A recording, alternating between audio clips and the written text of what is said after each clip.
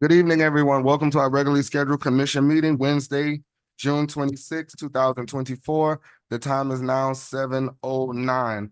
Madam Clerk, roll call, please. Commissioner Bass, I'm here. Commissioner Kelly, Present. Commissioner Williams, Here. Mayor Taylor. Here. As we stand for invocation led by Commissioner Williams, followed by a pledge of allegiance. Heavenly Father, Lord, we thank you for the many blessings you bestowed upon us this day and every day. Lord, we ask that you please continue to hold and keep Opa-locka up, our residents, our employees, our city, everyone that's here for the good cause of bringing Opa-locka into the threshold and the light. Amen. Amen.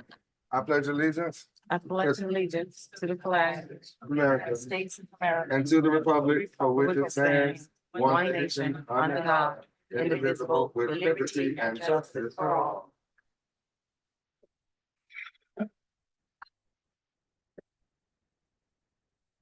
All right, Madam Clerk, do we have any awards, proclamations, or acknowledgements at this time? Yes, Mr. Mayor, we do have several, for the police department. Okay, and that is shepherded by the chief. Mr. Manager? Yes, absolutely. So let me just give a heads up to these commendations. So the city of Opa-locka is experiencing a record low in crime statistics. By watching the news, you may not be aware of that, but we want to make you all as the commission and the residents aware of that. We did have a terrible week where we saw 3 murders in 1 week. But what also was not reported, those were our first murders in the year. First time that the city of Opa-locka went 6 months without incident with that crime stat. So we are still experiencing a very high recidivism, declination in crime. We have the chief of police here tonight that is going to give you those crime stats and reports.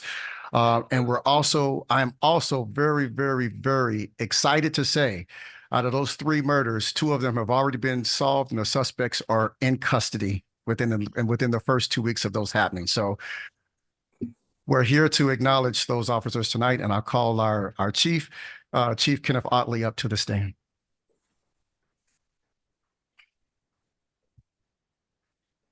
Thank you, Mr. Mayor, Commission. We have Officer Kelly and Officer Bourne being awarded commendations. Mr. Mayor.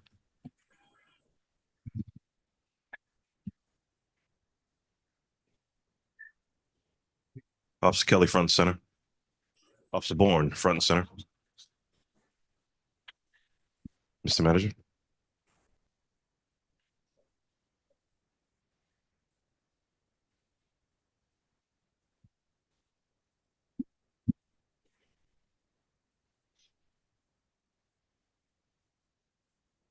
Okay, beautiful.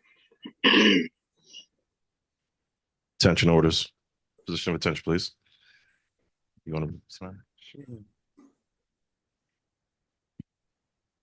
Whereas Officer Timothy Bourne of Opa-locka Police Department was dispatched to this address here in response to a report regarding a missing cell phone, and upon further assessment was informed on a suspicious activity on the scene.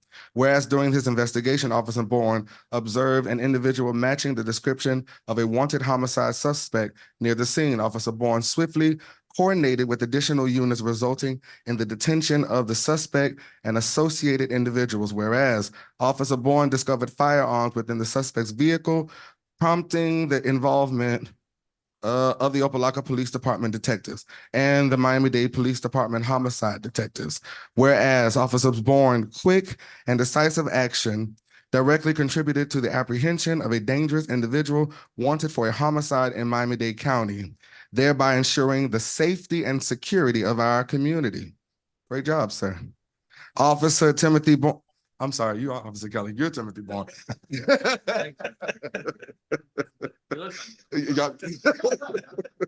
His commitment to duty, professionalism, and dedication to serving and protecting the residents of the city of Opa-locka reflect the highest standards of law enforcement excellence. Now, therefore, I, Mayor John Taylor, along with the citizens of the great city of Opa-locka, my colleagues on the commission, Vice Mayor Natasha Irving, Commissioner Dr. Shirlene Bass, Commissioner Joseph Kelly, and Commissioner Veronica Williams, do hereby commend Officer Timothy Bourne for going above and beyond to serve the citizens of the great city of Opa-locka.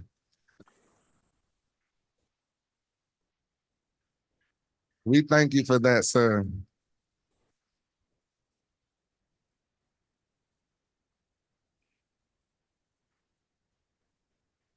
And while he's doing the next one, we'll do a group picture. Commendation, whereas Officer Daniel Kelly of the Opa-locka Police Department responded swiftly and decisively to a critical incident. I can read, Chief. You should have gave me this before so I could practice. Involving an armed suspect in the community. And whereas on Monday, June 17th, 2024, Officer Kelly received reports of a suspect wearing a burgundy sweater and brandishing a firearm near Mirage at Sailboat Cove at that same address, and immediately responded in emergency mode alongside backup units. Whereas upon arrival, Officer Kelly engaged the witness and the residents who provided critical information, leading him to locate the suspect matching the description near the same address. Officers Kelly's vigilant actions led to safe apprehension of the suspect, who was later identified by Miami-Dade Police Department Homicide Bureau as the perpetrator of a recent homicide. Be okay. You should have gave this to me before. Testing confirming the firearms involvement in the crime. Whereas Officers Kelly's professionalism, courage, and commitment to public safety exemplify the highest standards of law enforcement excellence. Now, therefore, I, Mayor John Taylor, along with the citizens of the great city of Opa-locka and my colleagues, Vice Mayor Natasha Irving, Commissioner Dr. Shirlene Bass, Commissioner Joseph Kelly, and Commissioner Veronica Williams, do hereby commend Dr. Officer Daniel Kelly.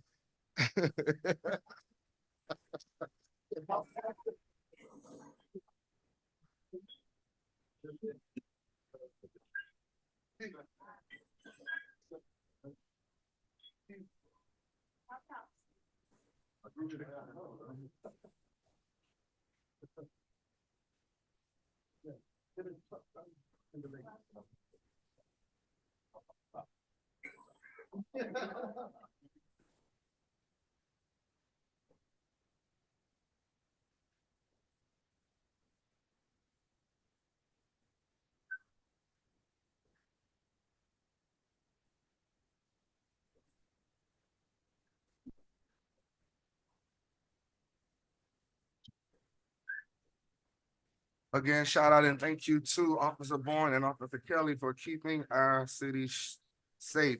Okay, we're going, Madam Clerk, we have any more? Or that's all? That's it, Mr. Mayor. All right, so to the approval of the consent agenda, do we have any pulls, defers, or deletions? I have a pull. Mr. Mayor, Ma'am, can I first provide the deferrals? sure. The city manager has requested to defer 13, Okay, 1316 and 13:6. And also 16A1. okay, so 13:6 is being deferred. 13, you said 13, 1315, let me see. No, actually 1316, 13:16. yes. And 16A1. And 16A1 are being deferred. Okay, so I would like to pull 1314 and 1315. Do we have any other ones? 14 and 15 is what I'm pulling. What else?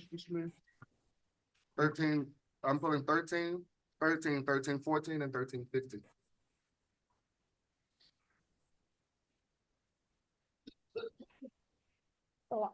Mr. Mayor, that's 14, 15, and 16 so far, correct? Sorry, no, 13, 14, 15, 16 was deferred.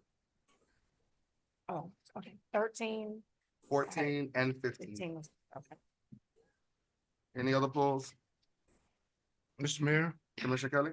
I'd like to pull number 3 and number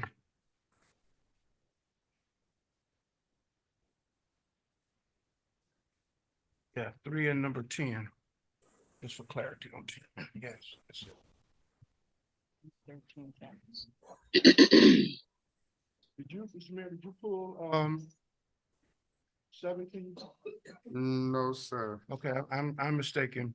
I want to pull 17 and not 10. Not 10. Yes.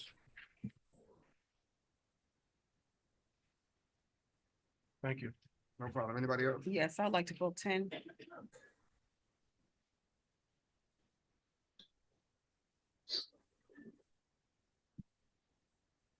Okay.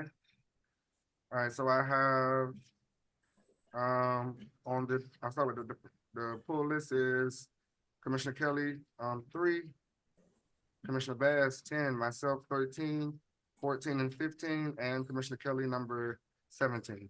Is that correct? All right. All right. Can I get a motion? Second, Moved by Commissioner Bass, second by Commissioner Williams. Madam Clerk, on the consent agenda. Commissioner Kelly, Yes. Commissioner Williams. yes. Commissioner Bass. Yes. Mayor Taylor. Yes. Motion passes 4-0. All right, we're going into the approval of the agenda and you, Madam Clerk, I saw that you added stuff that we're adding onto the agenda tonight. Yes, Mr. Mayor, so we do have a request to amend the agenda to include, 2 resolutions. The first one will be included as 14-1, a resolution of the City Commission of the City of Opa-locka, Florida, approving issuance of a request for proposals for Artscape Art in the Right-of-Way services, providing for incorporation of recitals, providing for an effective date. This is sponsored by the city manager, and again, this will be included as 14-1. Mr. Manager, can you state the emergency nature of this item? Absolutely. The emergency nature of this item is financial. This is a project that was selected by the residents to be funded with the ARPA funds. Those ARPA funds must be encumbered by December 31st of this year. So with the permission of the commission, we'd like to get these funds encumbered and get this project moving. All right. Can I get a motion to add this to the agenda? Move it. Moved by Commissioner Williams, I'll second. second by Commissioner Bass. Madam Clerk? Commissioner Kelly, Yes. Commissioner Williams. Yes. Commissioner Bass. Yes. Mayor Taylor. Yes. Motion passes 4-0. All right, and the second item? The Madam second Clerk? item would be included as 14-2, a resolution of the City Commission of the City of Opa-locka, Florida, approving issuance of a request for proposal for native tree and plant installation and initial maintenance services, providing for incorporation of recitals, providing for an effective date. This is sponsored by the city manager. And again, this would be included as 14-2. All right, Mr. Manager, can you state the emergency nature of this item? Absolutely, Mayor. This is again a financial nature for the emergency that we're requesting to have this as an add-on item. This is another one of the projects that was selected by the residents of the city of Opa-locka to be funded with the ARPA funds. And so these funds have to be encumbered by December 31st of this year. So we want to get moving on that so we don't lose those funds. All right, can I get a motion to add this to the agenda? Move it. Moved by Commissioner Williams, Second. second by Commissioner Bass. Madam Clerk? Commissioner Williams, Yes. Commissioner Bass. Yes. Commissioner Kelly, Yes. Mayor Taylor. Yes. Motion passes 4-0. All right, can I get a motion to approve tonight's agenda? Mr. Mayor? I'm sorry, Madam Clerk. Yes, so I received several requests from residents to change the order of the agenda to see if the commission can consider 16B1, moving that towards the beginning of the agenda.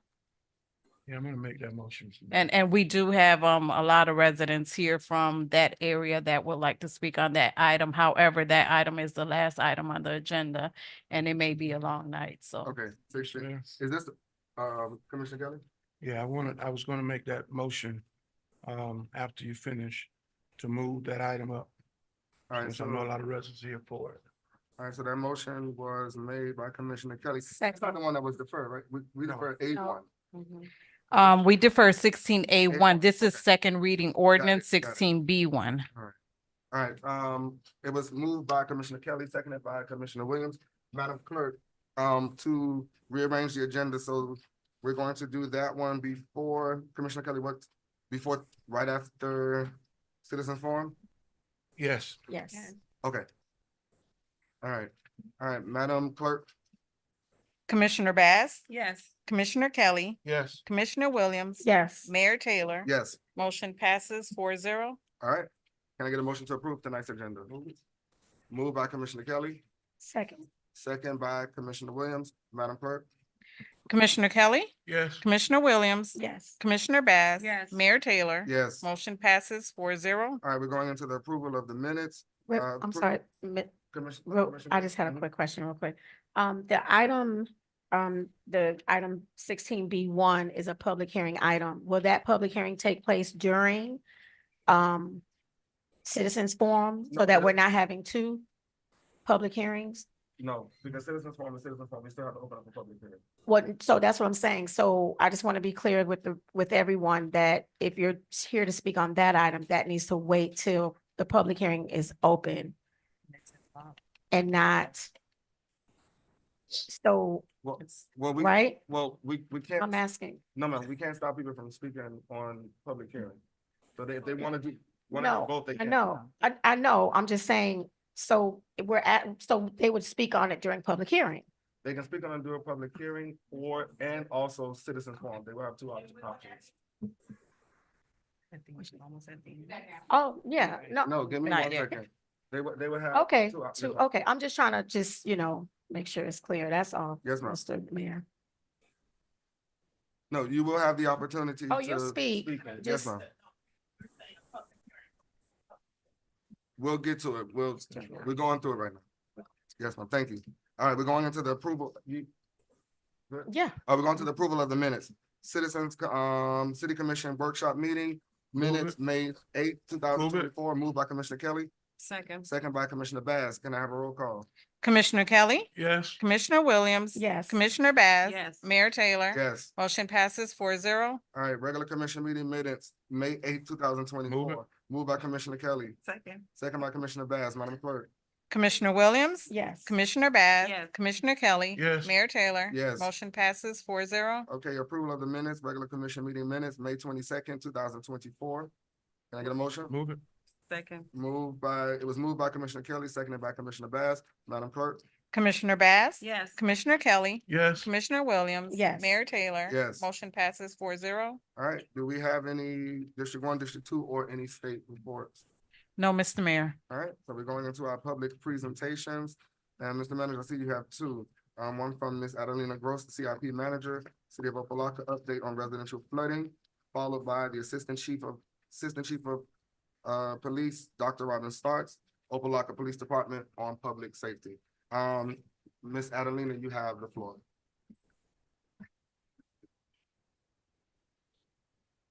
So as Ms. Gross is coming up, Mayor, just give a brief introduction on this presentation.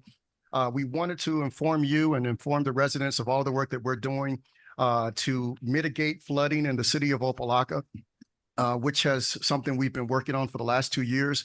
If you've noticed recently when we have rains, the waters are clearing up a lot faster.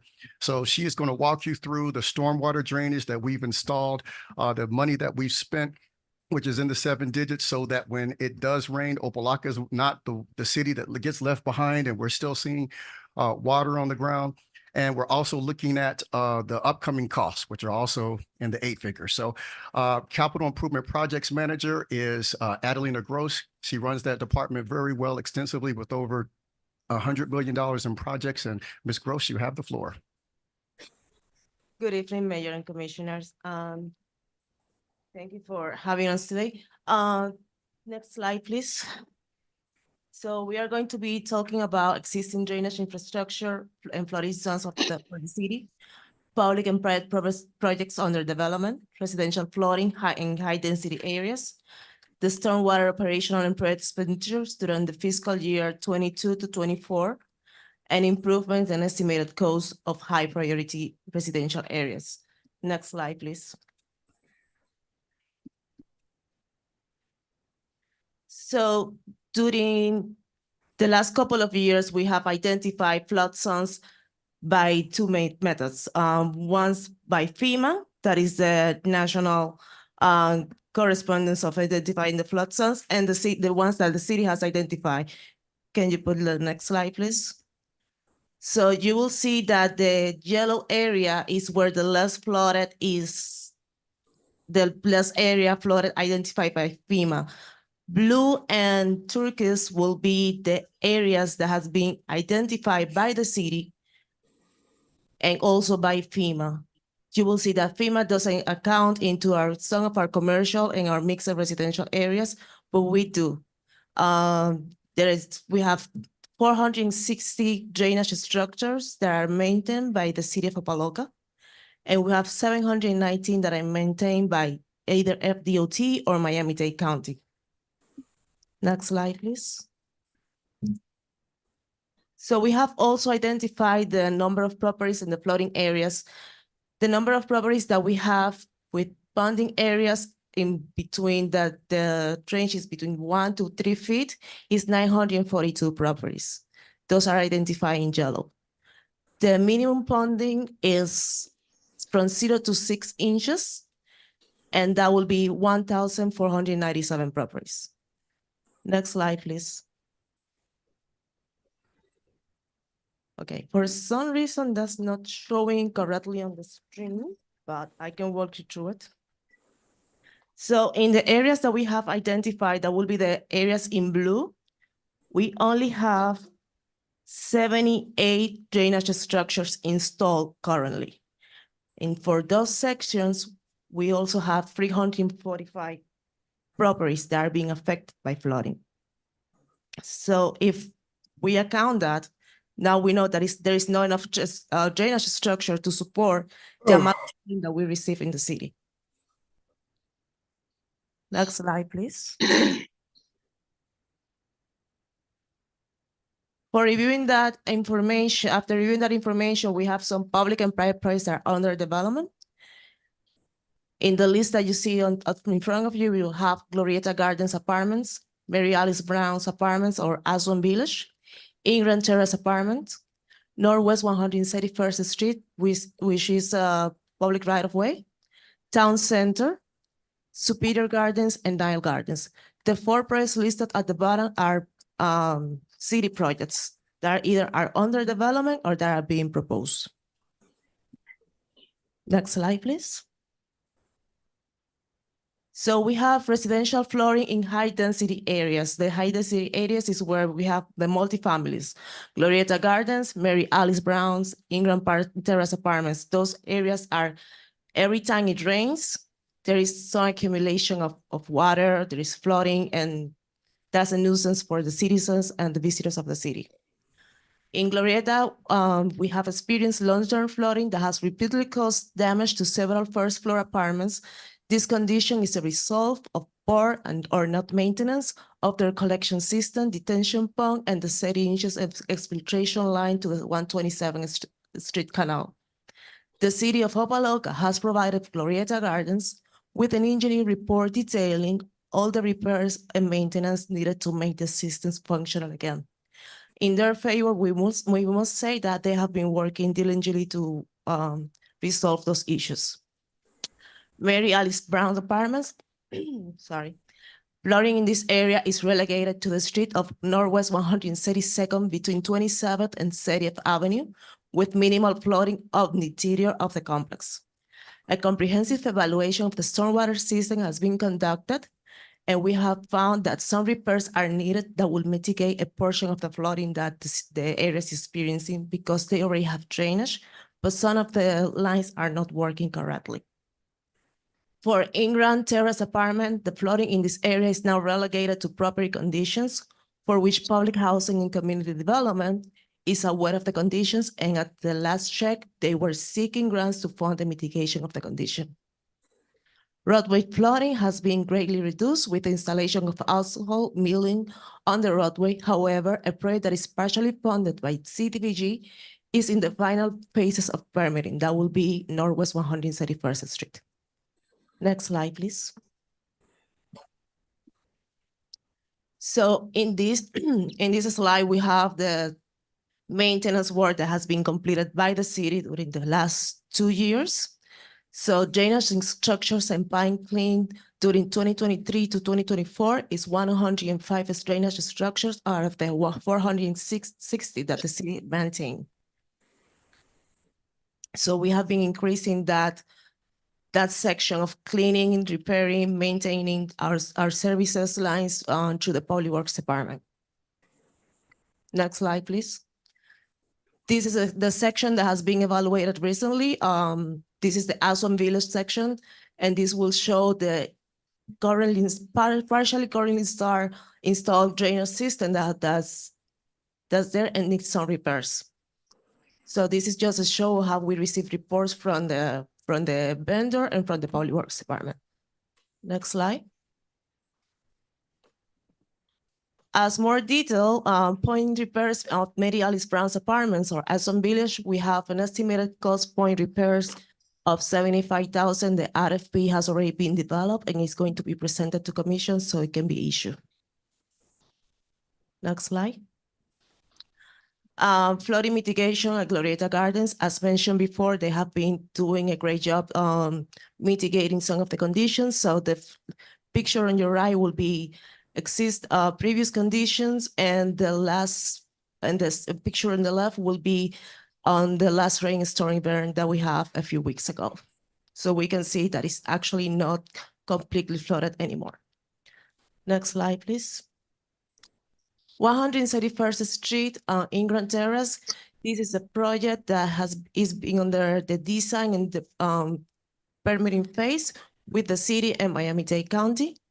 It's being partially funded through CDBG funds, and it has an estimated cost of $750,000. Next slide. The existing conditions, proposed improvement, and estimated costs as per the Stormwater Master Plan that was developed back in 2022. Next slide. So the area that you see here is Town Center. And the picture on the left shows what's existing. The green area that you see on that picture will be the area that has more flooding. If you see the legend at the bottom, you will see that between 0.5 to 1 feet of water is accumulated during the rain season or during long storm period. To resolve that, we are proposing to install drainage, French drains, and structures that are being shown on the picture on the right. Next slide, please. However, the estimated cost for these improvements is currently $5.5 million, $5.57 million. So it's not that we are not trying, it's an issue of funding. Next slide, please. For the next area, we have section 4. This section is also part of this. That will be zone 4 for the city of Opa-locka. This is high density areas. As you can see, this is mostly commercial, well, mostly residential. So you will be seeing that the area that is currently being flooded due to the lack of drainage, as mentioned before, we only have like 78 drainage structures in the areas that are being considered like flooded between 1 to 3 feet. And in the next slide, I will show you the cost for that one. Next slide. So an estimated cost for these repairs is give me just a moment so I don't give you the wrong number.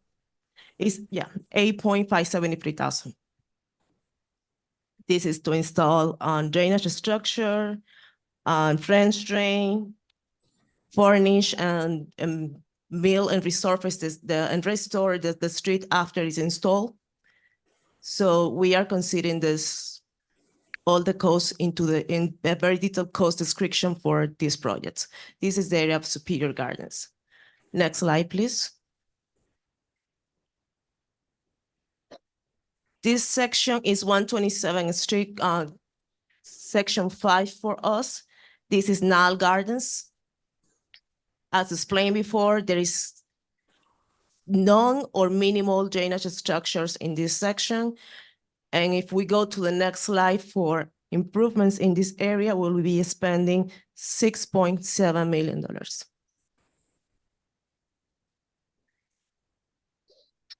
Next slide. Next slide, please. Thank you. So for the last 2 years, the city has embarked in the project of repairing, maintaining, and cleaning the structures that we currently have. There has been, I will say, a great improvement for us. On fiscal year 2022, we only spent $44,000 on cleaning structures and maintaining the structures that we have. Fiscal year 23, we spent $159,000. And as from October 1st to June, we have spent $214,000 in cleaning and maintaining the structures in the residential areas. The capital projects that are, the maintenance is being done through our Public Works Department and outside contractor. The capital projects that are currently under design and implementation, Northwest 131st has a design cost of $170,295. This is currently in the last phase of permitting, and we are completing the restoration of Burlington Canal. This has of $745,977 for a total expenditures in the last 2 years of $1.3 million. Next slide. So for a total estimated cost of improvements in the high priority residential areas, we are estimating $20.3 million, almost $20.4 million. This is what's needed. The great infrastructure and structures and utilities is what makes the city greater, because as long as we don't have flooding, we have good sewer system, good water lines, the city will progress further. Next slide, please. So we are applying an action plan. We are currently applying to federal and state grants. We are also going to be applying for the State Revolving Fund stormwater funding. We are continuing to clean and maintain and repair the existing infrastructure. And we are going to be adding as possible drainage infrastructure to the identified areas in the residential section. Any questions that I may answer? Yes, thank you, Ms. Gross, for the presentation. I do have a quick question, and I didn't see this listed. What about 136th Street, which is the street leading behind Burger King, going to the cul-de-sac for the townhomes and the where the senior citizen building is? And it floods really bad there. That will. 'Cause you can't get in or out, and a lot of. And also, on that same area, which is, I believe that's Wilmington, between 22nd and 27th, that wasn't mentioned either. And those streets flood. One second. East side. Well, So and- what, yes, go ahead. go ahead. And the east side, I was going there too, but. 1 second. From Atlantic Avenue, that's the section that you're mentioning, that's currently phase 2 of the Burlington Canal project. That flood is going to be mitigated, because once you erase the embankment and you do some erosion control, that's going to be mitigated. We prioritize the sections that were presented based on a stormwater master plan. And those are the 4 sections at this moment that are in the highest need, because they have either non-system draining or very little drainage. In that section, there is still flooding. We understand that. It's not that we are not prioritizing that. However, that section is the cost is minimum, is not as present, I will say, or present for than the other ones, because at least in this section, they have the canal, they have the drain, they have some drainage structures that need to be either clean, maintained, or repaired, that the city can address that, and we are also working on that. So we do have a plan and we're working on Yes. that. Okay. Any questions for Ms. Gross? Ms. Groves? Mr. Mayor. No, we'll It's give not- you all the opportunity during citizens forum to, any, Yeah, Mr. Mayor. So I'm seeing, of course, we know I mean, the flooding is just citywide. But of course, we know that it's, worse in other places. But we talked about the various apartment complexes, and we know that the flooding happens there, like bad, Yes. specifically Gloria Gardens, and we can go on and on. But what I don't understand is why is it that when we're putting out, specifically when we're building housing, building structures, apartments, why are we not getting engineers to give us an estimate, put that in the RFP to let us know, to give us a calculation that this particular site is prone to flooding? And I think moving forward, that has to be something that we do, thinking about having an engineer take a look at before it's presented to commission, to pass, so that if we're passing, we talk about affordable housing and building, but then now it seems as if we're going to continue to build where it may potentially flood and add to that number. Let me clarify the question so the manager can answer to that.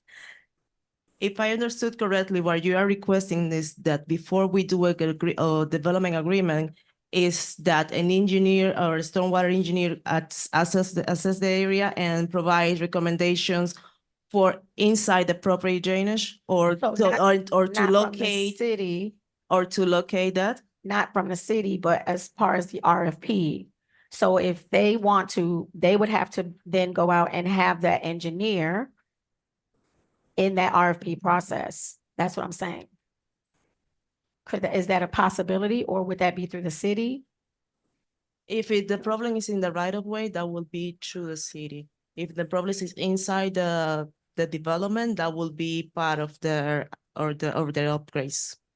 A part of what? Of the upgrades or the development that they are doing. So could that be a part of the development agreement? It's already. I believe it is. It's already, we have, Yes. I don't know from before, but we have been in various meetings with the community development once they bring an agreement or a project to review.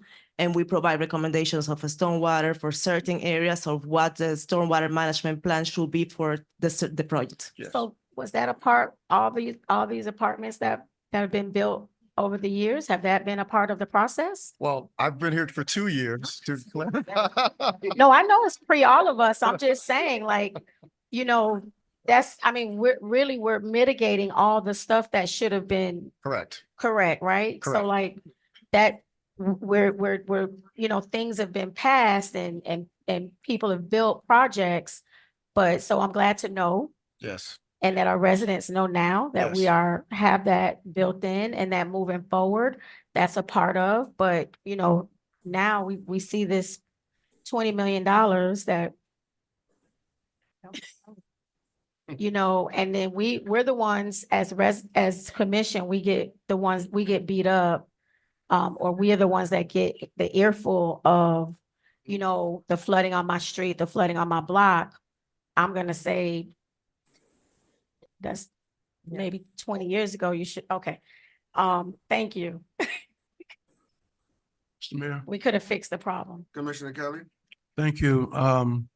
Couple of questions, and it's really, I like the presentation, but it's a lot of information you've given us in a short period of time, and considering our agenda is long, so I don't want to take too much. But the work that has been done over the last 5 years, I'll say, and I know everybody want to holler about last 2, but as I always say, most of the staff has been there for a minute, so they're not new.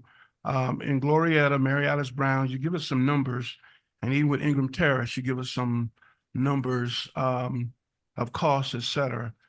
Regarding Ingram Terrace, where are we with the county on that mitigation? You gave that number, I think, of 700 and I can actually 50,000 or provide that. something. The 750,000 that we provided is only for the right of way. So let me The- answer the question that he's actually asked. which is where are we with Ingram Terrace? So yes, what she's saying, the $750,000, that is the improvements that the city can do that are actually outside the project, actually outside the property. The important thing to note is that Ingram Terrace, Mary Alice, Glorietta Gardens, those are all private property. So we are going in to meet with them, to discuss their flooding issues, to assist them with identifying where those issues are and ensure that they have a plan to mitigate those. We initiated that conversation. Ingram Terrace is actually owned by Miami-Dade County. So we engaged the county, the former director Lou, he said that he was looking for the funds. He's now been replaced by Director Bayina. We are now working with him to identify, even in the most recent flash flood we had, what are their mitigation plans to address the flooding on their property. Okay, I'm fully aware of that. The question I had really is because the county, it really is their issue because they own those units. Yes, sir. So what has been done? What kind of pressure, if any, have we tried to apply? Because the residents that stay there are actually, tenants from Miami-Dade County. I know the outside, the money we're putting together for outside, but have we had any conversations with Commissioner Bastian's office recently about that? Because I think that's her District 2, about the mitigation. That's why I was referencing that. And Mary Alice Brown's, I'm not referring to any of the properties inside. I understand we're trying to help them inside to give them the information. But outside with Mary Alice Brown, for example, the area you're referencing from the property going down to the bank, and we pass all the time, it floods, it floods, it floods. And my problem I have is there's been drainage work done there over the last 5, 6, 7 years. I'm looking at former Commissioner Miller out there. I think she was on the dais back when we did some work there. And it seems that even though we're doing work or done work, something's not right. Something's not right with these drains. Even the work that you've done recently over by Jackson North, the improvements you've done over there, it's still flooding like crazy. And we've put in a lot of money, i.e. with drainage. Yeah. So something does not add up that we need to really look at and address. I know everybody likes the French drains, and that's the newest thing that's going. But I think over the last, if I'm not mistaken, 4, 5, 6 years, French drains have been put in a lot of places. But to me, they're not working as fast as they should, considering the money that we're putting into them. The other question that I have, and I'm going to do it quickly, and I'll get with the manager on the rest, is to save time. On the projects that you've mentioned, you've laid out 20 million plus, and your intent is to, I guess, seek funding for sources. I got that part. All of these projects that are being funded, are these numbers coming from our consultants that we have on board? The numbers are coming from the consultant. We are also reviewing the numbers, and we review the numbers before bringing it to commission today. You know why I'm asking? Yes, sir. Okay, because to my colleagues, a lot of time we're getting these numbers, and these numbers are not Accurate. there you go. I'm glad you said it. They're not accurate. And so I have a concern when we keep seeing these numbers, because if it's being estimated at 20, it makes me think it's probably 30. And in some of these projects, even the ones that we're funding. I appreciate the presentation. I have some more questions, but the brevity of time, I'm going to defer those so we can move on with the agenda. Thank you, Mr. Mayor. Okay. Any other questions for Ms. Adelina Gross? Hearing none. Thank you, Ms. Gross. We're gonna move on to our Assistant Chief, Dr. Starks, for. Assistant Chief is not available, but we have the Chief of Police here to provide the presentation, sir. Okay. Chief, you have the floor. Good evening, Mr. Mayor, Commission. First slide. June has been a busy month, as the manager spoke of earlier. We've had 3 homicides, an attempted murder, stabbing, 2 non-contact shootings, and our criminal investigative division has identified a major chop shop operation within our city. Of those 3 homicides, only 1 of the murders were Opa-locka born. The other 2 came from external to the city. One from Miami Gardens, and the other from the city of Miami. The major chop shop operation is located here in the city, and along with Miami-Dade Police Department auto theft, they recovered 25 stolen vehicles and made 3 arrests and basically shut down that chop shop operation. The stabbing, the attempted murder, was also external to the city that came from Miami Gardens. The 2 non-contact shootings stemmed from the city of Fort Lauderdale that began there and bled into our city over the course of 2 individual incidents. So that said, we were able to coordinate with the Miami-Dade Homicide Bureau, and the awards that we presented today, we were able to apprehend 2 of those homicide subjects and the arrests of the chop shop owners and the perpetrators. Slide 2, please. As a result of the initial crime trend here in crime spike here in June, I've directed my department to initiate Operation Summer Sentinel. Operational Summer Sentinel is a coordinated effort with state and federal agencies, multi-agency gang task force, MAGTAF, where we're targeting significant areas, particular areas within the city with the highest reporting of narcotics and violent crime reporting here in the city. Our community policing unit has increased in manpower and are assigned to the 3 zones in the city where they go out, reach out, and foster positive relationships with the community. They get to know all the members of the community and begin exploring a plan to establish a community watch program, which is what I'm doing currently to present to the manager. Increased patrol presence is done by adjusting our uniform patrol rotations. So we used to go from 6 to 6. Now we go 6 to 6 for portion and 7 to 7 to ensure that we have overlap in our patrol units throughout the city for those timeframes. Our directed patrol are in high crime areas where we're based on our statistical averages that we receive on a daily basis from our uniform units. We also have a juvenile curfew enforcement whereby we'll enforce these curfew times and notify the parents if these juveniles are located in our city. So the question always comes, how do we evaluate our city's crime statistics? Slide 3. Next. We employ a crime analyst who is responsible for conducting a variety of crime and statistical analysis. A lot of the reports that come out of the news media, the printed and online news media, they garner these numbers from FDLE and the FBI. January of 24, we had a reporting agency called The Cove that reported Opa-locka as the 2nd most dangerous city in Florida. I'm gonna let that settle for a minute. In June of 24, the online news agency Blue and Gold reported Opa-locka as the 3rd most dangerous city in the state of Florida. I got to tell you, Commissioner, that is outrageous. That is outrageous, and I'm going to show you why. First of all, they're pulling data from zip codes. As we know, Opa-locka is 33054. They're pulling numbers from 33055, which we know is Miami Gardens. They're pulling data from 33056, as well as 33067, which is Northside, unincorporated Miami-Dade County. How do I know that? I know that because I've seen it. I've checked, I've double-checked, and I've triple-checked. They're pulling FDLE numbers. What we know is FDLE calculates and tabulates their numbers always 1 year behind. Once the year passes, then they review those numbers and they report them 1 year later. So what they're reporting now as current 2023-24 is actually 2022 numbers. So let's be clear that yes, crime is everywhere, but let's look at the real numbers in Miami-Dade County, in the city of Opa-locka. Our comparison to 2023 and 2024.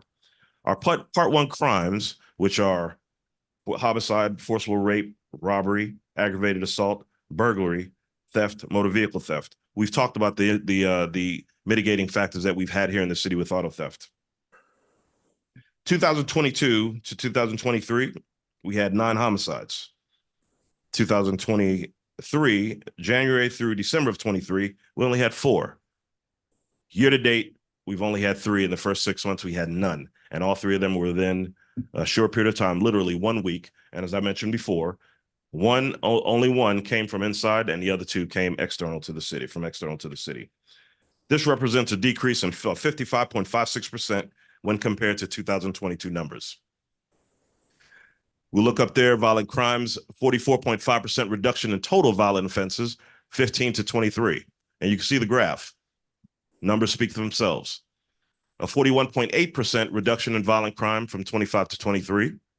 100% increase in murders between 2017 and 18, but now we're down to 3 in 2024.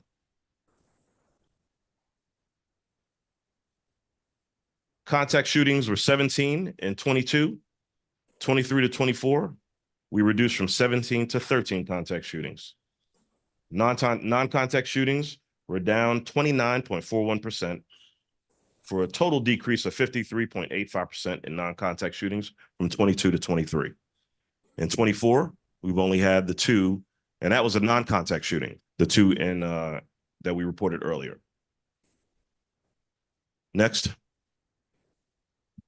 Property crimes, 39.4% reduction from 2015 to 2023. We did have a motor vehicle increase theft. However, our recoveries are significant. The increase from 2015 to 16 is 46.2%, but currently in 2024, our numbers have significantly decreased as the graph shows. Next. We have arson, which has decreased 23. We have no numbers here in 24. We have not had an arson. Simple assaults in 24 is really batteries. And fondling, as you look at those numbers for fondling, what you must understand is many times they're not reported. Because of our human trafficking unit that we now have currently associated and collaborating with the state attorney's office, the reporting is coming out and is showing a significant increase, which allows us to identify these endangered youth and allow the investigation to proceed and capture these criminals that are violating our youth. Next. Arrests. 2015 and look at 2013. The rest have gone down. The color coded indicates motor vehicle theft from murder to motor vehicle theft. Our numbers are significantly decreased. And this isn't coming from the FBI. This is coming from our own criminal analyst who takes our numbers daily as our reports come in, and she tabulates that and calculates it and puts it on our computed statistics. In 2022, we had a total of 678 arrests. 333 of those arrests were felonies. 2023, we had 707 arrests, 295 arrests for felonies. So the reduction, as you see, from 707 to 295, therein lies a reduction in felonies currently with the lower of crime statistics. This shows a decrease in total felonies of 11.41%, less violent crime. Next. Those are numbers that'll show you. In 2021, we had 7 murders. 2022, we had 9. 2023, we had 4. And 24, currently, we've only had 3 year to date. You see rape, robberies, aggravated assaults, violent offenses, and those are our totals. Now, the numbers that you see below the violent crime, those are percentages. We've failed to, the FDLE doesn't put the dot in the middle to indicate. So that would be 22.42% of our crime rate in 2015. And now in 2023, we're at 13.4% from the 23 numbers. 2024 has not yet been calculated. Next. Property offense is the same. Next. Next. So again, 23, we had 0 murder arrests. And again, arrests comes through Miami-Dade County, not us, because we don't have a homicide bureau. The homicide arrest comes through Miami-Dade County. So those arrests that were here, the 4 from 23, those are still open pending. Here in 24, by the hands of our own Opa-locka police officers, we arrested 2 of the 3 homicides that occurred within our city. Rape, we had none. 0 rapes reported and 0 arrests, hence 0 arrests. Robberies, we had 6 in 2023. And in 24, we're up, I think, to 10, but we are currently 4 have current arrest warrants that were pending and taken into custody. Next. Recoveries. What's important about stolen vehicles is that, yes, the vehicles get stolen, but what's important is that we also get them recovered in chop shops, as well as when the vehicles get stopped on the street by our officers and by other external sister agencies. Next. Those numbers are consistent. Next. Next. And next. Let's move on to the good things that's going on in our city. Next. Next. Next. Go to the end. Okay, up. Up. One more. This is a chop shop. And these are the vehicles that we identified in that chop shop that were all stolen and being taken apart and shipped out of Miami, out of the state of Florida to places unknown. Next. Next. These crimes are permitted. What they do is they do VIN swaps. What a VIN is the vehicle identification number on the vehicle. They cut them out, replace them so that they're not able to be identified as a stolen vehicle. Fraud, illegal dumping is also a part of that, because they take the tires and any of the parts from the vehicles that are not able to be used, and they illegally dump them within our city, which is another problem that we're currently facing and dealing with on a daily basis. Next. Next. Police explorers, near and dear to our heart, Commission. Next. We have our Summer Explorer program, and they're currently going through the Explorer Academy, where they're being taught to march. They're being taught handcuffing techniques and arrest procedures. Next. They're marching, and they had a field day where they were racing with, they were engaged in foot races with our fellow on-duty officers. Next. Today, they engaged in swimming and safe swimming procedures and life-saving procedures in the water in Shabundi Pool. Next. A couple of weeks ago, we had the Community Police Relations Foundation. Next. They donated 5 beautiful police bikes to the Opa-locka Police Department. Al Askenazi is the president and founder of the CPR Foundation, and he so gracefully graced us with these bikes. And this is going to help us tremendously in community engagement and in supporting the city and all of your activities relating to, we had a bicycle event that happened a few months ago that we didn't have the bicycles to support. Now we do. So we look forward to supporting the city and all our future endeavors with all the things that we're getting. Thank you, Mr. Manager. Thank you, Commission. Mr. Mayor, any questions? Thank you, Chief. Any questions to the manager to the chief on this presentation? Mr. Mayor, Commissioner Kelly? again, for the brevity of time, thank you for the presentation. Yes, sir. I'm going to tell you up front, because I'm always straight. Some of these numbers you're referencing don't add up with some of these timeframes. Okay? Okay. You're referencing 15, but then you also got to look at 22 and 23. Some of them don't correlate. They don't correlate. I want to spend the night doing it. I'll schedule me with the manager. They don't correlate. But my biggest challenge with the information, you said that you referenced some group or whoever that take data from different zip codes, Yes, and that we were doing our own analysis. correct. My question simply, when we do our own analysis, why didn't we just take whatever FDLE is giving us per Opa-locka? Did we do that, or did we just do our own? No, what you're seeing, Commissioner, is FDLE's numbers. What I was referencing to the Cove and Blue and Gold is that they write these reports and they post them online, which makes Opa-locka look like we are the worst thing since sliced bread comparative to Florida City and Pahokee and all the northern cities that are represented in those in those online reports that they do. But they are retrieving their data from these different zip codes using some sort of AI data retrieval system. We retrieve our data from FDLE. They get their information from our crime reporting. So that's what I was referencing to when I talked about the zip codes. So when these online stories come out and people read them, what they're reading is numbers that are not accurate. I'm not saying that we don't have crime. Nobody can say that they're crime free, but I can tell you that the numbers that they're reporting they're getting much of those numbers from those different zip codes that have nothing to do with Opa-locka. I have confirmed that, and Okay. yes, Commissioner Kelly, we can get into that at another Yeah, time. no, I'm not referencing them. I've seen some of those and I don't agree with them either. I know how they take numbers, but I'm looking at some of ours, and that's why I saw me with the manager.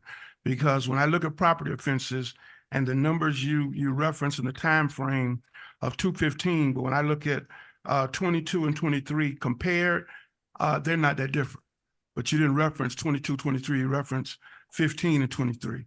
So I want to be clear, because the other challenge I have when you talk about public safety, it goes to a lot of other different things, and I'll say that for my report dealing with patrolling and responding to citizen calls. But thank you for the information. Thank you, Mr. Mayor. No problem. The only thing I'm gonna ask, Chief, is that you provide that crime analysis report to the entire commission, please. Sir. All right, Mr. thank you. Mayor, Commissioner Williams? just real quick, thank you, Chief, and the entire police department for all that you do each and every day. I've always said you don't need the police until you need the police, and that's what it is.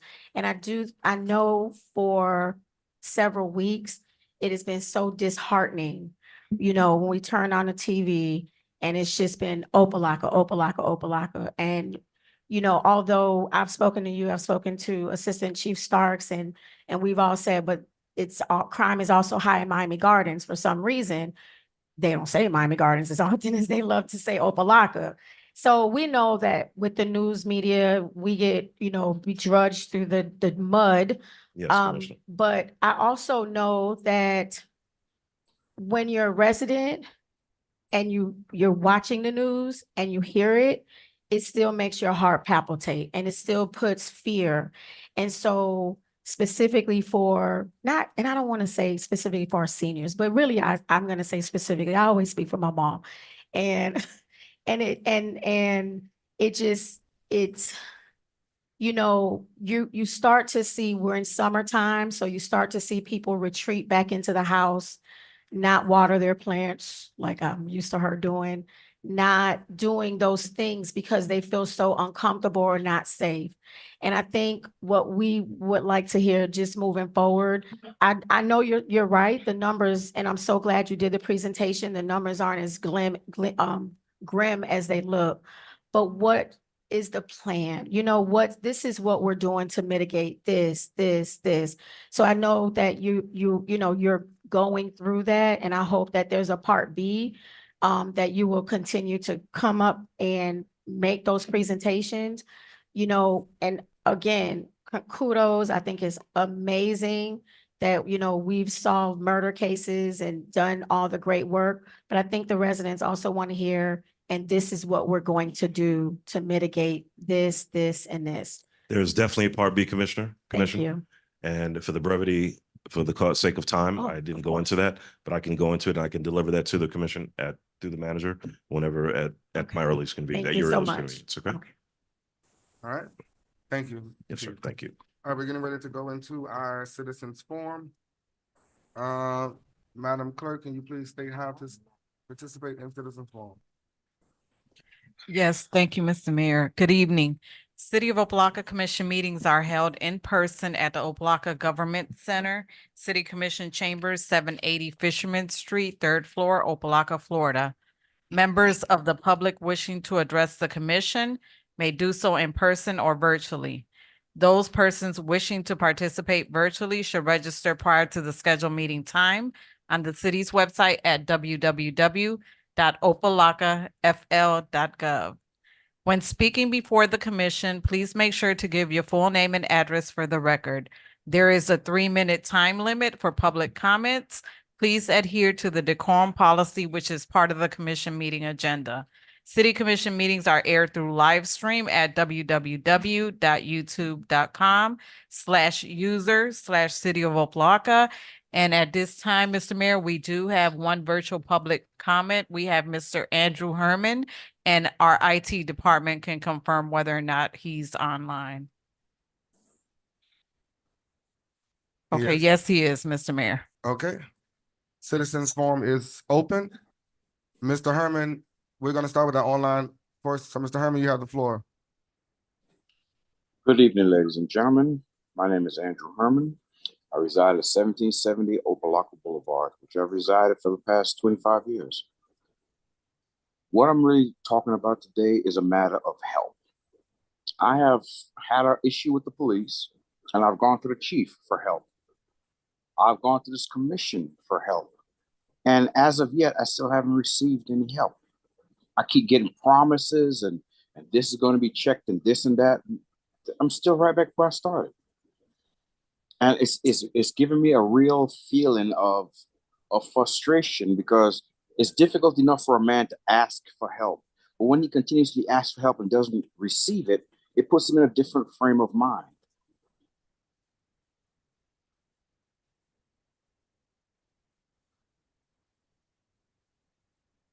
So what I would like to find out is can we do something? Plain and simple, I'm just feeling I keep asking for help and I'm not receiving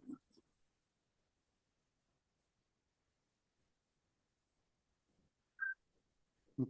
Mr. Herman, Yes. what exactly are you asking? I'm asking. Okay, go ahead. No, go ahead. I'm sorry.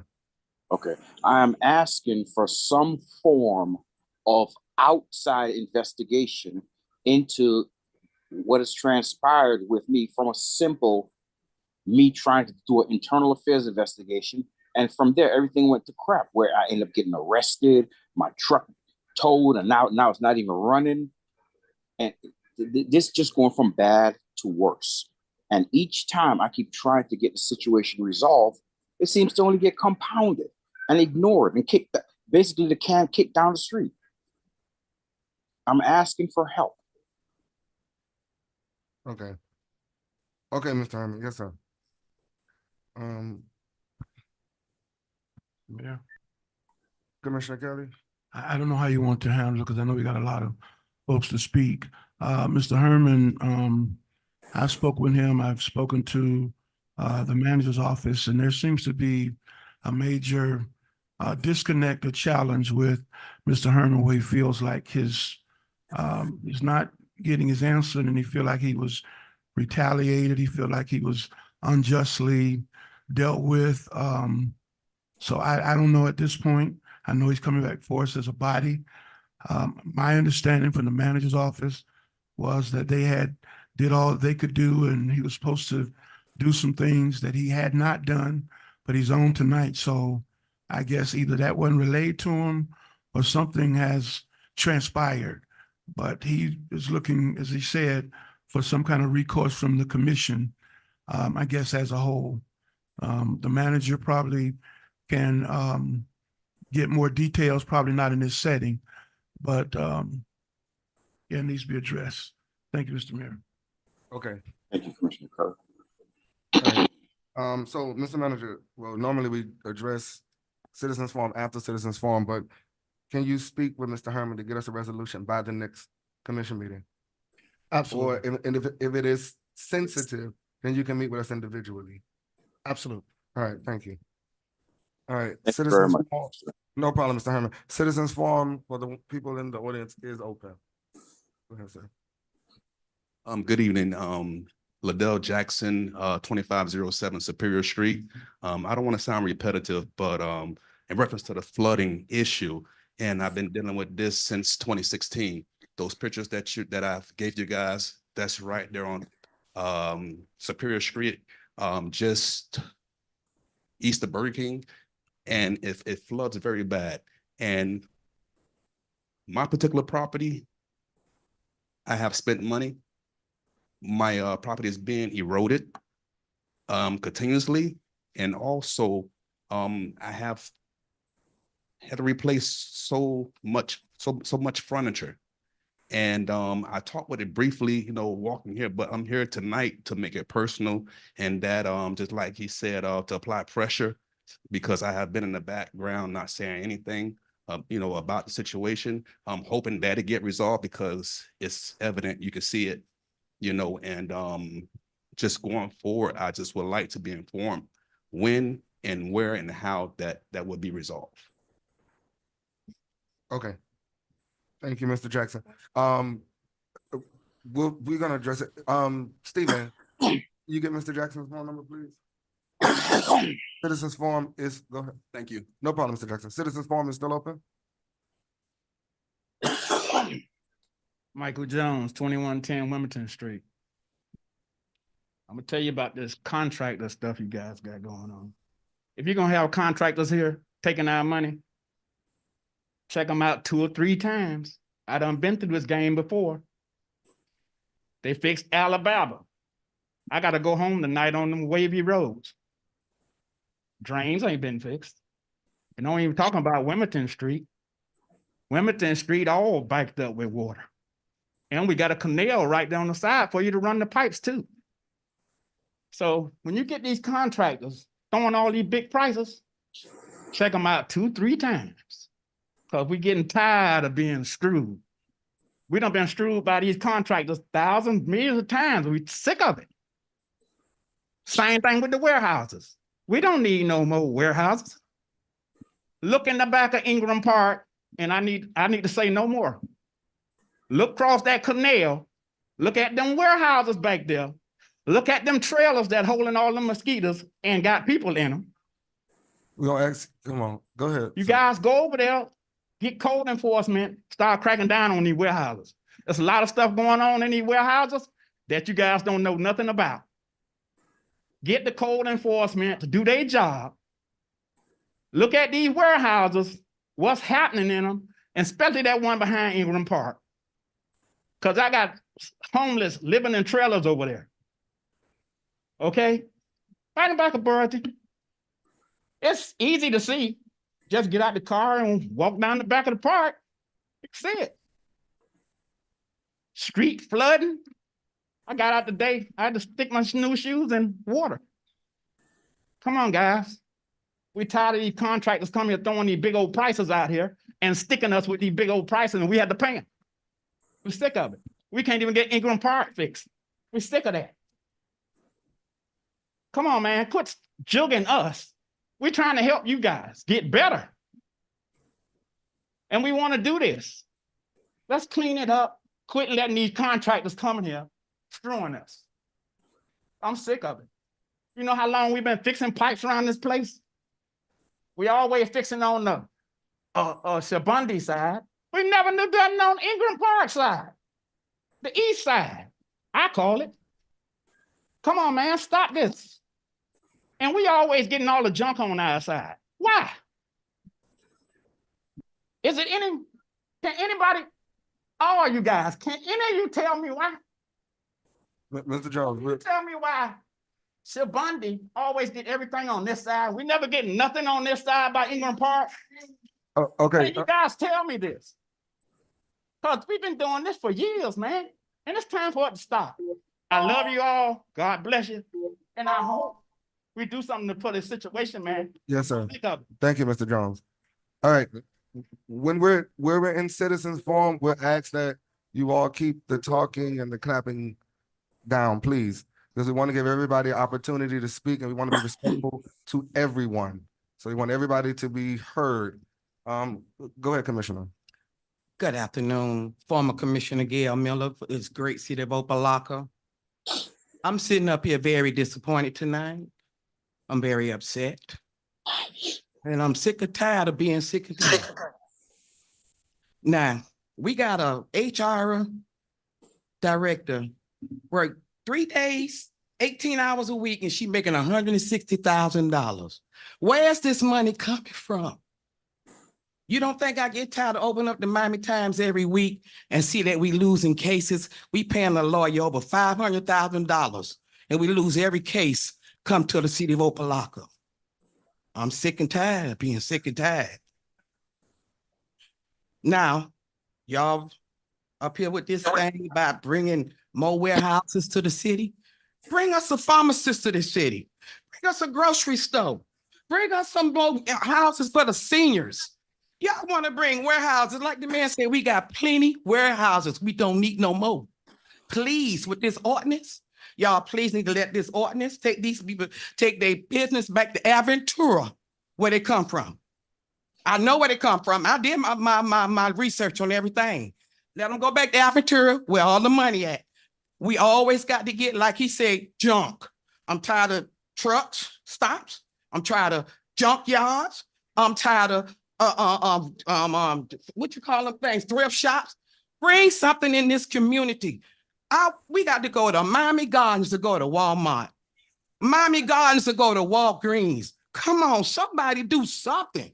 Now y'all sitting up here, we put y'all up here. We want you all to advance. Because I'm gonna tell y'all something about the history. I got a whole minute.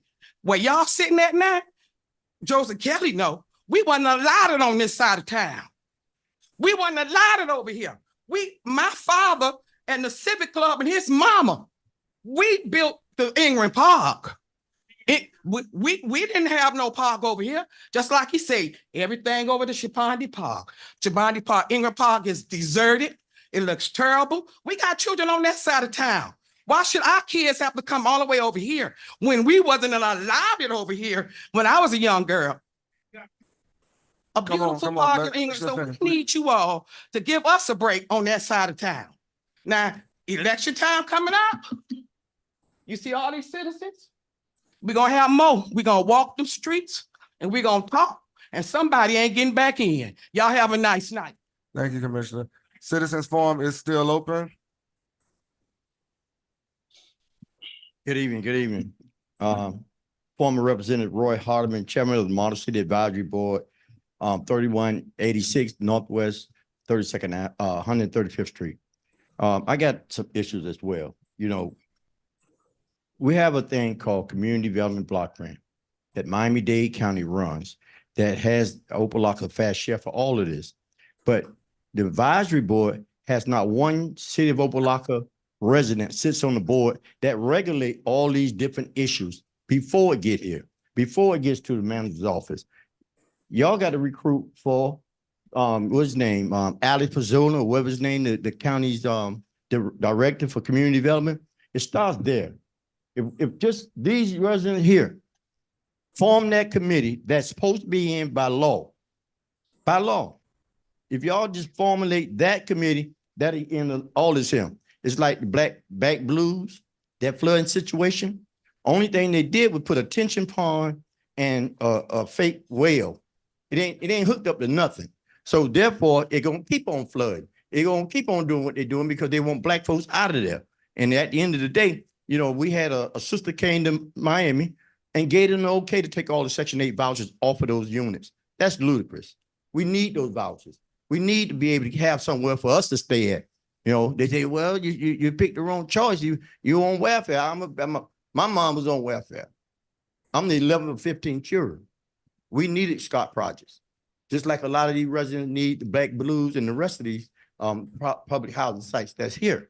So I'm telling us, community, let's get the county and let's put that advisory board together because all this here could be stopped just by y'all participating, not them. This is the final end. So that's what I'm gonna bring to the table. You know, when I was in the county, when they tried to chop Opa-locka head off, you know, I had to chop some folks. I got blackballed, but that's okay. I'm used to it. I can fight. And I just need y'all to start fighting. Y'all need to help these people fight. You know, you talk about the police department, they got some good people in there. Yeah, you got some officers that need some sensitivity training. I lost a grandchild right behind Burger King by gun violence. So it's not that I'm trying to say I relate to this, because I do. I just want to not point at y'all no more. Let's point at our staff and make sure that the staff has the tools to work with. We look at front porch, right? We're looking at the triangle where we had a lot of stuff going on, empowerment zone, and none of that completed. None. You got all that. What is weed and seed? You weeded, but you ain't seed nothing. Huh? We need this job. We stop this murder. It ain't as bad as it used to be, right? So if we bring the right, it ain't even the right. It let the city manager do his job. Thank you, Rob. Thank you. And we do support annexing Liberty City all the way to Opa-locka. Thank you, Rob. Citizens Forum is still open. Good evening. My name is Theophilus Williams, 1391 Northwest 95th Street. First of all, I'm gonna say the violence y'all talking about, it started with the judges. The police make the arrest, the judge will let them out on house arrest. That's where the blood is on the judge's hand. And every county and city should be getting with the judges. They up for re-election. Y'all should ask them that question. Y'all should ask them that question. Flood is all over the place, no matter what state, what city you in. But if we build a warehouse, why can't we build a pump system now? Okay? And you talk about Marlene Baskin, we dealing with her too. We got a problem with her too in our district. Floods, road improvement. Money came from the government infrastructure. Where did the money go? See, we worry about what you do in the dark to come to the light. It called when our voice is not being heard, we vote. And the people's voice is not being heard because if you come to the table with all the residents that put people in place, in a position, they should be the first one to give you what they need. We got all these development coming from all over the world, building over us. And you wonder why the kids are shooting? They're restless. Do y'all got a data on how many people in shelters that need homes? Do y'all have that?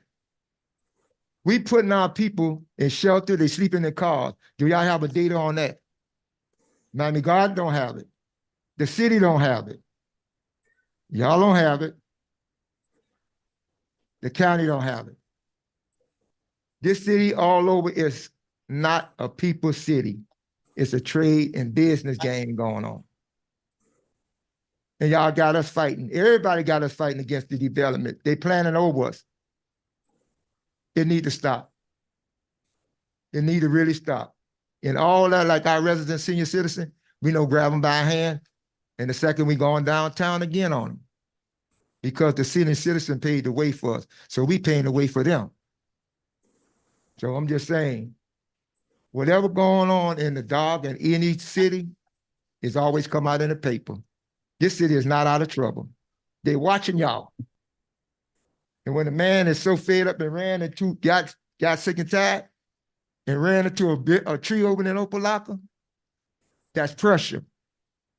That's pressure. Be careful. Thank you, sir. Citizens Forum is still open.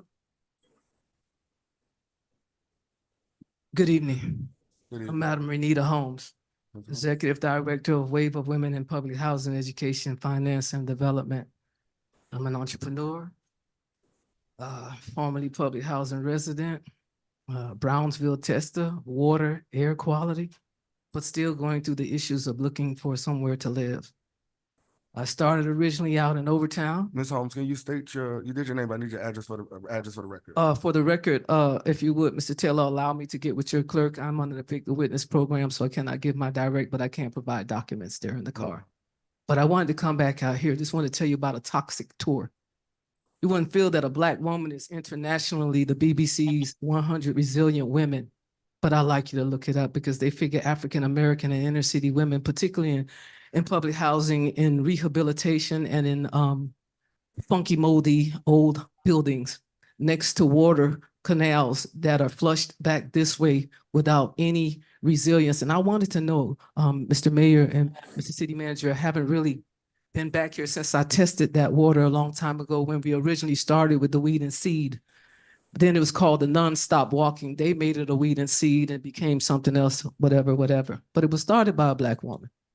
So recognizing what it means with sea level rise, but not understanding what climate in the dark mean, well, if I had to look it up in Wikipedia, my fine example would be Opa-locka because of the water situation. But I do recognize that in the Senate, that your senator bought back $200,000 6 times, and I haven't seen the water quality change.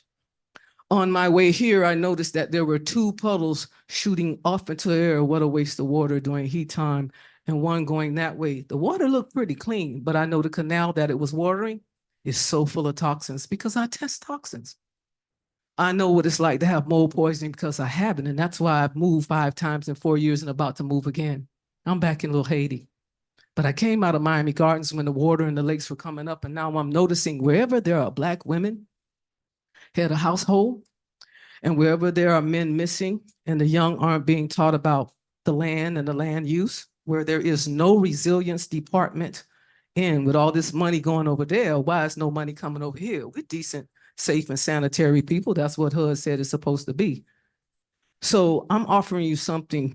I would like to do a one-stop, I call it a non-stop walk, because half the people that walk during the one-stop walk, 3 things: do not offer any resources, do not offer any terminology to bring us up to date, do not go when they go into public housing where I see most of this moldy tear down rehab places over by the dump, where I walked through and tested the metals all over in there. These are toxic places. But if you were to get the EPA report, city manager, you would understand you're in a flood zone.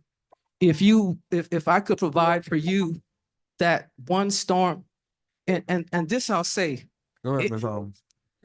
normally I charge $25 an hour as a Brownsville technician. So I would ask you the courtesy of maybe 30 more seconds, because I would like to know, do you have a resilience? Who tests the water? What are the water reports?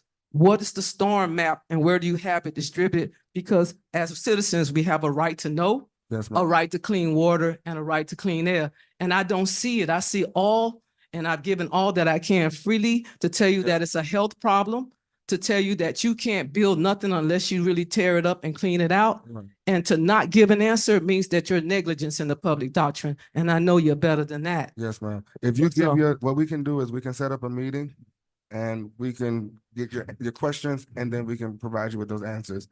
Lastly, I just want to tell you something. Your officers, just one second. Go ahead, 'cause we got a lot of people. We got to. I know you do, but they don't get paid information, but they pay taxes and they still don't Yes, get the education. So please consider it education knowledge on the house.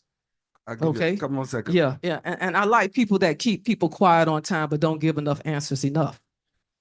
So with that, I already know you, Mr. Williams. I'll wait my time, Mr. I just wanted to say, Mr. Kelly and officers, when I do come out and I'm not on your agenda and I'm not limited, we have great conversations. You continue to do what you do because you know better. And when you know better, you do better. And I'm so sick and tired of my people suffering for the lack of knowledge or y'all providing the information they're entitled to. Thank you. Yes, ma'am. Citizens Forum is still open. Johnny Green, 2091 Wilmington Street. Here we are again about the furniture warehouse. We spoke about it at our last meeting, then it was deferred. I hope tonight that we get this done so these people can go back and not come again. We won't see them again. Now, somebody is playing games with us. And I know that they are. We know that they are. But for the record, if we don't solve this tonight, I want to put it on the record that every citizen in this community will receive a letter stating that this is coming back. But as I said, I hope it ends tonight. Now, I received, I spoke to some people on the phone, they kept calling me. There was a meeting on last Tuesday at Shabundi Village. And it says, dear neighbors, I can't because it's all torn up and I'm trying. But whoever sent those letters out, they didn't contact the whole community. So that means some in my area got letters on certain streets. Certain people didn't get letters concerning this. And I think that's a slap in the face. And I hate for anybody to think that we are fools. Now, these people that bringing this to the city, they keep coming. We want it to end. If you defer it again, we're gonna have problems. Because as citizens of this community, we deserve more. And I'm like the rest, I'm tired of being sick and tired. Listen to us. We are the citizens of this community. And I'm really angry. I'm pissed.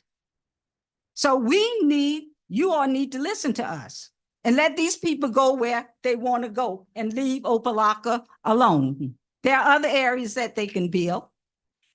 That's not an industrial area down there. That's commercial. So why you want to come here? Are you going to change it? Because they want to come and build a warehouse? What would a warehouse do for us in this city? Down where, you know, it's contaminated. It's been contaminated for a long time. What you gonna do, put a Band-Aid on it?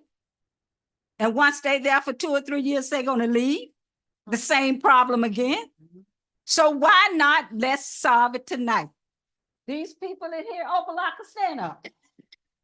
They're here tonight to get it solved. We all are here because we are concerned. This is where we live. I'm not going anywhere till the good Lord get ready to take me. So we need, not I, but we need this issue solved. So these people can go back where they came from and don't return with this issue. Yes, ma'am. Thank you, Ms. Green.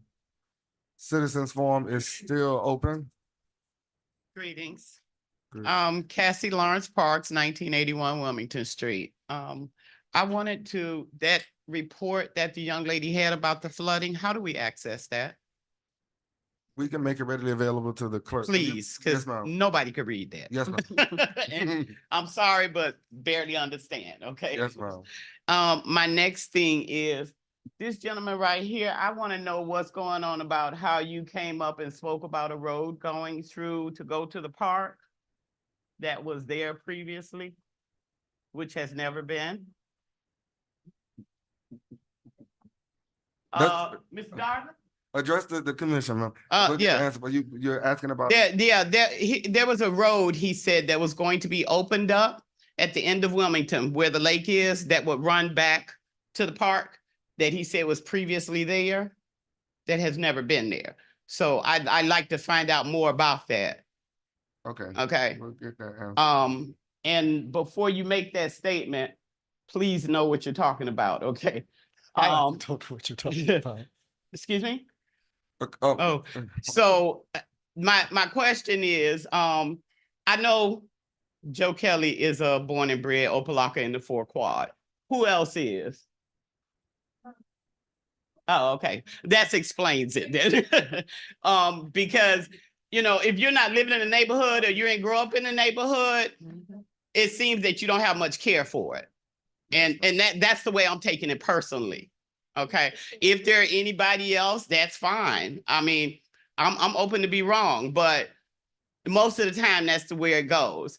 And you have here that you're going to revamp the land down there. Is it going to be changed from residential or industrial to match whatever this private gentleman is talking about?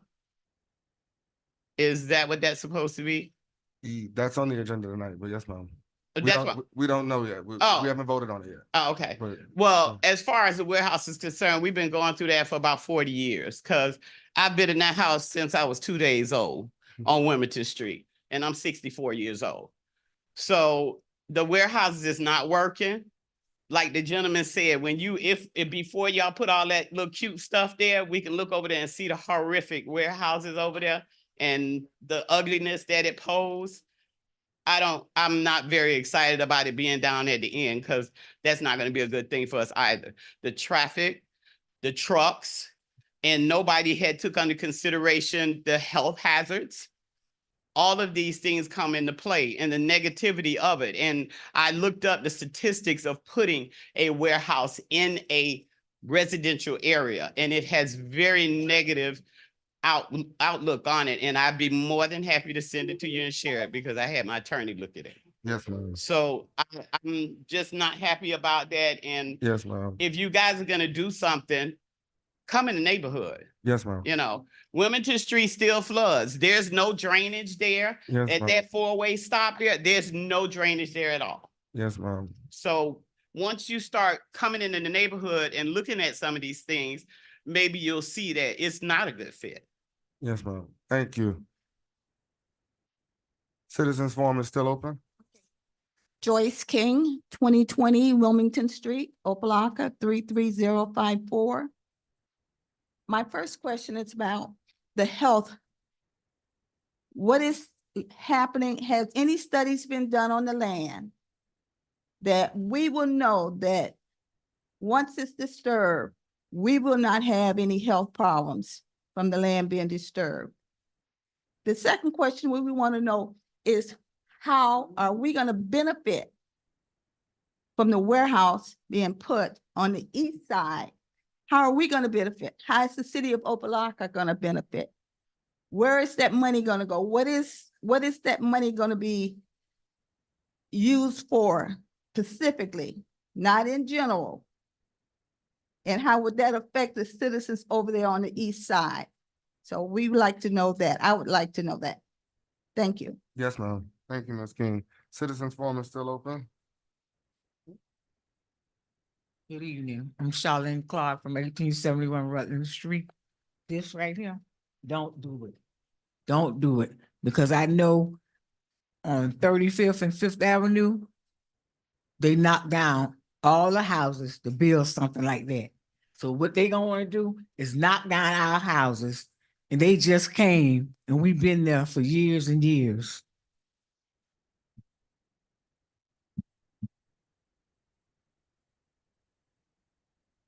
Good evening Good evening, Doctor. to everyone. My name is Dr. Retevia Walden, 1860 Service Road, Opa-locka, Florida, 33054. I want to address a few things. One, to our city attorney, Mrs. Weeks. Dr. Walden, address the commission as a I'll whole. address you all. Yes, ma'am. I sent an email. I'm not for sure if the citizens of Opa-locka can address our attorney or email her. But I did. I believe Mr. Stephen was aware of that. I've spoken to Commissioner Kelly about certain things. This email says clarification for special magistrate orders. It says, "Good afternoon, Mrs. Norris Weeks. I would like to get clarification on hearing protocol orders given by the special magistrate of the city of Opa-locka for code enforcement issues. When an order is submitted to one of the municipalities and not adhered to in a timely manner, what's the recourse? Please reach out to me to clarify this matter with me. I've never heard back." Mr. Andrew was on virtual. He said certain things have not been addressed. Things are being passed from one person to the other, not being addressed. I have not heard back from our city attorney as of yet. Also,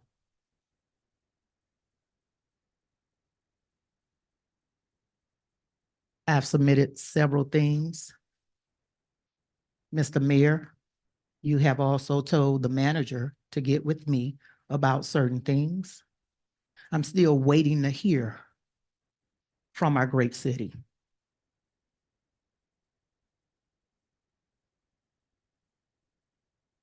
There was a code enforcement issue. I'm back again from almost a year ago. The special magistrate gave an order. She gave a ruling to the building inspector and stated his name, Mr. Daniel. It said, pretty much, I'm just making a ruling, she said, again on record, is that once we have given these people, which are my neighbors, 30 days, this has been months. And basically, he will determine whether or not, say one will go back in 30 days, and he will determine whether those people fences will stay up or come down. Those people still have tenants that's running around. Other people have had tenants evicted. These people have not. She gave a ruling. Nobody came back in 30 days. There is an encroachment. Yes, I've ma'am. had to hire an attorney with my money, which the city of Opa-locka could have handled this here. Yes, ma'am. Doctor. These people are still strutting. This has been passed, and I wanted to know when the judge or a special magistrate or an attorney gives an order, Why are we not adhering to those orders? Or what is the recourse behind that? Yes, ma'am. We'll get your answer. I would like to say to Commissioner Kelly, I thank you for the meetings that you've afforded me. No, I have not gotten a written report of whether or not they had ruled to take those gates down or not. Nobody contacted me. I'm still waiting on something written, because that will be in court as well. With that, I vote no for this building that they're about to come up with and put up, Yes, ma'am. 1700 Service Road. And I was one that did get a letter to form a meeting privately on a park that several people did not get. Yes, ma'am. We need to stop it. Thank you, Dr. God bless you all.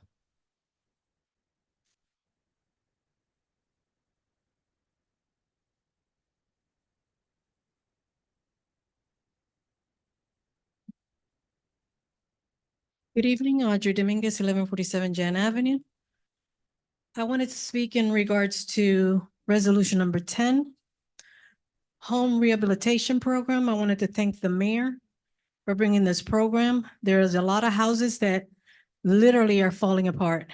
There's actually one resident that lives in Perry Street, right across the street from former Commissioner Santiago, that she actually goes to Meet Me Mondays. Commissioner Kelly should know who she is. I don't remember her name. But her house, she has a blue tarp, and I think she would benefit from this program. Resolution number 11, even though it passed, I wanted to thank Commissioner Williams for bringing the traffic study in the intersection of Jan. And I actually brought this to Meet Me Monday about a year or two ago. But I'm glad somebody made it happen. That's all that matters. Right after that accident that happened in the Nikisha Williams' house, a week later, there was another accident at 9 p.m. So what my suggestion is maybe in the meantime, because I know it's going to take a while, if maybe they can put a monitor that reads your speed or something like that, or maybe even put a decoy police car there, something to deter the speed. I mean, I've only witnessed the ones when I've been home, but I'm pretty sure there's a lot more. I also wanted to thank the city clerk for providing the commission with the workshop minutes that was held June 20th. For the minutes of July 18, 2022. And as you, Commissioner Williams, for going over the minutes, I felt your frustration. I do want to tell you something. You made a comment regarding not knowing or never hearing of a city manager going to jail. Well, I did my little research. And I saw Tamarack City Manager Michael Cernick was arrested for a role in extortion more than $3 million from a Florida developer, and that was in 2021.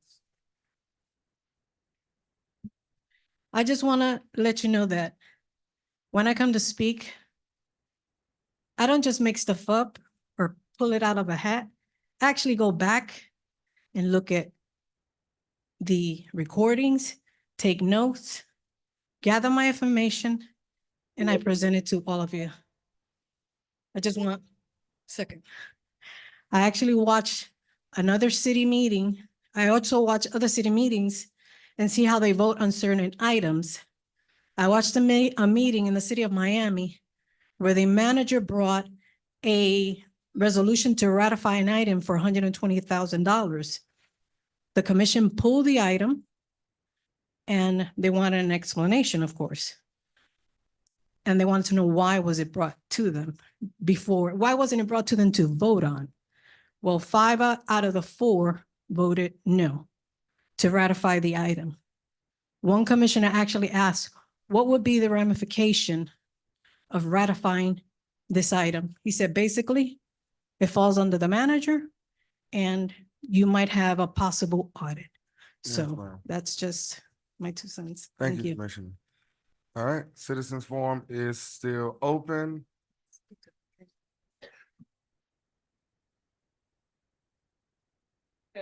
Hello. Speaking on your street for my sister Ruby Lawrence,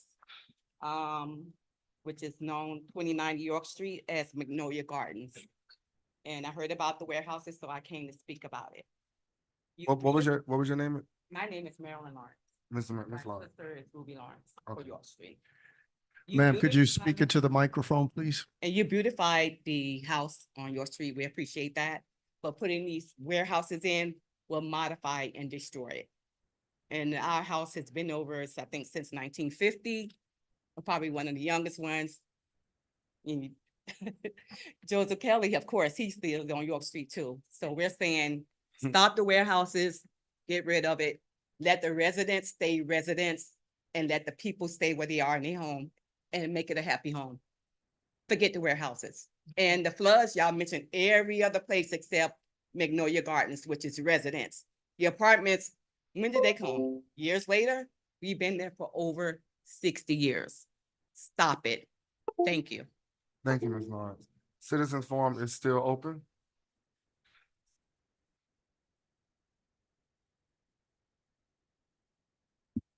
Good evening, I'm Johnny Mae Banks. And I'm the namesake of Johnny Mae Green, and I agree wholeheartedly what she just said. And everyone else just said, that's all I can do is agree. But I do have one good praise report. And that report is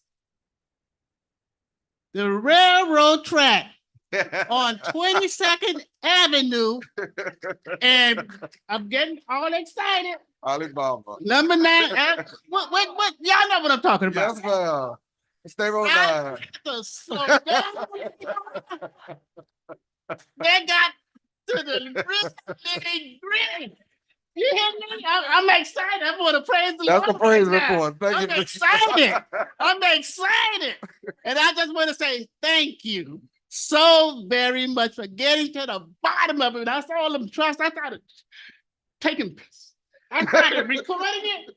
I recorded the track. Oh, let me go sit down. Thank you so much. Thank you, Ms. Banks. Citizens forum is still open. Citizens forum is still open. Citizens forum is closed. All right, Madam Attorney, we're going to 16 A1. Mr. Mayor, B1. I'm sorry. I know you want to get to the item, but I don't want to, outside of the warehouse issue we're going to discuss, I don't want the concerns that were raised by the other residents to get lost. And I know you normally kind of go over them. So I just want to make sure we reserve some time after we finish this item, because there were some other concerns raised. And I don't want those voices to be lost after we finish the discussion in the warehouse. Okay. We can. No, we can do it afterwards. Let's deal with this one, deal with this issue now. Okay. All right, thank you. All right. 16 B1. B1. Sorry, Madam Attorney. Yes, sir. An ordinance of the City Commission of the City of Opa-locka, Florida, providing for the approval, denial of a small-scale comprehensive plan amendment to the future land use map for a 7.58 acre parcel located at 1700 Service Road and identified by folio number 08-2121-005-2170, amending the land use designation for the property from low moderate density residential to an industrial land use designation, providing for severability, providing for an effective date. The first reading and public hearing was held on April the 24th, 2024. This is sponsored by the city manager. It was deferred from the May 22nd, 2024 City Commission meeting. Okay, Mr. Manager. Thank you, Mr. Mayor. This is an item that has come before our Community Development Department for the city of Opa-locka for a land use change. And we have a member of our Community Development Department team here to introduce the item and answer any questions that you may have. All right, can I get a motion and a second, and then we'll open up for public, Move it. public hearing. Moved by Commissioner Williams. Second for discussion by Commissioner Kelly. This is a public hearing item. We're gonna open up a public hearing and then we'll hear from Mr. Gay. Public hearing is open on this item. Public hearing is open.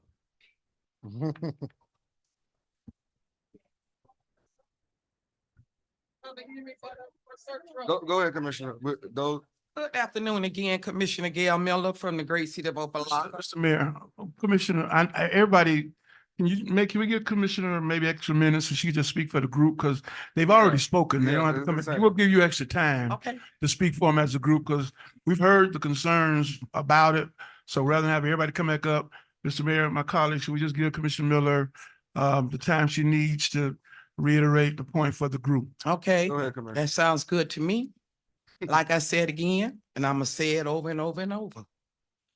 Bring us some in this city that we can look at and appreciate. Bring us some stores, drugstores. We don't have a drugstore. We got to go all the way to 155th, 159th and go to Walgreens.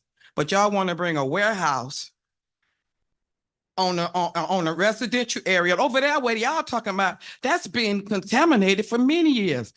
Commissioner Kelly, you know that. You know that. Now they gonna go and put a bandage on it, put some cement on the top of the contamination, and then the contamination gonna still be there. And they gonna, after two or 3 years, the little building gonna start falling in. And what they gonna do? Walk away and leave that garbage right down there for us to have to clean up. I don't think that's fair. Come on, y'all. Give us a break. Let us have something in Opa-locka that we can be happy for. It's so filthy around everywhere. You look, trash, people dumping trash, but y'all want to bring warehouses? Bring some people in here to work for the city. Bring some public work guys in here so they can help clean up this city. It's sad. It is very sad. And I am very ashamed when I have to go and tell people. I don't tell people I'm from Opa-locka no more. I'm sorry to tell y'all that. I say I'm from Miami, Florida. I'm scared to tell people I'm from Opa-locka. Every week in the paper, we getting sued. Everybody get paid. Everybody get paid but me. I don't get no money. I come up here and I fight for my people because I've been in this city for 67 years. Born and raised. My daddy and my mama walked over there and over there on 143rd Street in 1950. Half of these residents been here since 1950. And you gonna come and bring a warehouse with termination? Let them go back to Aventura Mall where they live at in Aventura and take their building back over there, and it will be all right. Now, if y'all want to come to this commission and say, okay, we're going to bring a warehouse. We're going to bring a Walgreens. We're going to bring a CVS. We're going to bring a Walmart. We'll be happy. But don't come bringing no more truck stops, no more warehouses. My grandson car got stolen Memorial Weekend right from in front of my house. But the chief come up and say that they doing good. His car ain't being recovered yet. And it's been a whole month now. So the chief come up here telling me about these orders, but my baby car ain't being recorded. Ain't been reported. But I'm gonna sit down, but I just want y'all to please. I'm asking y'all, because we got a lot of citizens and we don't mind walking. Got on my New Balance. I go buy another pair and I'm gonna walk until I can't walk no more. Y'all have a nice night. Thank you, Commissioner. We're gonna ask, come on, thank you. Former Rep Harlem again. I do wholeheartedly support the community and taking the warehouse somewhere else, because south of here, it's a 20-acre industrial park that's suited for that type of business. So if they consider moving it down the street, Model City, Liberty City would be, want to look at it. Thank you, bro. Public hearing item is, for this is open. Okay.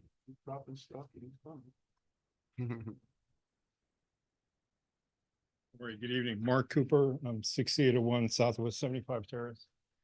I'm in Florida.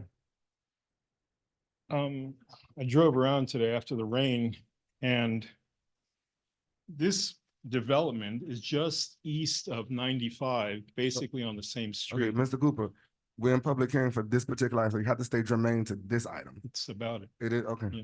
So I'm wondering why we can't have apartment buildings on that piece of land, Okay. and we have to accept the warehouse was not the intended use. When the purchaser bought the property, they got a discount rate, they got a discount on the fees and the fines that were pending on the property from the city of Opa-locka, knowing what they were buying into. And so this is the Madani warehouse. I gave you a picture of it. This is their warehouse in Aventura. It's in the Ogis area. This is their warehouse, 19400 West Dixie Highway. There's another picture there. And this is the development that's being built in front of there. And so what's happening is, I know Madani well, what's happening is this building needs to be sold so that some developer can build this over here. It's a 5-acre property. And then these guys want to come to Opa-locka and shift their warehouse onto us. But we don't have to take that step. We can get this if we just demand from the speculator, the property owner, we hold his feet to the fire and we say, sir, fix the land to the point where it can be developed. Now they're saying, their claim is, well, we can't sell the property to a developer because no one's willing to buy it. I know the property. The property was bought for like $800,000. I gave the printout last time. And every time you call the real estate agent who's a part owner, the price goes up and up and up and up. And you ask him, can you owner finance it a little bit so I can see if I can get involved? And nope, they need their money. So now they found a wealthy group, Madani, to buy it, develop it, as long as we, Opa-locka, bail them out. And how do we bail them out? We shift the zoning and let them get away with it. And we should stop. And let me tell you why. This is the Madani building, how it looks right now, today. I took this picture today. It's derelict building, it leaks. I know the building. So let me tell you why this is important. And I'm going to be real quick.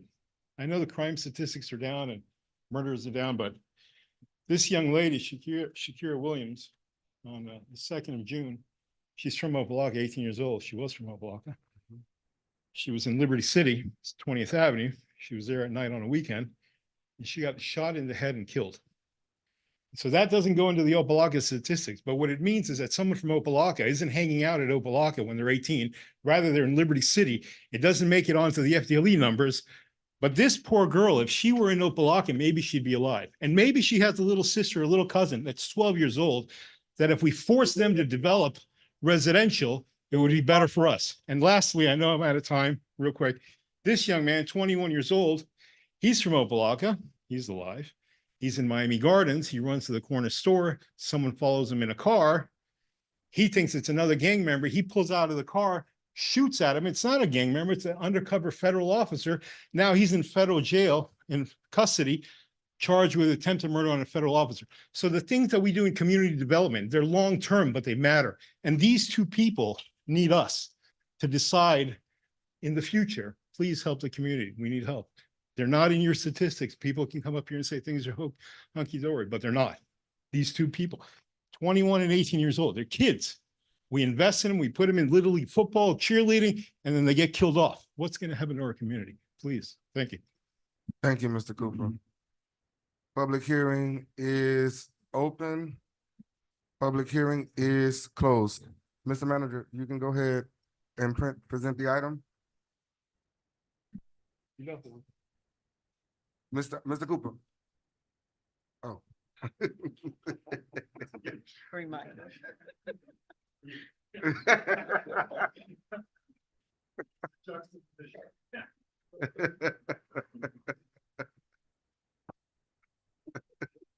Mayor, members of the commission, Gregory Gay, Director of Planning and Community Development, to present this particular item. As you all well know, this is for a land use change for the Cuyahoga site. It is 7.558 acres. The site is presently zoned for residential use with a mixed use overlay to allow for commercial activity to occur. The applicant did make the application to change it to industrial. It has gone through the entire process as it relates to the reviews through our Development Review Board, through the Planning and Zoning Board, and bringing it before you for the commission for the consideration for the changing of the land use. This is the first step. The next step, should this be considered for approval, is to look at the zoning and the actual site plan and development agreement for this particular project. So I present that to you at this time. Any questions? Okay, do we have any questions for Mr. Gay at this time? Mr. Mayor, Commissioner Kelly? 2 questions, and they get right to the heart of the issue. First of all, how many, since you've been here, how many folks have tried to develop that property? There have been probably at least 4 or 5 interests that I'm aware of. No one has actually come up with an actual formal presentation that has gone through a process to either develop it under the existing zoning or consider another type of zoning, at least to this point. So that has not occurred, but there have been inquiries and interests. And to your point, because you made it, or Mr. Lee's made in previous presentations, how much would it take to clean that property? We do not know what the exact number is. We have heard guesstimations of upwards of anywhere from $10 to $15 million to do a full environmental cleanup of the site. Okay, Mr. Lee put it on the record, he said it was at least 6 million when it came before us before in the presentation, at least 6. So now you're saying it's 10 to 15? To do a full cleanup to allow for the type of use that under the present zoning category, correct? 10 to 15 million. Yes, sir. And that would, if you did that, that would allow a grocery store, whatever type of retail, housing, or any of those kind of developments. Yes, sir. But it would require at least 10 to 15 million. Yes, sir. With the key use being housing, because housing has the highest level of remediation that's required. Okay, so for housing to go there, 15. Correct. For a restaurant, as you heard, Walmart, Walgreens. For commercial, coffee shop, the whatever. remediation cost will be less. But well, you said from 10 to 15, so that would be in the 10 million range? It could be less than the 10, but if you're looking at residential, it's definitely going to be north of 10 million. Okay. Okay, all right, thank you. You're welcome. Any questions for? Through the mayor, Mr. Gay, you know I have questions, so don't go far. Thank you. Okay. Any questions for Mr. Gay on this project? Okay. Do we want to hear from the applicant?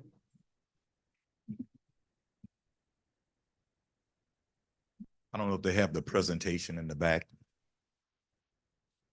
While they're bringing that up, first of all, I want to say good evening. Robert Holland with offices at 3250 Northeast First Avenue, Miami, Florida. One of the few African-American land use attorneys that operate in this field. And my heart goes out to some of the things that I heard tonight, which is one of the reasons I operate in this field, is to try to make sure that things that happen in our neighborhoods have the protections that ought to be there that oftentimes are not there.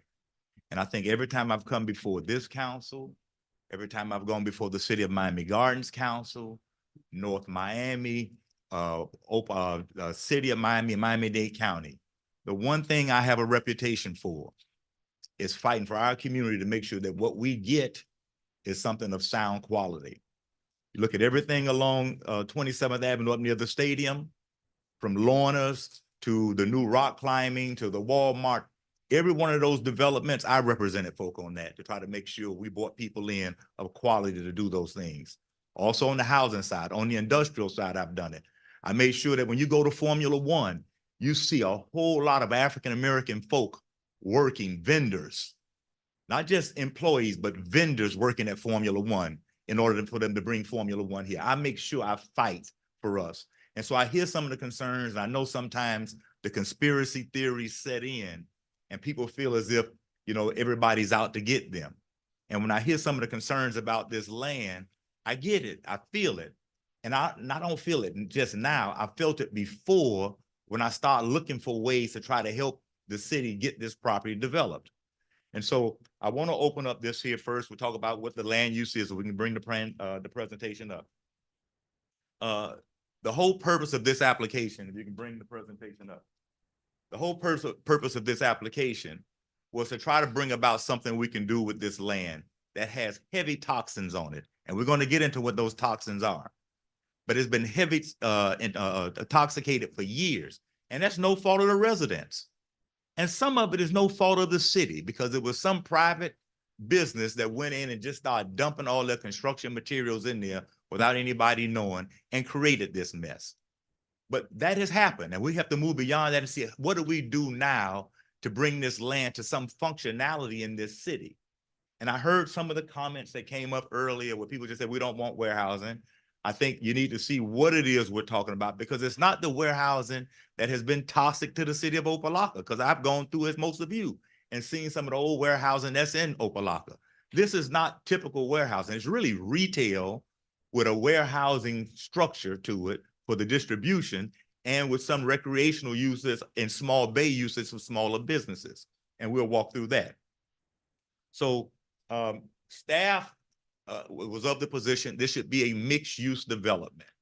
Mixed use means commercial on the bottom and residential on the top.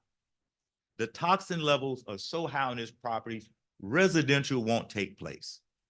Over 12 contracts have been had on this property for residential.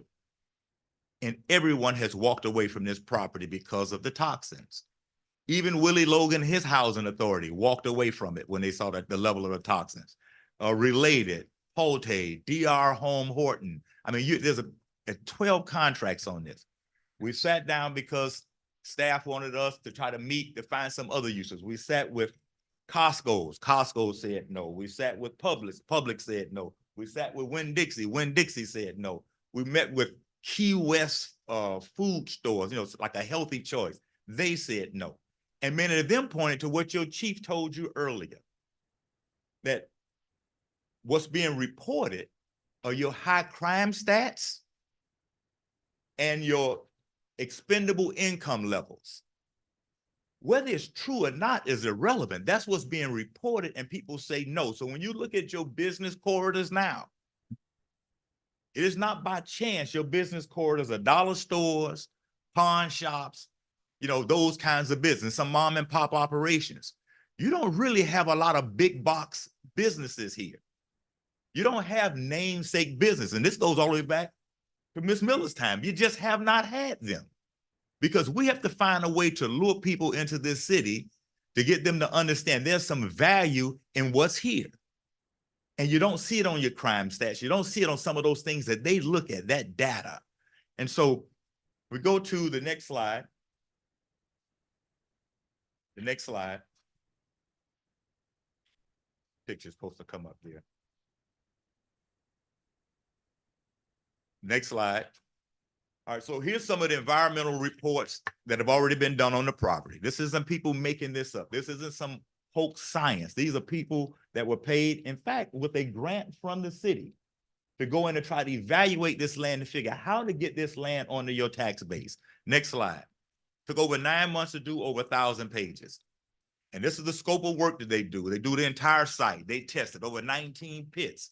You have soil borings. You have vapor probe. You have shallow wells, deep wells. All that goes into trying to figure out what are the toxic levels of this land. Next slide. This was the name of the company, Terracon Environmental Findings. And you see on the bottom 2 sets of acronyms. One is RSCTL, that's the residential threshold. The other is commercial threshold. And that will let you know what the toxin levels tell you you can do on this land. Next level, next slide. So when you look at the soil test that was done on here, only 5 of the pits of the things I said they were doing on this land, only 5 of them showed contamination that had to be dealt with for commercial. But over 20 in the 15 categories showed that, well, and only 3 on the soil bearings. Next one. Next slide. On the commercial. Okay, Some of these- what, Madam Manager, IT what is- we have, the residents can't see is the It's not coming pictures. through. So is there a way to mitigate that or fix that?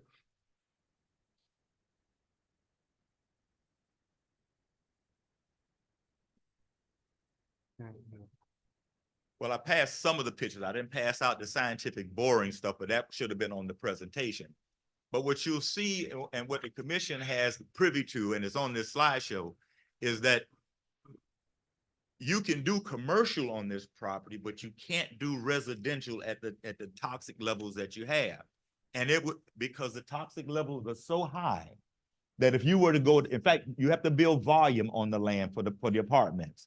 That means you have to put pilings into the ground, which agitates those toxins even more and could even possibly get out to the community. So that's why you're not doing the residential at that level, because it could potentially create that problem to the community. For commercial and industrial, you get to cap the land and seal everything there, and you can build commercial on it because you don't have to do pilings into the ground. So that's a scientific reason for why that is being recommended versus the other. The other thing is, I keep hearing everybody talk about traffic. You get more traffic with the residential Mr. units Holland. that would be there. I'm sorry, you get more traffic with the residential units that would be there, and you get more traffic with some of the recommended commercial things that people were asking us to look at. You ever go to a Costco and see the volume of cars at a Costco? You ever go to a Publix and see the volume of cars at a Publix? Now go by Rooms to Go or City Furniture and tell me how many cars you see in those parking lots. We're talking about a retail furniture store. So you don't see the same volume of traffic that will be coming into your neighborhood. And so when I hear your complaints, I try to address those complaints. And that's why we sought somebody who didn't have high volume traffic, but met a commercial requirement. This is not the warehouse stuff that you're used to with the chop shops and all the other stuff that goes on. This is warehousing where it's under a classification of industrial, but it's really a furniture store with its retail component.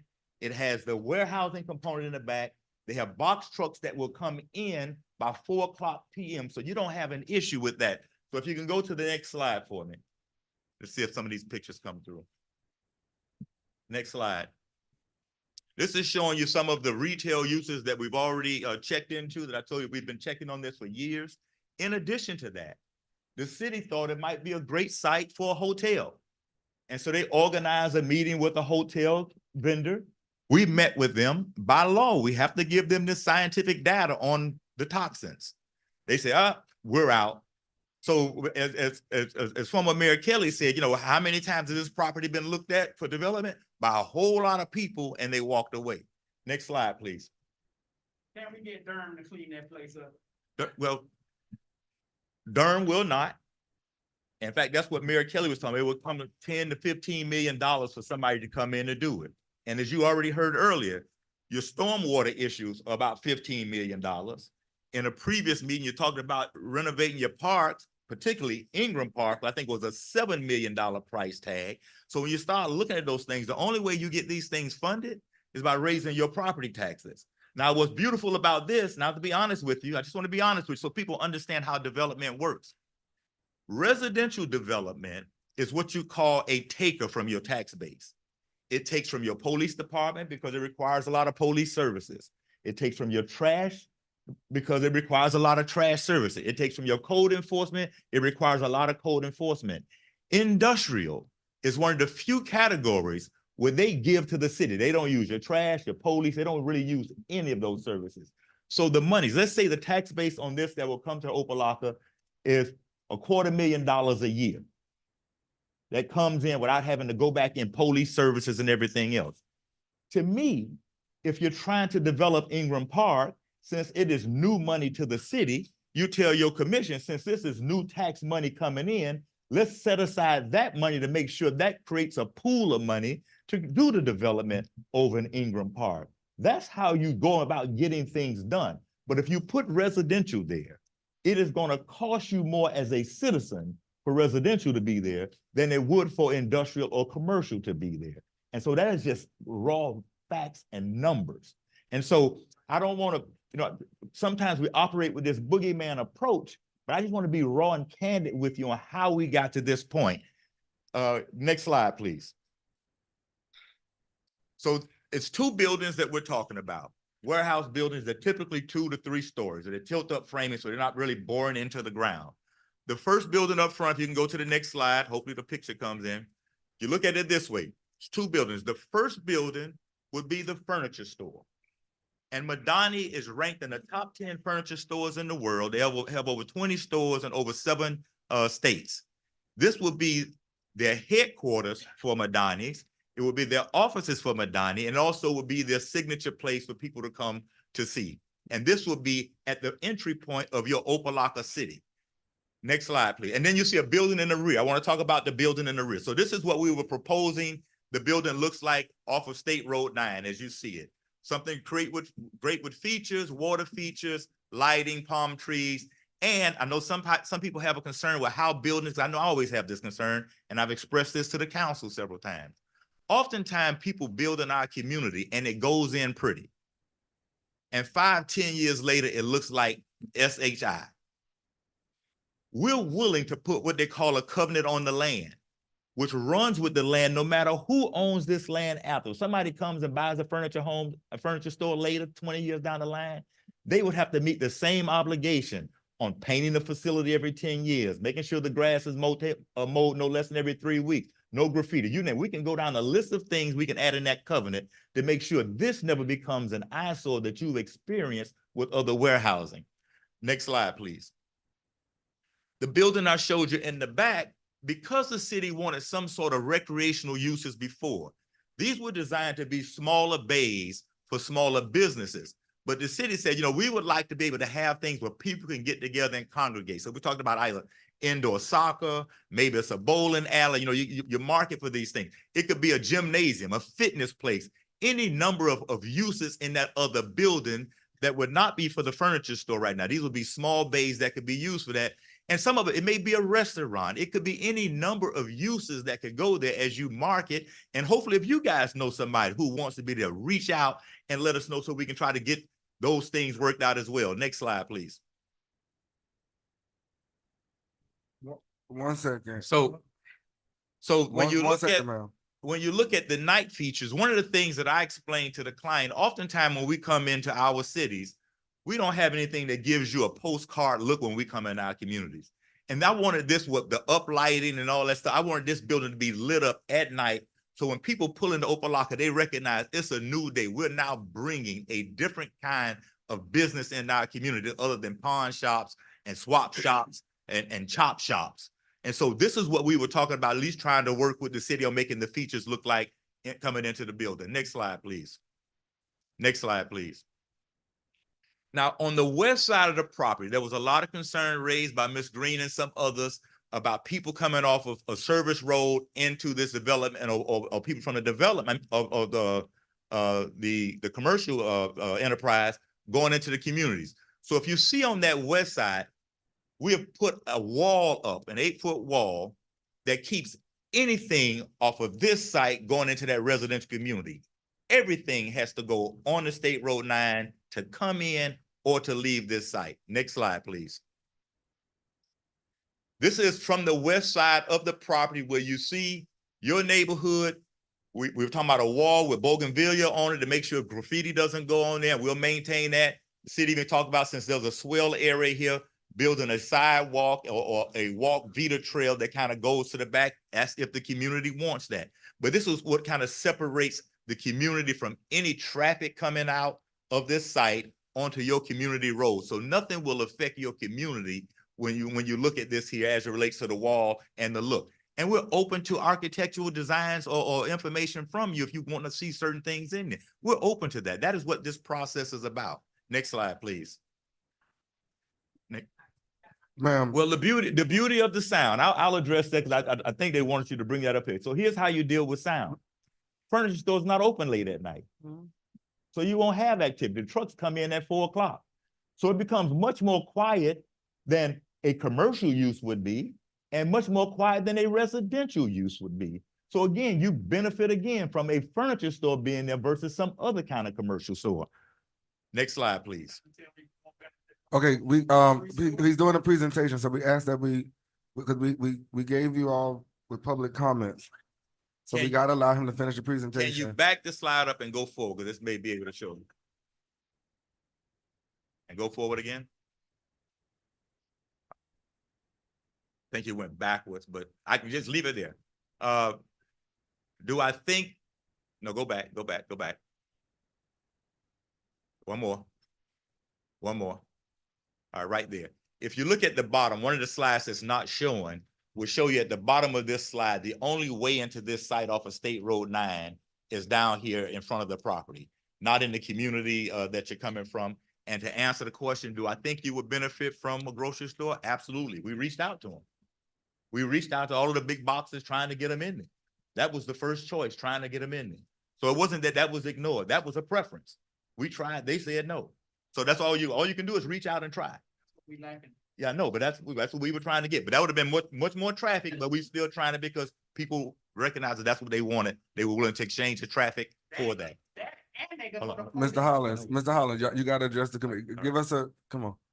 Address the commission, Mr. Hollins. And I can guarantee you, we wouldn't have a problem with, I'm sure, a small police substation on this site. That wouldn't be a problem with us either. Those are the kinds of things we were hoping to get into discussions with. Next slide.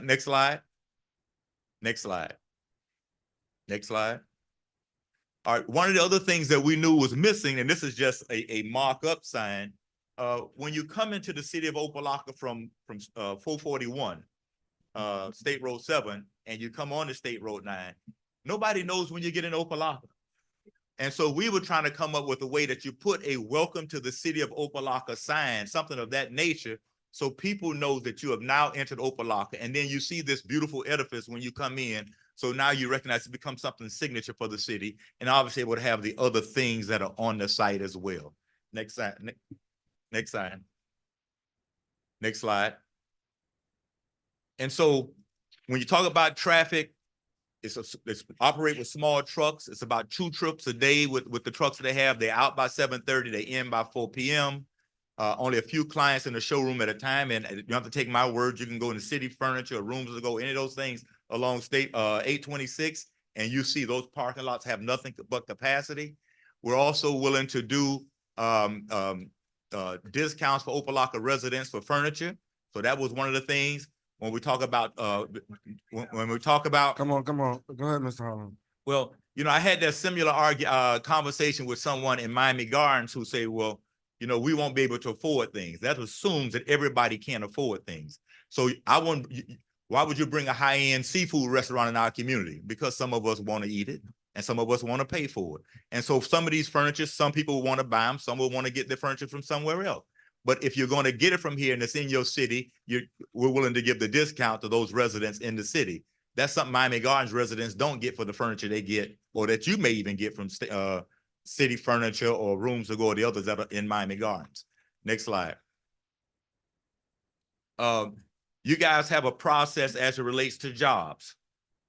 Each developer that comes in here has to go through a development agreement where they do job fairs. And everybody's doing the job fairs. And I know somebody raised last time, well, you guys aren't hiring. Here's the problem. We aren't showing up because I go to the job fairs. In fact, not only have I gone to them, I made sure that every project that I was on, I made sure that we hired an African-American PR firm to make sure we went on social media feeds and put it in barbershops and all in Opa-locka. And the average we get sometimes is 12 people. And so one of the things I've suggested to the manager, since everybody is doing these job fairs according to the development agreement, maybe we ought to do something, and these various developers will put money into helping to create a website where people can apply online to Opa-locka. So every time something comes up, not only do they do the job fair, but something goes out online to all those people who have applied in your database. So you make sure people are also getting that, so you can get more people out and hired. People are being hired, but not to the volume that it should be. But it's not because they aren't doing the processes that are in place. And it's not because the manager and staff are not making sure we go through the career sources, which has a database, and they work hard. We do Beacon Council, we work with trade programs. It's a number of things your staff has them doing, but the people are not coming out. And I go a bit further. More women come out than men. So I'm gonna tell you, as an African-American man, we got to do better on how we get people out to some of these jobs because they aren't showing up. And we see them moving around the neighborhood because I see it. We got to find a way to get them employed. These jobs are out here. It's a robust market for jobs. Anybody tell you they can't find a job right now? They are lying to you. But the jobs are available because your city requires that. Next slide. We talked about some of the occupancy in the second building, again, being more family oriented and recreational uses. If there are other uses that people think would work, none of it has been leased up. None of it has been leased up.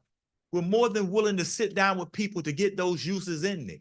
So if you know of another good business that wants to be on that site, it would be a heck of a site to be able to draw people in and a signature site for the community. Next slide.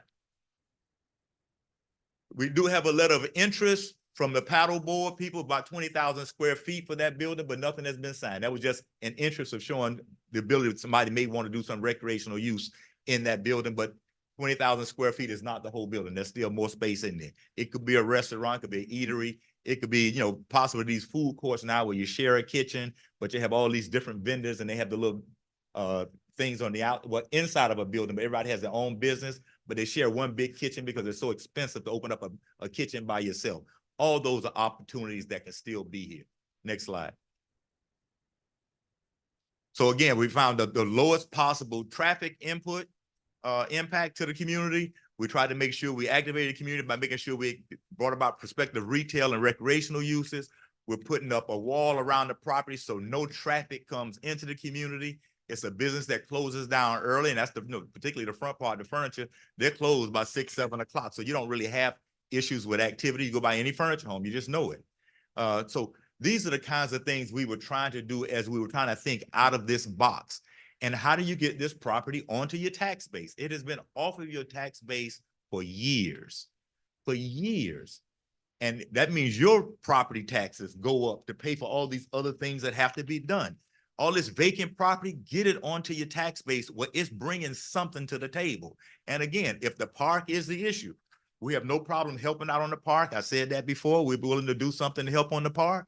But also, if there's a way of obligating this tax dollars that come, this is new money to your city every year in ad valorem taxes. Maybe it gets obligated to Ingram Park to do what it is you guys want to do. I can't tell you what to do. That is city-owned property and you all are the residents. But here's a pool of money that potentially could be available when right now there's none that's there. So these are the kinds of things I'm talking about. This is not your typical warehouse. And that was the part that just hurt me because I feel the pressure and the tension that everybody feels about this here. And Lord knows I've gone out of my way to make sure this wasn't one of those. I wanted to make sure this was something that we could be respectful of in our community and say, you know what? That might be something better than what we've had. And I'm not telling you this is the savior, but just go through your business corridors now and see what's on your business corridor and whether or not they're really doing anything to enhance your city and your lifestyle. Where do you have to go to eat sometime at night? Where do you have to go to shop sometime at night? You typically have to go outside of Opa-locka. What do we do to start bringing those things in our community without always having this fear that somebody's taking over? You get to direct how this happens. You get to massage this here, and that's what this is about. Well, here's how it happens. That'll be my last time doing it, and I'll conclude. Here's how it happens. It brings you the highest possible value of getting that land on your tax roll, so money is coming to your city to do some things. It has the least amount of impact. It brings jobs to your community, and it's not the retail jobs that are typically paying minimum wage. Right now, all that retail stuff that we fight for is minimum wage, and these kids are struggling to have a roof over their head. These jobs pay you almost 150% more than minimum wage. So it's jobs that people can build a life around. And so that's the difference with these kind of jobs versus the things that you have in your business corridor now. Is again, it's not a full guarantee that's going to solve every problem in the community, but it starts one step at a time versus what was being asked to be put there that does not get you there. And with that, I'll save any time for rebuttal. I think you guys already had the public comment, but if there's questions of me, I'm more than willing to answer those. All right, any questions to the applicant from the commission? Mr. Mayor, Commissioner Kelly? thank you for the presentation. you mentioned, because I've heard it and I hear it a lot about what could potentially go there. And I know in the presentation and it was up there, but maybe not in detail. And that's why I asked Mr. Gay the question, how many people have put in or tried to do contract for the property? I know you mentioned 12 and walked away, but all of the stores, restaurants, things that we would like to see have all declined because of not so much necessarily putting the restaurant there or the business there, but what it's going to cost to do it, the cleanup. It's not about, and I love Waffle House. I'd love to see one there. It's open all night, but they're not going to spend $10 million to clean up a property. They're not going to make a whole lot of money on it. And see, that's the real dilemma out of this whole process. So I appreciate your presentation, Mr. Mayor. I have one question for the manager's office after we finish with this part. Thank you. Thank you, sir. Okay, any other questions for the applicant? Hearing none, okay. Commissioner Kelly, you had a question for the manager, please. You had a question? Yes, just really for Mr. Gay. Because it came up, and I'm referencing the presentation that was made previously to us by staff. If we don't, because this is a land use change, the zoning to allow this, because it's not allowed. So we maintain the same zoning and don't allow this. Obviously, everything he talked about, potentially palatable, all that stuff was not going to happen because the first step is this, correct? Correct. Okay, so the second question, if the commission not pass this, the land is going to sit there. Is the city's potential direction, because I did hear this too, about looking at ways to purchase that land? Go The back and look answer at is the no. minutes. Hmm? That's a question for the manager, and the answer is no. I thought you- The question is the city looking to purchase the land, sir? Yes. The answer is no. Okay, because with your presentation, so you gotta be careful when you use words and use phrases, potentially looking at, possibility. And see, when you put that out there as though the city's gonna go and spend $10 million to clean up and we've got 20 million worth of infrastructure just to survive, it's not a good statement. It's a false number. So now if the commission doesn't pass this, and it may not pass it, I don't have a problem with that. I'm still weighing it myself. But the question I have is really this. If we don't pass this, it's very clear, and I've been around a long time, nobody's wanted to develop that for what I want to see. I want to see warehouses. When I was mayor, I didn't want to see warehouses. When I came back, people came one way. I'm opposed to that, and you know that very clearly because people have said to me, we heard you don't wear. No, I don't. But I've also come to the realization that nobody's going to put a box retail there because nobody wants to spend the money to clean it up. And that's the real issue. So my concern is if we turn this down, which we may do, it's going to sit there a little longer because there's nothing really you can do until you clean it up. And it's not going to be in the tax rolls, and I got that part, but it's going to continue to be an eyesore. So the question becomes, do we let the eyesore sit there? Because we're not going to buy it. No developer is going to come in and spend the money to clean it up. That's the issue. It's not about all the other stuff. It's the cleanup. And you just said yourself, and I don't think you disagreeing with Mr. Holland's assessment, it's going to cost quite a bit to get it to a residential level. Not as high for commercial, but it's still going to be high. Your number was about 8, 9, 10 million, correct?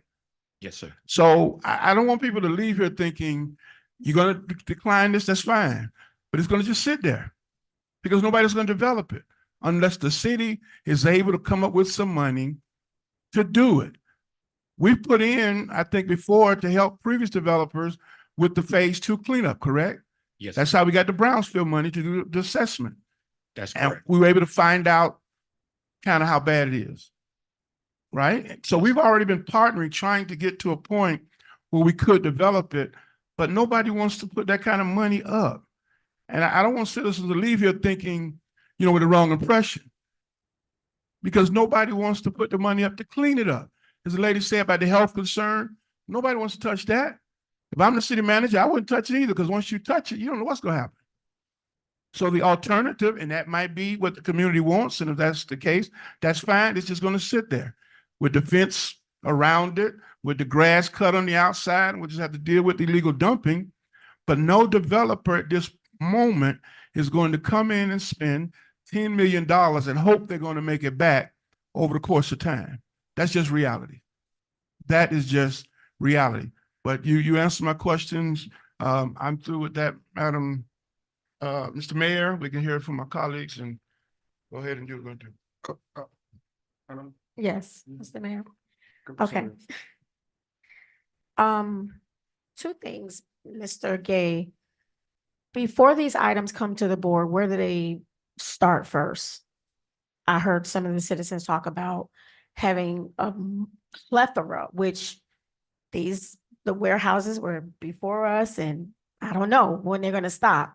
And we're gonna get a end to the bleeding of warehouses and junkyards. But the question is, where do they go first before they go to the commission? The items are actually brought to planning and community development through interested developers, basically seeking information as to what they can do on the site. From there, they hire architects, engineers to basically. Before they come to us? You know where I'm going. Do the design work. But basically through our process, it starts with our department, and then it goes through the development review committee. It goes before the planning and zoning board. Bingo, right and there. then go Put a up pin to in the it. city commission. Put a pin right there. So the issue, and I just want to make sure that the community knows, is that we have a planning and zoning board. And the issue that happens most of the time is that board, which we never see the notes, we never get any, we don't know until it comes to the table, is we don't know what's being said on that board to those members that, by the way, are residents, by the way. These are residents. So if you want to, just educating the community, you want to make a change in the planning of our city, you need to join the boards, specifically planning and zoning. It's in that large position that's open. So what I'm saying is, if you're saying I'm upset about warehouses, it can stop right there before it comes to us. If I could just provide. So Go ahead. let me finish, because I know the issue that we have is, and I'm so glad Commissioner Kelly said this, is we are right now in a conundrum. Just so that everyone knows, there will never be, until anyone, and I've sat through multiple Zooms and presentations with Mr. Holland and others. We say 10 to 15 million, but we know Opa-locka, it's probably gonna be 20 and up. Because we like to throw out these numbers and then they'll come back, and then we thought it was 10 and 15, and now it's gonna be $5 million more dollars that has to go into it. So that's just the reality of where we are right now. So I'm gonna go on the high end, $20 million, correct? You said 10 to 15, right? So I'm gonna say 20, because that's just really how it works here. So the reality of it is just so that everyone knows, you will not see residential on that property. And if you're okay with that, that's just the reality, because it is contaminated to the next level. If that property is dug up, you don't know what's going to happen with the residents around. So if I, who was born and raised in Opa-locka, by the way, lived near that property, I would not want residential property there. That's the reality. But the reality of it is do I also want property that looks like a warehouse, kind of, sort of. And so that's where we are. We're in this pickle. But I just want, and I'm so glad Commissioner Kelly said what he said, because we have to make sure we understand and not come with what we think we want to see there, but what the reality of that property is going to be. Thank you. Okay, Thank you, Commissioner Williams. All right, now, I'm a little confused because at the planning and zoning meeting, Mr. Manager, you stated that you attended the meeting at the behest of the commission. And you also stated that you and the applicant, you all, I don't know, was that meeting that you all were in negotiation about the purchase of the property? And then you also, a couple of weeks later, submitted plans of said property to the commission about putting some kind of something, a water park. I wasn't at, it was the parks plan. So are you saying no to, that the city is not interested anymore in purchasing it?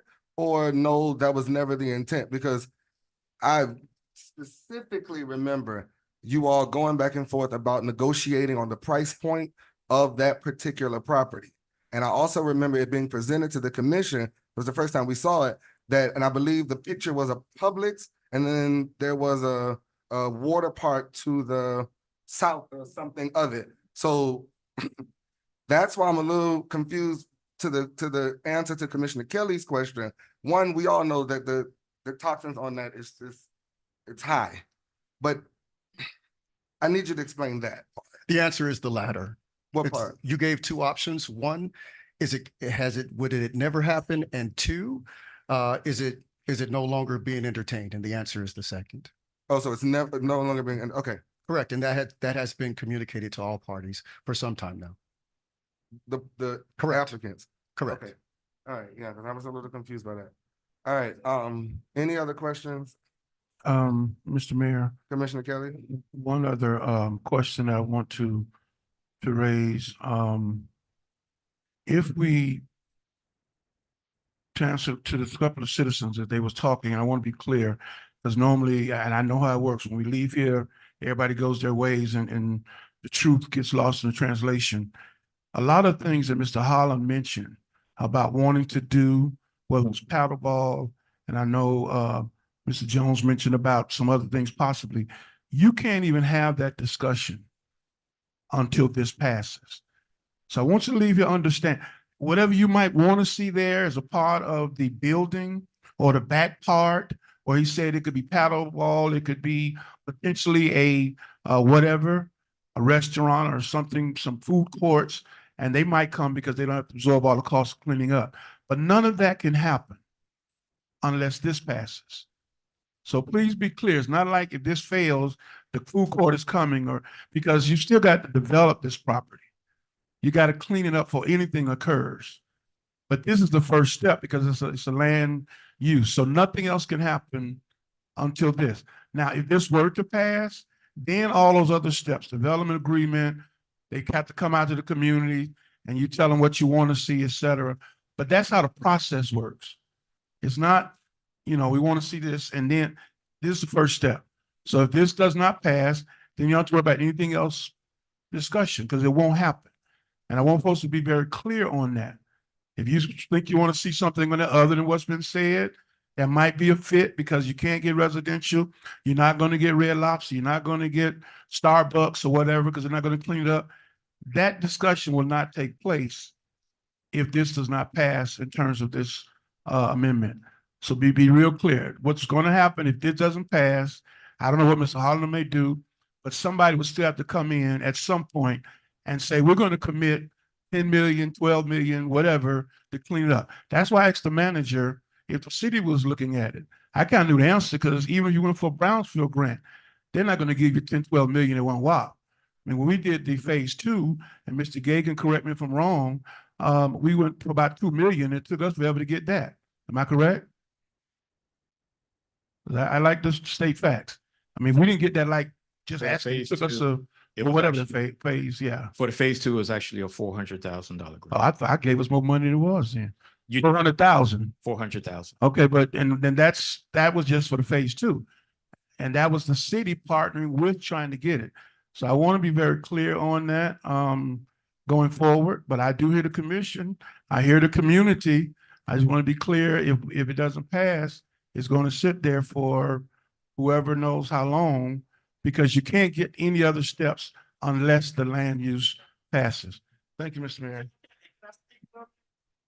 No, it's already closed. We closed it. I'm sorry. This is still the first item. So Yeah, we We got a long agenda. We took it out of order, so y'all don't have to stay here the rest of the night. We're gonna be here. I would like to ask a question, Mr. Mayor, to the attorney.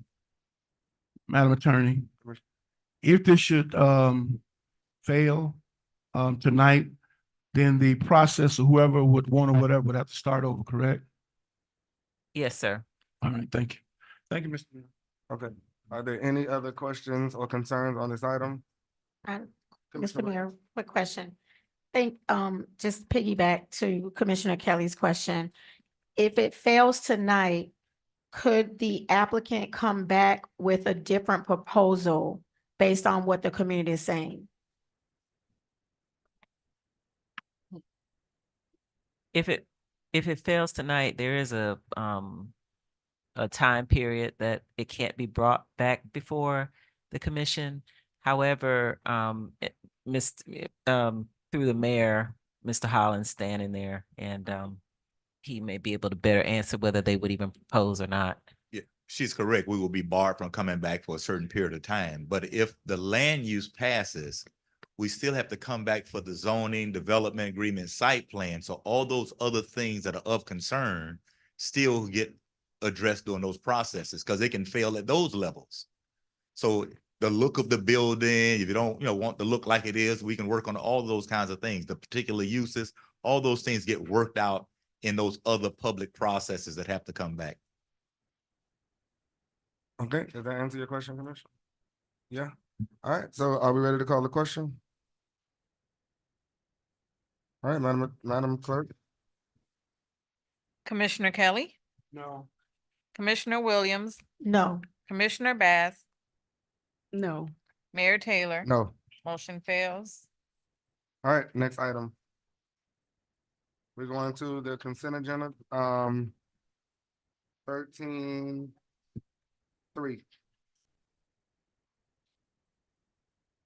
A resolution of the City Commission of the City of Opa-locka, Florida, authorizing the city manager to execute Amendment 2 to the WW 130301 loan agreement with the Florida Department of Environmental Protection relating to the State Revolving Fund SRF loan program, providing for incorporation of recitals, providing for an effective date.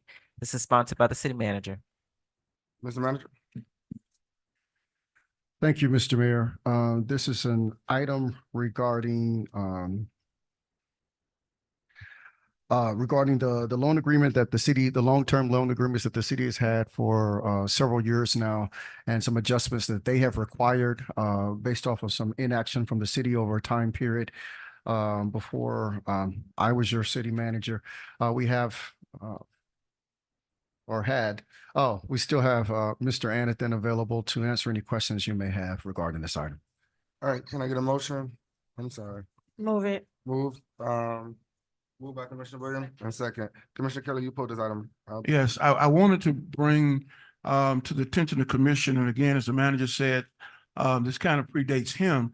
But what I want to make sure from the commission going forward, because I know in order to do a lot of our infrastructure projects, we're going to probably have to either try to get money from the revolving loan or some loan, that we have something in place so we don't wind up having money go back to the loaning agency. So I know I'm quite sure the manager's office couldn't put anything together that quick, but I would hope that at some point they would come back with something to the commission that the commission could pass. So in the future, we have loan agreements or loans with the state or whomever.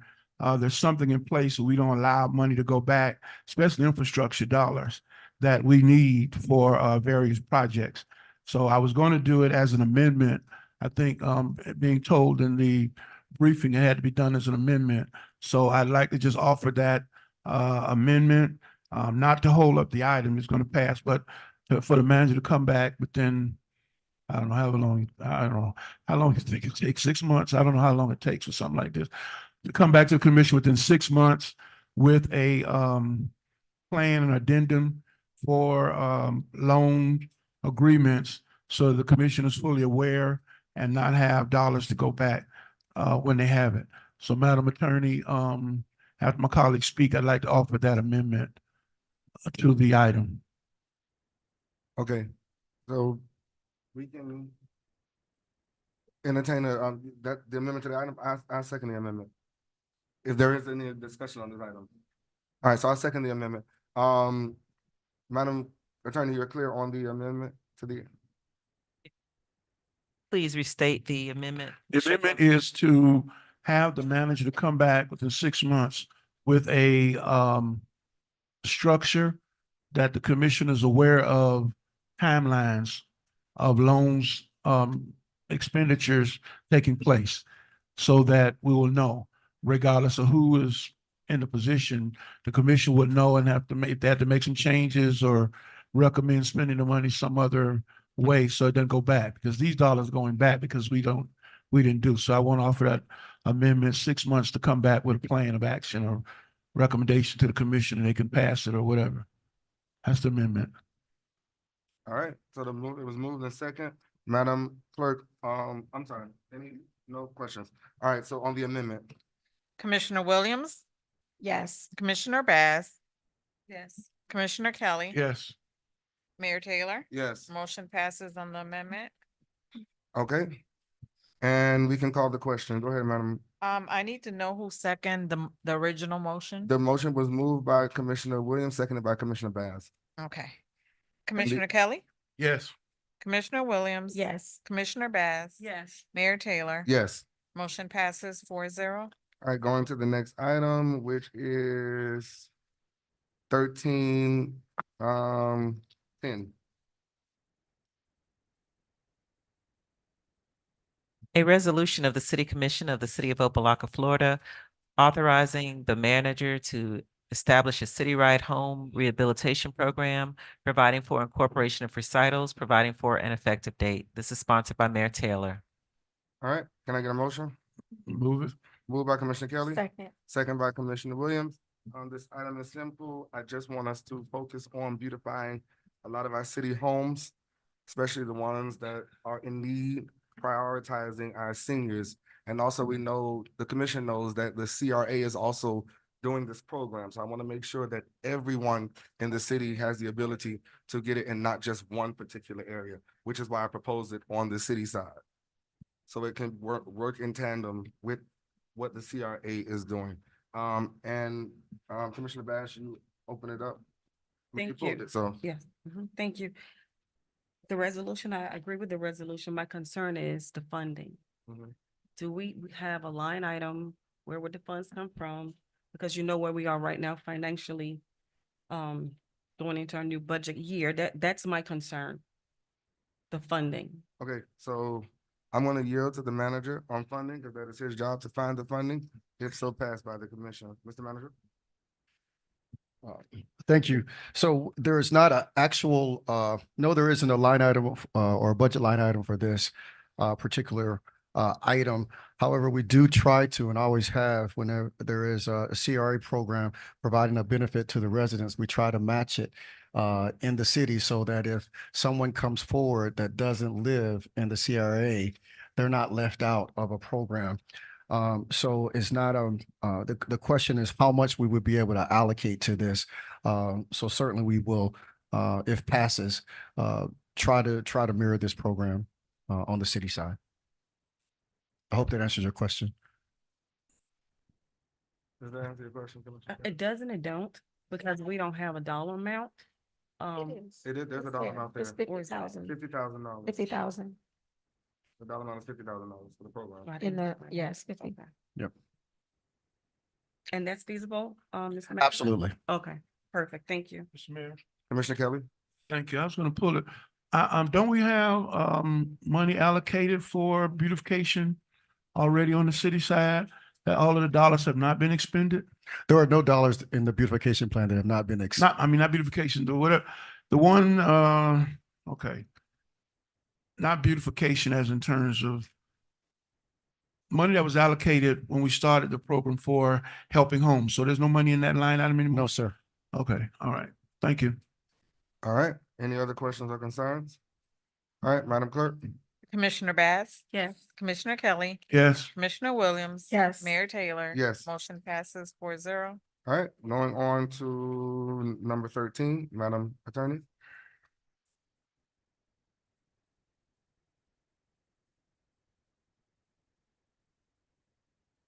number 13, Mr. Mayor, is not, was not pulled. Is Yes. that, Yes, it was. I'm sorry. Yes, it was. A resolution of the City Commission of the City of Opa-locka, Florida, approving the recommendation of the Historic Environmental Preservation Board to establish a historic home Moorish designs restoration program for historic designated homeowners within the city, providing for a partial funding source for the program, appointing and authorizing a designated project contact, authorizing the city manager to act on behalf of the city, providing for incorporation of recitals, providing for an effective date. This is sponsored by the city manager. All right, can I get a motion? Move it. Moved by Commissioner Williams, One second. second by Commissioner Bass. Mr. Manager? Thank you, Mr. Mayor. This is a program coming through our Community Development Department to assist. As you know, the city of Opa-locka is one of the few cities in Miami-Dade County that actually has historic homes. So that is something that we've always wanted to highlight and support as it can attract a variance of different businesses and tourist items to our cities, which increases our property values, which increases our tax revenue. However, as some of you all are aware, historic home maintenance can be extremely expensive, and a lot of our historic homes are not in the shape that we would like to see them in. So if you have any additional questions regarding this program, we have the Community Development Director, Mr. Gregory Gay, available to answer any specifics about the program. Okay. All right, Mr. Manager, I actually pulled this item for a plethora of reasons, and I brought them up in my agenda briefing. The first one was, I told you I did not agree with just 4 awardees up to $25,000. I felt that we should open it up to all residents that have the historic homes, and not just 4. And then you can play with the dollar amount. But just to do 4, I wasn't comfortable with that. Also, the other thing was, and I believe you all stated that this money was already allocated for. That was Yes, also it's been- stated on my agenda briefing. Yes, it was approved in the budget. It was approved in the budget. Yes. Okay, and this is coming through ARPA or just regular monies, No, it's general fund. general fund? Yes, sir. Okay, so that is the only, I don't have a problem with the restoration of I would love for us to keep the culture of Opa-locka and our look. However, I just wanted to be able and be clear that I wanted to be open to all. So we can make it $100,000 as the ceiling, but then allowing everybody to apply, not just 4 individuals. So I'm Just a point of clarification, Mr. Mayor. Oh, I'm sorry, go ahead. It's not just all 31 historic homeowners can apply. It would be 4 that would be awarded annually. I just wanted to clarify. I'm sorry. Let me go back. I'm sorry. I want it to be more than 4. So allowing it, because Okay. you cut it off at 4. So Okay. after 4, there's no more. And it's up to $25,000. That's what you all explained to me. Yeah. So what I was stating in my agenda briefing, open it up to everybody because they might not need the whole $25,000. Somebody just might they need painting. So Somebody just needs landscaping. So certainly not opposed to that. We'll do whatever the will of the commission is. I just want to give you the background and history. We didn't just come up with that number. We looked at what they were asking to be done to their homes, and the average project cost $25,000.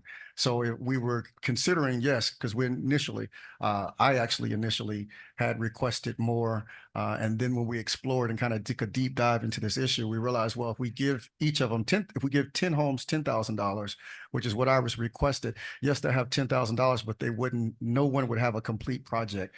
So at $25,000, they would at least be able to have something that says this is a complete project, whether it's a dome or a door or a window or landscape painting. So we're certainly open to, going back to the 10 homes at $10,000 each. Just wanted to give you some background on how we got there.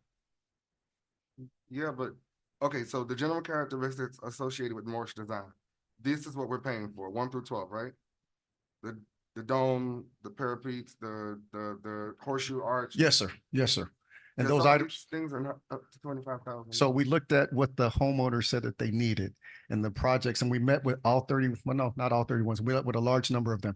We are certainly open to going back to 10 homes at $10,000. I just want to give you some of the background on how we got to 4 homes for $25,000. The things that they were asking for those projects, if we give them $10,000, they're going to have to come up with, $15,000 more of their own money to finish the things that they were asking for. All right, Mr. Williams. Mr. Mayor. Commissioner Williams. Oh, I didn't, are you, I didn't know if I'm you were not. done. Oh, okay. I will say that I did recently speak with, a resident or two, that does have one of our historic homes. Hearing where the problem lies, so just so that everyone knows, and I'm sure we know, but just to put it out.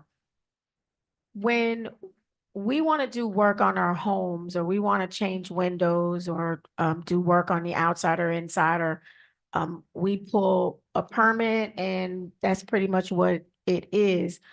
Those residents that own more our historic homes have to go through more layers to do any work on their home. I mean, if you can imagine, just to change your windows or get hurricane windows, they actually have to go to the historic planning board to get the approval. So we, our homes, we don't have to get approval to do basic work, but they do, which, by the way, slows up the process. Another thing that we should know, and knowing, because this is summertime, and we know somewhere between spring and after spring and summer, a lot of repairs and remodeling happens. I'm doing some remodeling in my home at this time as well. The price for historic homes typically, if not double, triples. So for example, and I'm saying windows because just, hurricane impact windows, we know cost a lot of money. And most homes, at the average home, it could exceed to about $10,000 to $15,000 to change out all of your homes. I mean, all of your windows. But for the historic home, their windows have to be specially built, specially made, because it is the arch. And so and we see that even at, City Hall, historic City Hall. So those prices change even for the door.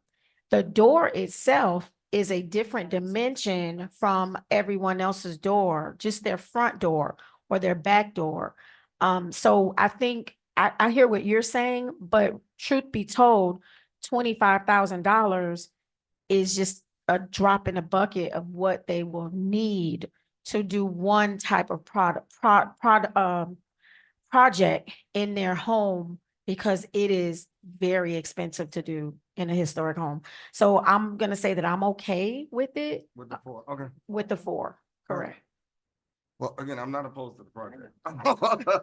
I understand it, but I'm just saying. I'm saying maybe if it was $10,000, we can do more, cover more ground than with just, but I'm not opposed to the project, but that's fine.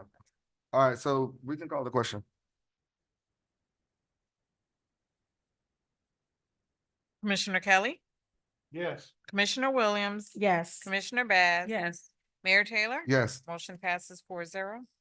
All right, number 14, Madam Attorney. A resolution of the City Commission of the City of Opa-locka, Florida, approving the recommended list of projects attached hereto as Exhibit A to be funded by American Rescue Plan Act grant funds, providing for incorporation of recitals, providing for an effective date. This is sponsored by the city manager. All right, can I get a motion? Move it. Moved by Commissioner Bass, Oh, sorry, second. second by Commissioner Williams. Mr. Manager? Thank you. Upon recommending for legal, we put all of the ARPA projects together and the request of the commission as well, so that they're all in one resolution. And we also have Mr. Anathan here, our Director of Financial Support Services, here to answer any questions. These are all, as the resolution state, ARPA funded projects and need to be encumbered by December 31st, 2024. Okay. I was the one that pulled the item, Mr. Manager. The reason why I pulled the item is that I know we had a workshop last week and I left a little early. However, I went back and watched it, but it didn't seem like we accomplished anything or came up to what is the actual plan. So I was a little confused as to why the item was here. It didn't look like to me that the meeting finished. Like we never said what projects are going forward. Maybe I missed it, but So the question was asked, that was the intent of the workshop. These are the same projects that have moved forward since 2022. If it be the will of the commission to change any of these projects, once again, we are presenting them to you. If you have any changes, please advise and we will act accordingly. Okay. Yeah, that was it. Okay. Mr. Mayor. Commissioner Kelly? I don't have a problem with the projects. What I do, was wanting to make sure, since this is ARPA funding, and I'm still concerned, as I mentioned in my briefing, these under development, they're still out, proposed receipt, where we are on them. So I would like to see going forward, if this passes, to my colleagues, the manager, the same way we do what we were doing with Glorietta and some of the others, that every meeting, that there is a update on where we are on the ARPA funding in terms of timeline, so we don't get up against that threshold of December 31st, because I'm concerned that we'll get too close and wind up, as was said earlier, getting a developer or a contractor just because we got to have somebody. So I'd like to see that as a part of this process going forward. I don't know if that requires a amendment. If it does, I'll make the amendment that every commission meeting going forward, that the manager gives us an update where we are with the ARPA funding, what's come back, when we anticipate this one to be back, just so the commission is fully aware in case we need to make any kind of changes or updates, or there's something comes up that's going to require some kind of dramatic change, so we can make sure we spend the money. So I'd like to add that to it. I don't have a problem with the items, pardon me? A progress report.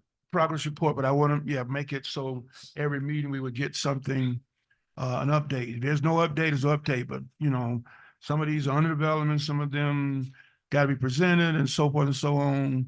So I want to just, keep up to date on that. All right. Mr. Mayor. Commissioner Williams? Okay, so just to, just a quick thought process that I wanted to say.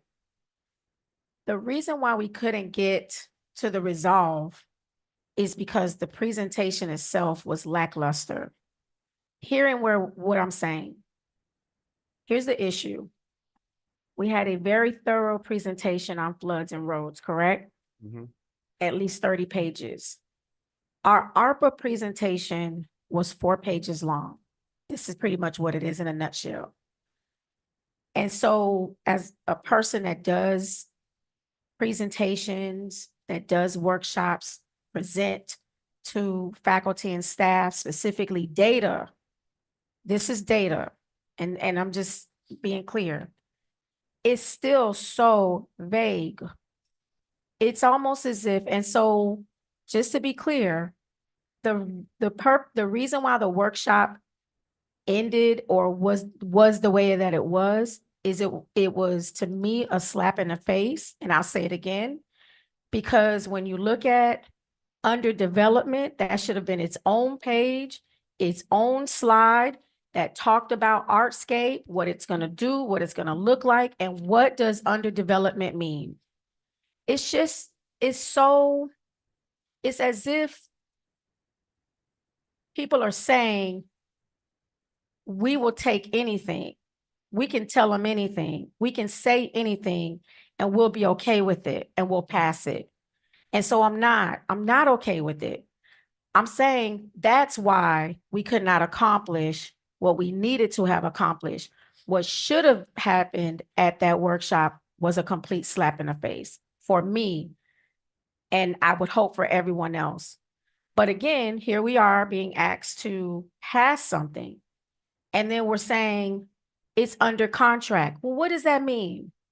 It's under design. Well, what does that mean? Well, it's under development. So, I'm going to put it out there, Mr. Manager. I don't want to see ever again a presentation that looks like this, like proposal received. Like I would hope, and it is my hope I'm asking, is that more information, more data, more facts is given to the commission before here we are, we're being asked to pass something, which just like the mayor said, we didn't really even finish the workshop because it was what it was. So, I mean, we can vote on it to, because our timeline is pretty much closing or close. But Mr. Manager, I would like more detail. I'm asking a more detailed of what this means to be developed or under development. I'm asking, and I don't know if that would be another presentation or what should have been, or is that one-on-ones? But this was, yeah. For someone that does presentations and give data and facts, I'm sorry, but I'll still say that workshop was a slap in the face. Thank you. Mr. Mayor, Commissioner Kelly? I don't disagree with the presentation. The challenge I have is the time constraints we're under. And that's why I wanted to do the amendment for every 2 weeks that the manager would have to give a report or an update, because as I mentioned in the workshop, some of these are very subjective. Some of them I don't have an idea how long the time frame, but I do know we need to get something going. We need to pass something to show some kind of structure that we're spending these dollars. And I know that's a part of the process. So I guess I have to ask the question to the manager's office. Every meeting that we delay not passing something, how much farther does it put us behind? Because I'm like Commissioner Williams, I'd like to see a detail like we saw on the police and we saw on the mitigation. I'd like to know specifically what that means as well. But I also know we're under some challenging time constraints. So we were not to pass this tonight and wait another meeting and then have all of those specifically outlined in the next meeting as part of a presentation. How long would that be, and how far would it set us back in terms of some of these things that you have under development to be presented, whatever? How would that look? Well, it will be approximately a delay of about 90 days. Every time that this is, because it takes that time to get an RFP out, takes that time to mobilize, takes that time to get approval from the state since these have financial impacts. And that information is readily available. I requested that all these projects have not changed for the last 2 years. And I requested, and I apologize that it's not in your packets, that all previous ARPA workshops be attached to this package. And that was the reason why I asked for that. Ms. Gross, I believe in 2023, did a presentation, ARPA workshop there, where she had pictures of all of these projects with the potential start dates, with the cost. We will get that package back out to the commission so that you can see it. Oh, Commissioner Kelly? I'll go ahead, Mr. Mayor. Okay, no, Ms. Manager, I am challenged by the 90 day because a lot of these funds you've already expended, so it's not stopping progress. So there's nothing, and the only reason why this was brought to us now is because the city attorney suggested it. Had she not suggested it or said it, and the commission said, this is what we want, we wouldn't have saw this. You all were moving forward with it, so it's not gonna stagnate progress for 90 days. Because, for example, the rental assistance program 250 is live now. Correct. The commercial grants program, I believe you announced it a couple of weeks ago when you had a business luncheon or something last year. So a lot of has not come through legal. Huh? That still has not come through My legal. point is you have been working towards it. So you giving the commission the presentation that we want to see in detail is not going to stagnate progress. Sir, I was just answering the question. But for you to say Understand. 90 days, Yeah, that's my professional opinion, and that's my number. But again, we have no problem One with. second, Mr. Manager. What I would prefer is that you pull the item and present it properly in detail, because we asked for how much has been spent, What have you done with that money so far? How much do we have left? A lot of those questions that were asked at a previous commission meeting were not responded to at the workshop. And we still have questions. And yes, this has been going on since 2022. However, we would not have gotten this resolution had we not requested it. So, and we have until December. So we can vote on this in one night, put it towards the state, it's passed. So No problem, got sir. done. We have answered every ARPA workshop request that the commission has. Every single time, a single commission, not even the will of the commission, has asked that an ARPA project be workshopped or removed from the agenda. We removed it from the agenda. In fact, several of these items have already seen the agenda once, some twice, and have been moved for workshop and for discussion. So as many times as the commission would like for us to present these items or add more pictures or more information. However, I do want to say for the record, those questions that were asked are in that presentation. Maybe it's not Mr. Anathan's presentation, as the budget administrator, as the finance guy, is not as pretty and flowery as the presentation that Ms. Gross did. And I apologize. I had requested that Ms. Gross's presentation from the previous year be put in the package so that you would have that there. But we'll do it again, no problem. Okay, thank you, Mr. Manager. So I'm asking, and I don't know the will of the commission, because you said it was in the package. It wasn't even in the last packet. I'm like Commissioner Williams. I would like a more thought out, robust presentation to the commission, line by line, detailing what we're doing, what's the expectation, what it looks like. Give us something to work with. Nothing's here. And I know you said that you requested it, that it goes in the packet, but this packet was submitted and signed off by you and went to the attorney to be put in the agenda. So in translation, you could have fixed it while it was moving, and you've had 5 agenda briefings. So you could have caught it then, that it wasn't what you expected it to be. So that's my suggestion. And I'm telling you now, I'm not voting for it, because I'm not voting for it. Again, I'll say again, if it be, we have no problem deferring this item again. Every single time that these items have been requested that we defer them, we have deferred them. Every single time that it's been requested that we workshop these items, we'll workshop them. So we will defer the item.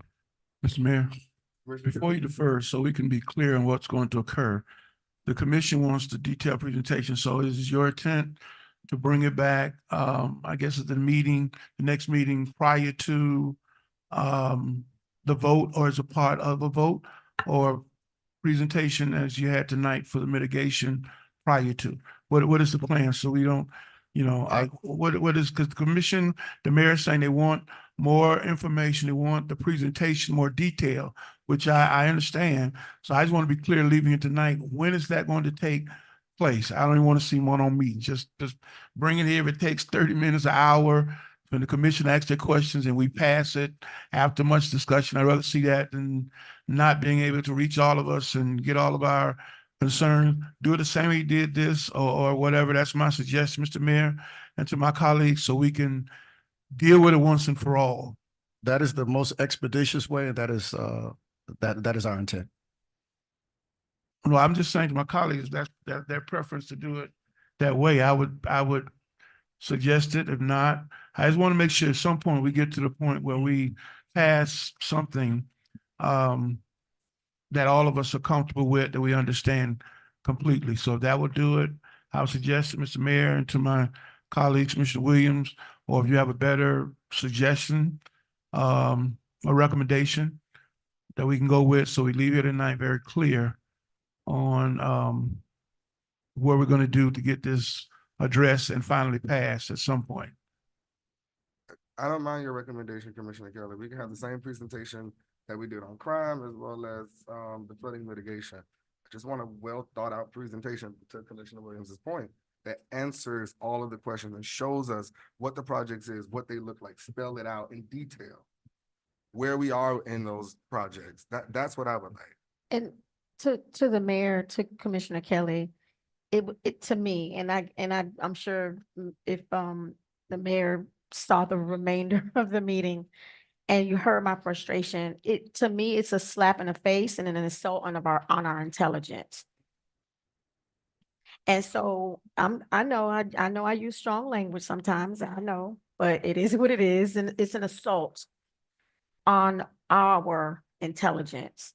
And so if we've been talking about this workshop, I mean, we were talking about this workshop, all of us, well, most of us at least, we're waiting for this robust workshop for, I mean, we moved around our plans to get here at what, 5:30 or you see, and I don't remember, 5:30, 6 o'clock, 5:30. We moved around plans, and it is very hard for us to get here at 5:30, all of us on time. And so to me, I would completely default to that. But again, it's not that time was given to have a robust workshop. So much time. And I think what I'm a little taken aback by is the language that the manager is saying, as if we're holding up the process and we're slowing down the process and we're asking for workshops. But the process would not have been slowed down had we asked or presented what we asked for, which was a thorough workshop. But then I think the other thing that confuses me, or I would say gives me pause, is that we're saying one person created the workshop or the slides and the other person presented it. That's what I just heard, right? So one department created this workshop, another department presented it. You said Mr. Anything, right? I mean, I said the previous workshop that had the pictures of every project and gave, I think what you're saying, a more robust that was in an opera workshop that was presented by Ms. Gross last year. This presentation, which we believed was just to show how the money was being spent, how much is being spent, how much was going to be spent, which was the direction that we received, was written by Mr. Anathan. but I don't know what direction that you're, it's those comments that are always being thrown out. Who would have said that this was the direction that the commission wanted to see? I think now moving forward, everyone knows this is not what we want to see because it's too vague. And I don't like vague. I want to be clear. I need to know what I'm reading. I need to really, if I'm going to spend time to come, that's everyone, that's the job. The job is present the data and the facts so that we know. And again, I'll say on the city side, everyone knows what's going on. You're in the thralls of things every day. So you can, but it is up to the management to really make sure that we know. And that's really one of the manager's duties. Absolutely. Ensure that we know everything so that we're not left with, I'm confused.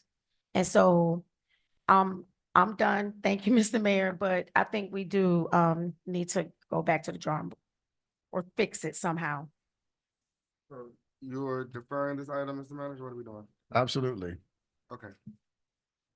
With the presentation or whatever, robust. With Okay. presentation. All right. All right, next item, item 15. A resolution of the City Commission of the City of Opa-locka, Florida, accepting the proposal of Procel Mobility for on-demand and fixed route rideshare services pursuant to RFP number 24-0205-200, and further authorizing the city manager to enter into an agreement with Procel Mobility for said services in the form attached hereto in an amount not to exceed $649,232, providing for adoption of representation, providing for an effective date. This is sponsored by the city manager. All right, Mr. Manager. Thank you. So this is a RFP that the commission approved us to put out to look at transportation options for our residents, free transportation options for our residents. Currently, we have the bus tours on fixed routes, and a lot of cities are going straight to removing the buses and just offering, I believe like Aventura has, ride shares. So we put the RFP out. We've had three different companies to bid. the evaluation process, through the evaluation process, puts heavily on lowest cost. Who was the lowest bidder? And the evaluation committee therefore selected the lowest bidder. The commission can go with any of the three bids, if it be the will of the commission. Just putting on the record, it'd be the will of the commission to take bid 1 or bid 2 or bid 3. However, of the three bids, I reviewed all of the materials that were presented to me by the evaluation committee, and I can also make a recommendation to the commission for you to consider. And that recommendation is ProCal Mobility. And the reason why is we had 5 categories. ProCal Mobility won in all 4 categories, with the exception of price. So as your city manager, I've seen this a number of times. We actually have seen this in transportation. We probably need to review our RFP evaluation methods when we look at always going for the lowest cost bidder. Here we got the lowest, with the current bus situation, we have the lowest cost bidder. You all get complaints that you turn over to administration when people say they don't like the bus routes and they're not clean and they're not on time and the customer service are rude. We get complaints from the routes themselves, the vendor, the contractor, who complains about the residents and complains about the routes and complains about his reimbursement, which is a contractor rate that he negotiated and agreed to in a bid that he put forward. And so it's a lose-lose for everyone when we only consider who was the lowest cost bidder. So there is an additional reason why we also looked at, well, my office recommended ProCal Mobility. And that's because our residents know fixed routes. They know bus routes. So in the RFP, we asked, could you put together a route that had fixed routes so they still have some access to some buses, and those that are familiar with that, particularly our seniors, can still use that. But also, could you still offer the rideshare, which is the new thing coming, and the people are pulling out their phones and ordering the rideshares. Out of that request, there was only one company that's ever done a fixed route, and that was ProCal. So we definitely wanted to, because of our residents and the familiarity with the residents of Opa-locka, we still want to offer those fixed routes, those bus routes. We still want a vendor that has experience with that. So when we looked at the 4 categories that ProCal exceeded in 4 out of 5, and their ability and their experience and their technology and all those different factors, is my recommendation for ProCal. However, the commission can choose any of the 3 bidders, but it's the recommendation of the city manager to select ProCal. Okay, I pulled the item and you brought up the price. I was very disturbed by the recommendation on the agenda. Why? Because we do have a procurement process and 3 companies submitted. Mr. Manager, you have the authority over the scope of work. You have the authority over the scope of criteria. You also have the authority on the selection committee. But then you brought ProCal, which is that ranked 3rd in the process. No, sir. ProCal won in all categories with the exception of price. ProCal, from what we saw, I believe they ranked Mr. 3rd Anderson? in the process. And it was stated on my call, on my agenda briefing, that they came in 3rd at $650,000. And I believe Freebie was ranked number 1, stated by Mr. Anderson, at $287,000 a year, both providing the same scope of work. Now, both are reputable companies. Freebie and ProCal, I have no issue with. However, the price was the issue. And my thing is, if we're getting the same level of service for $287,000, why would we pay $650? And then a few meetings ago, we stated we cutting the parks budget. So I was a little taken aback by that. I was, yeah. So for Because clarity, at this point, Mr. Manager, people submitted bids. And if we're gonna always go with the 3rd, and it's not the first time that this has happened, and yes, you do have the right to do that, then it turns people off from actually wanting to bid in Opa-locka and wanting to submit RFPs, why not, they could just do it, we could just pick if that's the case. So I'm a little leery, and this is not the first time.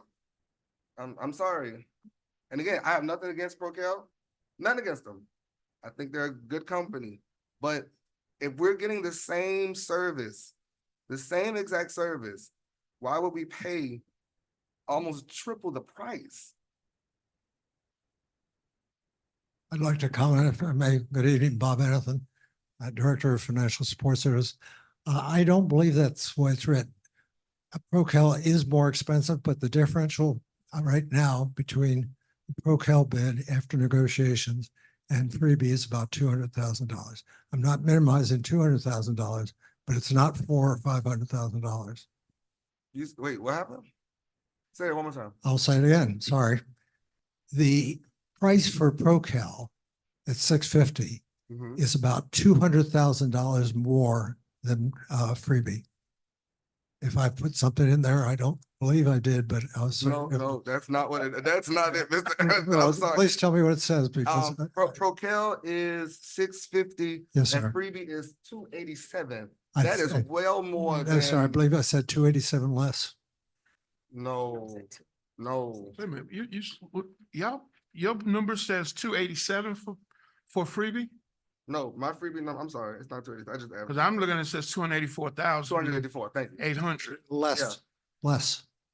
No, that's what it says. No, that's what it is. That's what it says, That's what it annual. says, annually. That's what it says. Not That- less. that it was miswritten on my part because they're not that cheap. But then my next question is, when did you negotiate with Procel? Because, Madam Attorney, are we on the cone of silence? Generally, that's stated in the RFP. Yes, So sir. how were you able to negotiate with What the RFP says is that the city reserves the right to go back and negotiate with a potential vendor. It's built into the RFP. without coming to the commission first for direction? That's in the RFP? Please point Yes, that sir. to me. It says, What- city reserves the right to negotiate, What page? get more was that? favorable. What page was that? It's on the RFP. I don't have it at fingertips. I didn't realize that would be a subject. Can you say it? Tell me what page? I'll have to get back to, it's clearly stated there. No, I'm not, because if we're under cone of silence, I've never seen that process where you can negotiate on, because then what's the purpose of the bid process? What's the purpose of the committee? Because if you have somebody who you think is the best selection, but you think there's something in what they're offering can be improved on, that's what the RFP opens up the opportunity for. So we're steering the, No, sir, we're just, but that's, The mayor, I believe the cone of silence may actually be something under the county's code that's required by the city. I'll need to look at that, but if that's what they have in the RFP, there may be a problem with that, but I would love to see that, because I've never seen where you can actually negotiate with vendors during a RFP process. I've never seen that before. yes, sir, it's been, But for can you better point or it worse, out? say again, please. Can you point it out in the RFP? You And want? Mr. Mayor, also, we do have a code of ordinances that deals with cone of silence in our general code of ordinances. That I know. So if they're doing something different than that, then it's not consistent with the city's own cone of silence. Well, that's certainly, Mr. Mayor, that's certainly why RFPs are presented for legal sufficiency to identify if what is in the RFP is in conflict with our laws. Well, we haven't identified if it's actually in there, Mr. Manager. I've asked Mr. Anderson or yourself to tell me where it is that we can negotiate during the RFP process with the vendor, and I have yet to get an answer. I didn't bring, I believe it's in the first, the RFPs are broken into 4 sections. I believe it's in the first one. I did not bring it with me because I did not realize that'd be a topic this evening. You want my copy? Yes, sir. Mr. Hampton, okay. Yeah, I'm gonna wait on that, cause Yeah, I give you my copy. I don't know what you're talking about today. I've never heard that before, because what's the purpose of people? It turns people off from doing business with Opa-locka if we're going to just.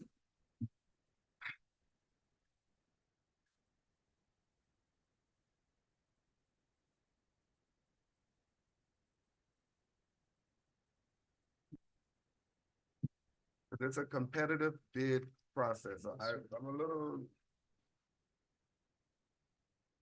I think it may be in the fourth section.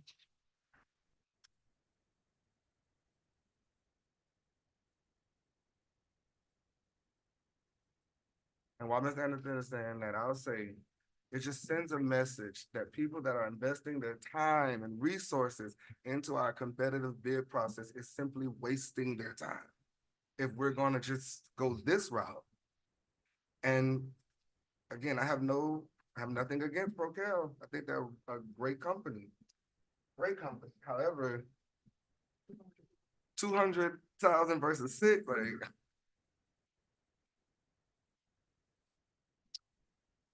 Not only that, Mr. Mayor, I'm just trying to understand, and I guess he'll find it while we're waiting.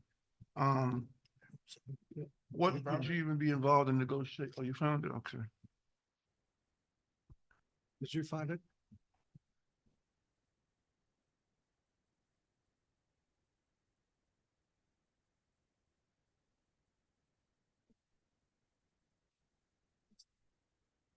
The proposal, what are you looking at? 313, Mr. Anderson, but that doesn't say that. It's a decision that's not reached. We're at the decision process now.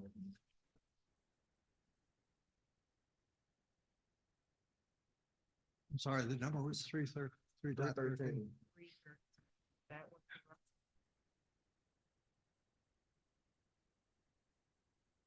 Is there a page number on that? 313. Page 313? Mm-hmm. Oh, okay. I thought that was a section. Towards the bottom of the page, hold on, I have to go back. Is it 1-9?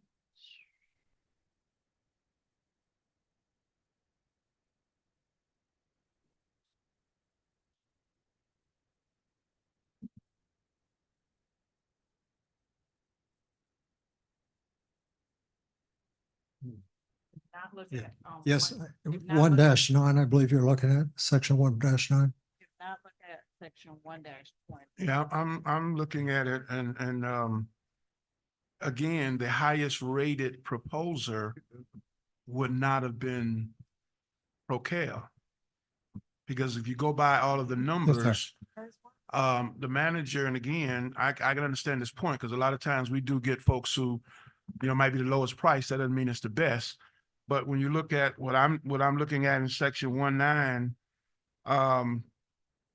it says the city reserves the right to negotiate, but it says with the highest rated proposer.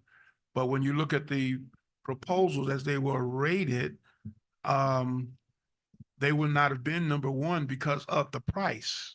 Yes, sir. No, I understand. And I think the difference interpretation is the manager rated them the highest with the exception of cost. So we're playing word games, but I think that's the difference. How did the committee rate? Not what the manager's recommendation is. What Yeah. you told me on my agenda briefing, that the committee rated Procel number 3. Yes, sir. When you took in all factors, including cost. And freebie number 1. Correct. Okay, so one freebie won the bid process, right? Correct. Number 2, the second issue that I have is that you all negotiated during the cone of silence. We did it on the basis section that you all just looked at. But that it doesn't Right. give you that option. So who it doesn't give you that option. It was interpreted to provide that option, sir. Even if it wasn't, Who interpreted? that's what I was just, who interpreted that? Again, it was part, I guess I did as the procurement reports to me. So I guess that's me. Okay, I can tell you now, Mr. Mayor, and to my colleague, I didn't have a problem with the company and even the rationale of we don't always want the cheapest and the services, what have. Again, I don't know any of the companies, but I'm not going to touch this now because I don't trust the interpretation of staff with what I'm looking at when it clearly says you can negotiate, but the highest rated proposer. It doesn't speak to whether the manager at this point can go negotiate with the highest rated. It says the highest rated proposer, and that highest rated proposer would have been whichever other company, wouldn't have been Procel.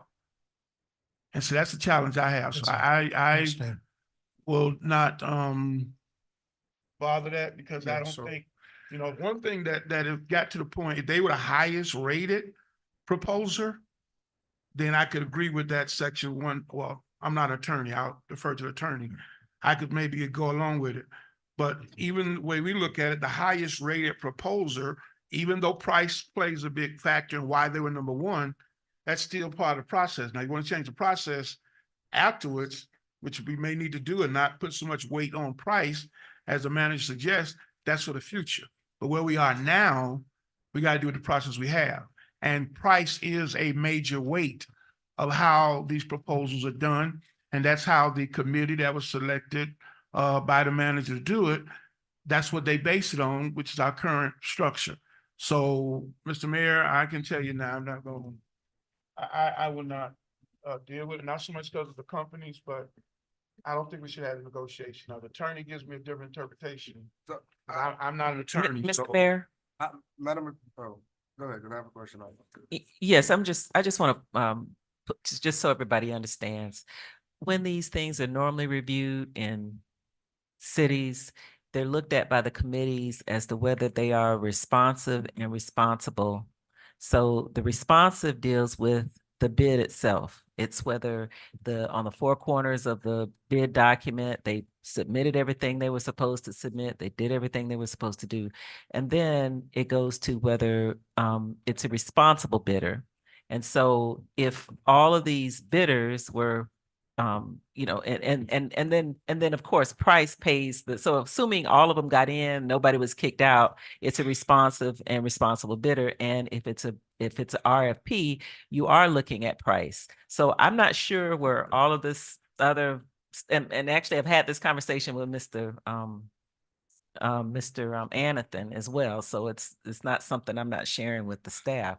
So I don't know how they're coming up with this stuff. The manager doesn't get a second bite and put it for, you don't see that anywhere. So I don't even want you all to think it's something that he does. I heard Commissioner Kelly say you have the right to do that. No, that doesn't happen. I just want to be clear. What happens is you look at it, if everybody's in, everybody's considered to be responsible and responsive, and all of the people are considered and they're all rated and nobody's kicked out, then you're looking at the things that you have in your procurement document, and it comes to you with the lowest bidder. That's what would normally happen everywhere.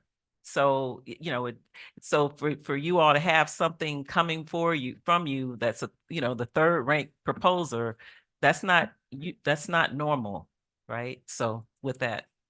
Mr. Mayor? Mr. Manager? So I'm hearing the discussion. I have to agree with Commissioner Kelly's interpretation. And therefore I have some concerns as well. So I'd like to pull this item, and get back with the Financial Services Department to determine, and with legal, determine how to move it forward. How you gonna pull Okay, it out no. before I ask the question? Oh, No, okay. well, it's my item. It's my item. Why can't we just go with the selection committees? I'm with Commissioner Kelly. I'm really uncomfortable with what I've. Well, Mr. Manager, you shepherded this process. I don't. I'm responsible for everything that happens in the city for administration. So No. I would hope you. So again, I don't. again, since this is my item and I've expressed my concerns. Asking you, this is going to be a commission decision. Madam Commissioner Williams, you had a question. Yeah, I just wanted to know, real quick, what was the rationale? Why is it so much more than the others? Or what was the company's rationale? We asked for a cost structure.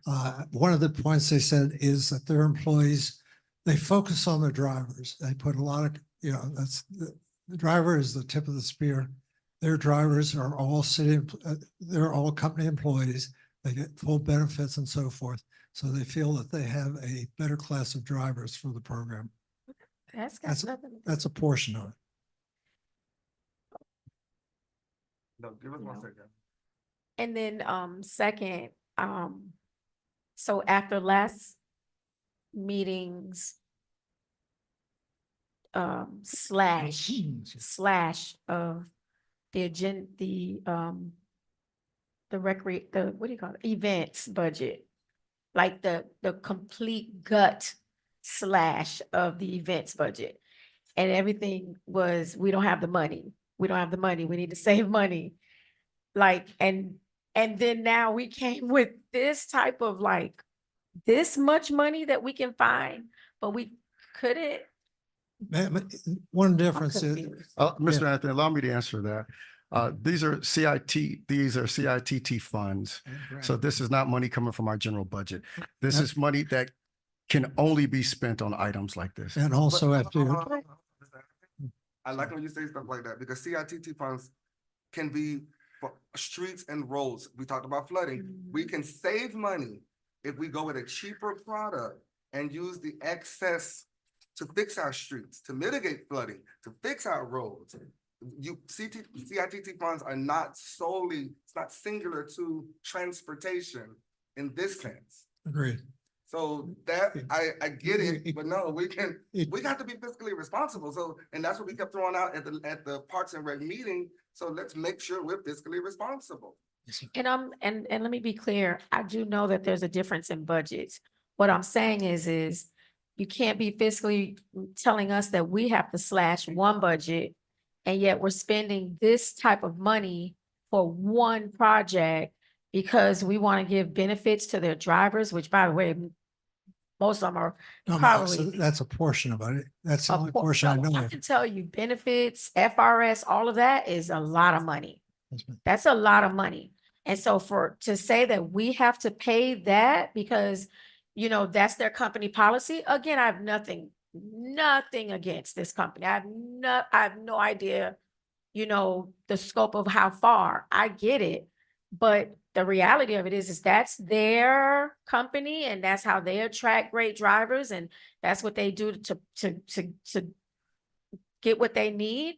But that's not for us. I'm to put the fact that they give benefits and stuff for their drivers, that I get it. That's a portion, but that's a big portion. Yes, ma'am.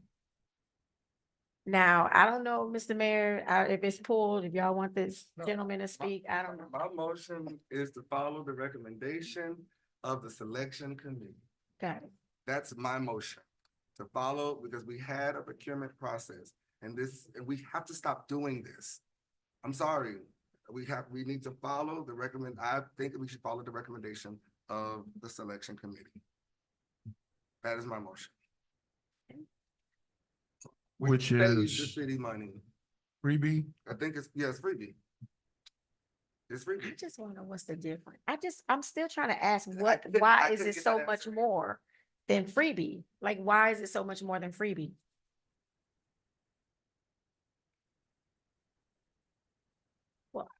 Mr. Mayor, I don't have a problem with going with the recommendation that you want, because ultimately it is a manager can recommend through whatever process, but the commission makes a decision. So I have a problem with your motion. My concern is this process by what Mr. Anthony just mentioned, and we need to clear that up. If not tonight, but we need to clear that up, what that process is, if you're even allowed to do that. Because if the manager can use the term negotiate or whatever you use the term, because it's a better fit, then that interpretation needs to be very clear going forward in RFPs. And I think to the mayor's point, if it's subject to just a manager, whatever, then I may not be it, because I may figure it's already, you know, not to say it is, but I could interpret that as someone who's bidding. So I think if we don't do that tonight, we need to clear that up going forward so the manager's clear what his parameters. Once the committee votes or whatever they do and recommend, that's it. He's going to be bound by that too. But like the mayor said, he selects those folks. So, you know, and they have a process you follow. And if you want to change the weight of pricing going forward on items, then change it going forward so weight of pricing doesn't weigh so heavy on the process. But where we are now, it does weigh. And to my colleague's point, that's a big difference. You're talking, I'm just rounding up, you're talking $400,000 difference, you know, of difference in money.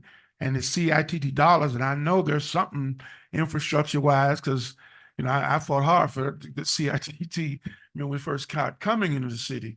So you can't use those for other dollars. But to my colleagues, even we do decide to go with the second bidder and whatever the commission decides, we need to address that 1.9 or 1-9 interpretation going forward. So the manager's clear that, you know, if he's going to do a committee, or maybe he's just going to get them all and whatever process used, he will be bound by that and cannot go outside of that scope.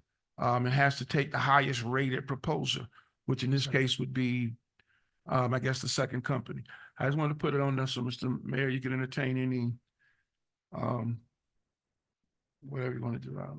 My motion is to follow the recommendation of the selection committee. That's my recommendation. We had a bidding process, and I think we should follow through with it. So- Okay, I think you got to rescind didn't you have a motion and second already on? No, it You was never didn't? seconded. Oh, okay. So your recommendation, your motion is to go with the higher rated proposal, Right. which was Freebie. Is that correct, Mr. Yes, sir. That's 200 correct. and- I didn't hear you. I'm sorry, Mr. Mayor. It was $284,000. That was the highest rated proposal, is Yeah. freebie? Freebie was the highest rate, but I really like to look at that agenda item again because I don't believe freebie was at that low price. I thought I wrote it, that was a differential. No, that's, What is and it? that's what they put. It's here, Mr. Anderson. Okay, It's here. well. Yes, sir. Thank you. All right, I'll second your motion, Mr. Mayor. All right. So the motion was made to award the contract to Freebie, made by Mayor Taylor, seconded by Commissioner Kelly. Discussion. Open for discussion. If we pass this, then obviously there's some savings, CITT, infrastructure. So, Mr. Manager, you got some money there I know you will. So there's some money for infrastructure. I don't know, come back with us, what you gonna do with that? Yes, Thank you, sir. Mr. Mayor. Madam Clerk, on the motion. Commissioner Kelly, Yes. Commissioner Williams. Yes. Commissioner Bass. Yes. Mayor Taylor. Yes, Motion passes 4-0. and then we can vote on the actual item.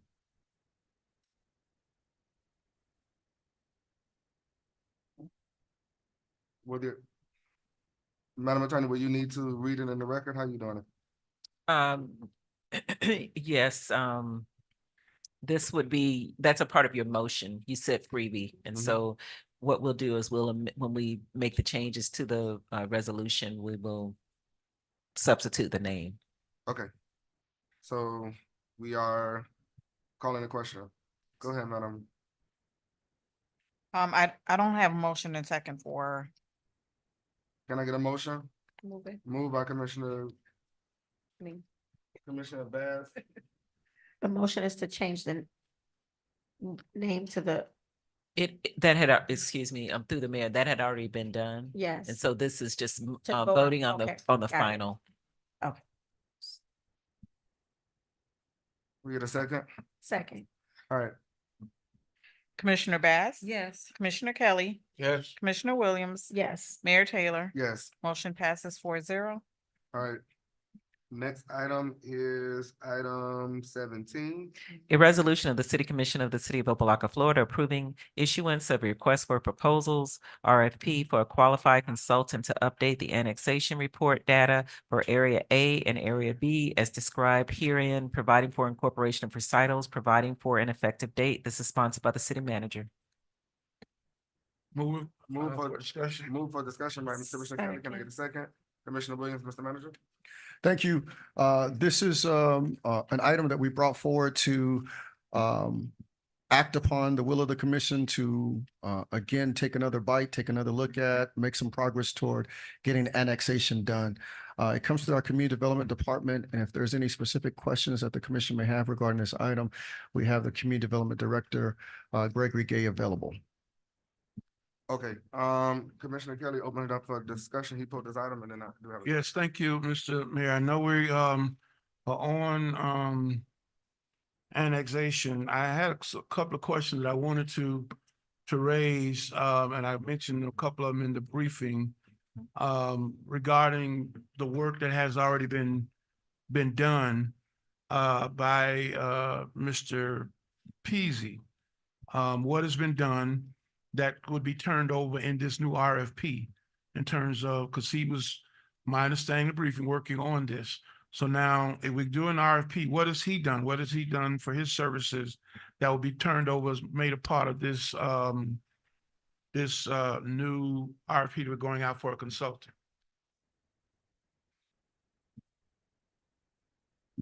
Mayor and Commissioners, Gregory Gay.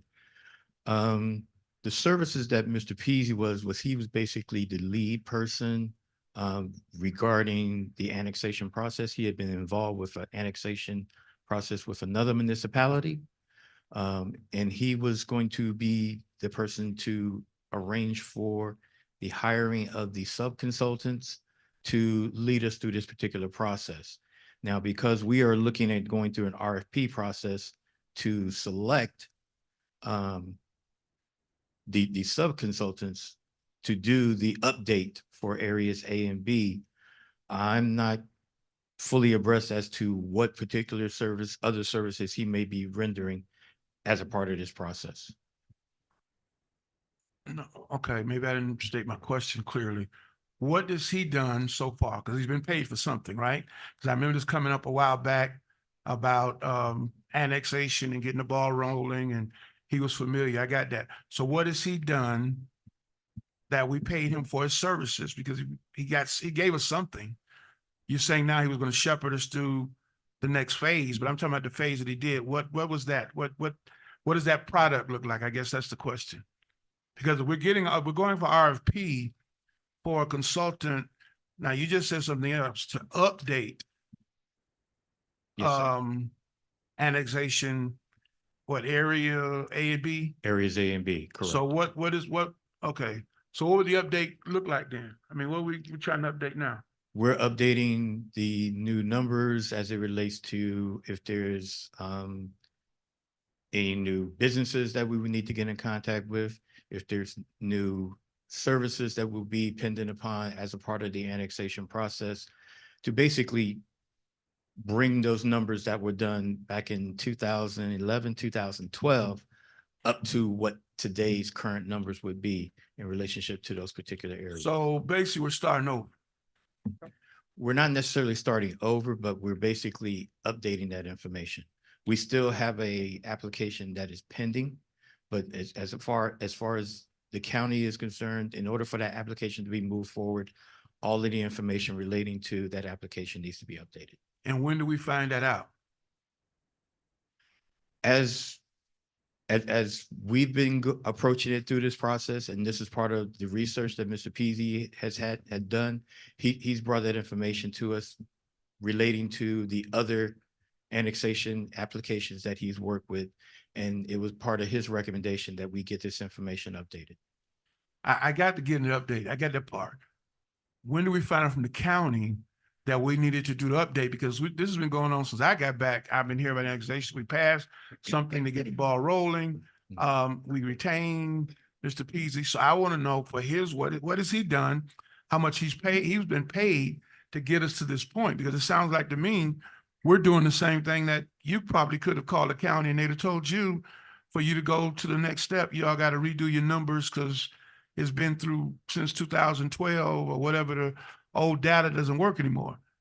So that's why I said it seems like we're starting over from square one. Well, Mr. Peasy has been pretty much the point of contact since he has been successful in getting an application done previously. So he has made the contacts through the county. He has arranged the meetings, and he has basically brought us to this point where the update information is needed in order to move forward. Okay, well, I'd like to see, Mr. Mayor, and to my colleagues, to the manager, a written report, document of what Mr. Peasy has done to this point, you know, whatever he's done to get us to this point. Because I know how annexation works, and it sounds like to me, we're really starting from the beginning. And if that's not the case, that means to me that he's already done some things, made some contacts, opened some doors that would make the process much easier. So I want to see whatever that work product is, that document information that he's given to us and said, okay, I've done all of this. I've opened this door. I've made contact with them, so forth and so on. And here's the next step based on what the county is saying. But here's what I've done so far. Because I know we've paid him. How much we paid him? We know? I do not. How much, Ms. Manager, how much Ms. Mayor, to the manager or whatever? How much we paid him? We paid him a starting retainer. I'd have to look at the amount and he's supposed to bill off of that. So I don't know how many hours he's billed off of that. I'll get that information to you. Because it sounds like he's completed his portion, but you said No, he's sir. still. No, sir, he's still engaged. He's still engaged? He's still engaged. He, as Mr. Gay said, he's supposed to shepherd us through the entire process. Okay, so. I said, well, then why we have the RFP? Well, the RFP, because I assume you can't just have him picking somebody to do it. But he said he retained them already. Not to update annexation plans. We've always had, independent contractors do that work. You said he's engaged, which means he's already, you said he's shepherding the process. Correct. Currently, presently, to this day. So my point to Commissioner Kelly question, what's this for? If you already have the To person doing update the consultant that shepherds you through the process is not the person on the ground actually building the item. This is a technical engineering work that you have to have a skilled professional look at the data, look at the area, look at the residential neighborhoods. We don't even have that type of skill set in-house in our community development department or our capital improvement projects. There are firms that do just that type of work, and this is to select that firm. Now, he actually did make a recommendation for a firm, which is the company that did this before. We consulted with the city attorney, and it was her recommendation to put this out in compliance with our procurement policies. Mr. Mayor. So to Commissioner Kelly's question, I'm sorry, Commissioner Kelly, for taking over. That's not a true statement. What It's has, actually a conflict. what has the person you said has been shepherding the process? What has he done? Again, we can, as Commissioner Kelly has requested, we will go back, community development will go back, provide a report of who he's met with. And the notion that we would have that information at the top of our heads, I don't know who all he's met with. I don't know how much time he spent. I don't know what doors he's opened, as we're just at the start of this process. Mr. Mayor. We retained somebody. You brought this item to us and you don't know where we are with it, Mr. Mayor. Well, no, that's two different things. One item is to be for the, I'm confused now. Is the idea that the person that is leading the project is actually on the ground? Can Mr. Gay? On the ground. Mr. Gay, could you read exactly what the person that is going to be hired for this project is going to be doing? 1 second, Mr. Gay. What do you mean by on the ground? Because this is it's like If you retain someone. I will answer to do your the question work- if you allow Okay, me to. How about this? What did you hire him to do? Open doors that we couldn't. So you hired him to be a consultant. Yes. And he So- actually consulted on this as well. If I could just add, the purpose of this process is to get the RFP process in order to hire the consultants to do the update for areas A and B. Based on the information we saw that Mr. Peasy was providing us, because it was going to exceed the administrative amount of $25,000, we needed to bring that item before you for consideration to move it forward. So you hired Mr. Peasy to do this work, and because it exceeded the manager's threshold, you brought it to the commission, because that's exactly what you just said. Mr. Peasy is No. separate, but he is taking the lead to basically shepherd us through this process. So we have to have consultants do the update in order to continue this process forward. I'm sorry, Commissioner Kelly. I know my colleague on the way in. I'll wait. I was just gonna say, Commissioner Kelly, cover your ears. I'm just confused. I'm all the way confused. So we hire Attorney Peasy. We don't know what his retainer fee, what he's doing. We don't know how much he's billing us. We don't know what the invoices are. We don't know, everything that I'm hearing is we don't know. I'm gonna be honest with you, but our own city attorney gets ripped all the time by everybody else for retainer fees and fees and fees and fees. But yet here we are hearing, I don't know what the retainer fee is. I don't know. He's worked with you and you're saying you don't know, but he's still billing us, correct? He's still billing the city, That's my understanding. but we don't know what he's billing the city for. But yet our attorney gets ripped every day. Okay, nonetheless, that was it. Is there a Commissioner Kelly. contract with Mr. Peasy? No, there was not a contract executed on this item, no. So we retained someone with no contract and we don't. All right. Mr. Mayor, can I weigh in on this? So, the first thing is there are, for lawyers, there are supposed to be fees in place. That's a requirement of the contracts in place. That's a requirement of the Florida Bar. The second thing is, I don't know of other cities that pay a retainer up front to a lawyer up from a municipality. Like that just doesn't happen. And an attorney would bill down like they would for a corporation. That doesn't happen with municipalities. The other thing is, I had mentioned when and I didn't even know we were still using Mr. Peasy because I mentioned in a previous meeting, you all may remember maybe over a year ago, well over a year ago, that it would present a conflict to have all these attorneys, South Florida is full of attorneys, to have an attorney that litigates against the city like every single day. And in fact, just last week, we got a new lawsuit from Mr. Peasy that went over to the Florida League of Cities. It is ridiculous to me that somebody would hold Mr. Peasy up as an expert in annexation when and somebody who does this and has worked on annexations, I can tell you that that is driven by the county. They have a procedure. They will assign a staff person to work with the city. You don't need a go-between. If you have a consultant, which the city is doing right now, that consultant, that firm, you can write that into the RFP. They will lead you through, do the technical stuff and do all of it. There is absolutely no reason for this city to have contracted with Mr. Peasy, who again litigates against the city every single day.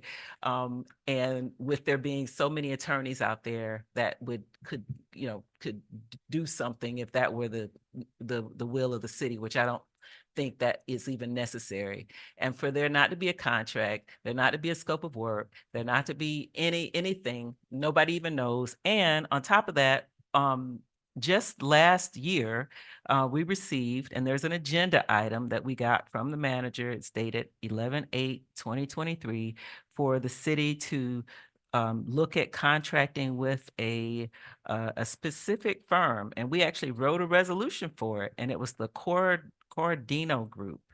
And this was, and we said, and that's what the manager's talking about. It was for $30,000, and this was supposed to go as an agenda item, and we never saw it again. And so now I could even see if we were talking about, some need or some company that we needed to, and this Cordino Group, something had come up, but we're back to Peasy again after the manager had himself put out that he was going forward and he was trying to contract with a particular company. And we said, these are your options. What are you saying? Are you saying you've already paid someone? We wrote him an email on October the 31st of 2023. Are you saying that it was very unclear in the backup that they gave us? So we were asking, are you saying you've already paid for work? Are you saying that you're trying to give them work? Are you saying that we never even got a response, which is not uncommon? And instead, now we're talking about Mr. Peasy being retained and on staff. It's unusual. It's as so many things are, and I do bring it to y'all's attention. And I just don't want you to think that this is a normal thing, that you would be contracting with an attorney who litigates against the city, who clearly has a conflict, but won't conflict himself out. I'm just letting you know this is a conflict, right? This is a conflict. This should not happen. It should not even be thought about. It would happen nowhere else. Well, Mr. Mayor. Madam Attorney, go ahead, Commissioner Carey. Thank you. Let me get back to the reason I brought it up, and you can address the concerns that the attorney has raised. But I want to get to the item more specifically. The reason I brought up Mr. Peasy, because he had done work, we had retained him to do something. But I know in issuing this RFP for the consultant, they should take on now any role to do anything as a part of not only gathering the data, but giving the city the next steps for whatever they need to do. That should be part of the RFP. And that's why I said, is there a document that he has or a work product that he's given to the city to say, I've completed this and this, so you could take the RFP, and if you needed to add language, so whoever comes in, whatever entity is chosen, they would know where they are, where they will be taken off from, in addition to gathering data. I got any businesses new and all of that stuff, but any other thing that would be an RFP or would be there, so anyone bidding would know. Here's where we are. We got to this point. Now, whatever Mr. Peasy was paid or whatever he's done, he's done. If he's still being retained, I don't know why after we're going to do this, because to me, that needs to be incorporated into this RFP, because whoever this is that's get picked would now shepherd us through the rest of whatever, because that's why you're paying. You're not paying them just to gather data. That you're going to be paying them to make the recommendations to the commission, i.e. the manager, on the next steps. And all of those steps are not just brick and mortar businesses here, and this is the tax base. Some is going to be some leg work. You got to go talk to some folks downtown. That's the kind of stuff too. And that's why I asked what doors, what meetings, because maybe that's some of what he may have been doing, and I'm not speaking to the point about whether he should have been conflict. I'm not talking about that right now. I'm just saying, to me, that's what I thought would have been happening, opening those doors, getting those conversations started, so that when you get to this point with this new consultant and they got the new data and whatever, now you're ready for your next steps. And so to me, that's why I want to see that work product of what has been done to this point. So you can say, here it is. And I would like to see that, because to me, then you would have been able to say, or put an RFP. We know where we are now based on whatever work is done.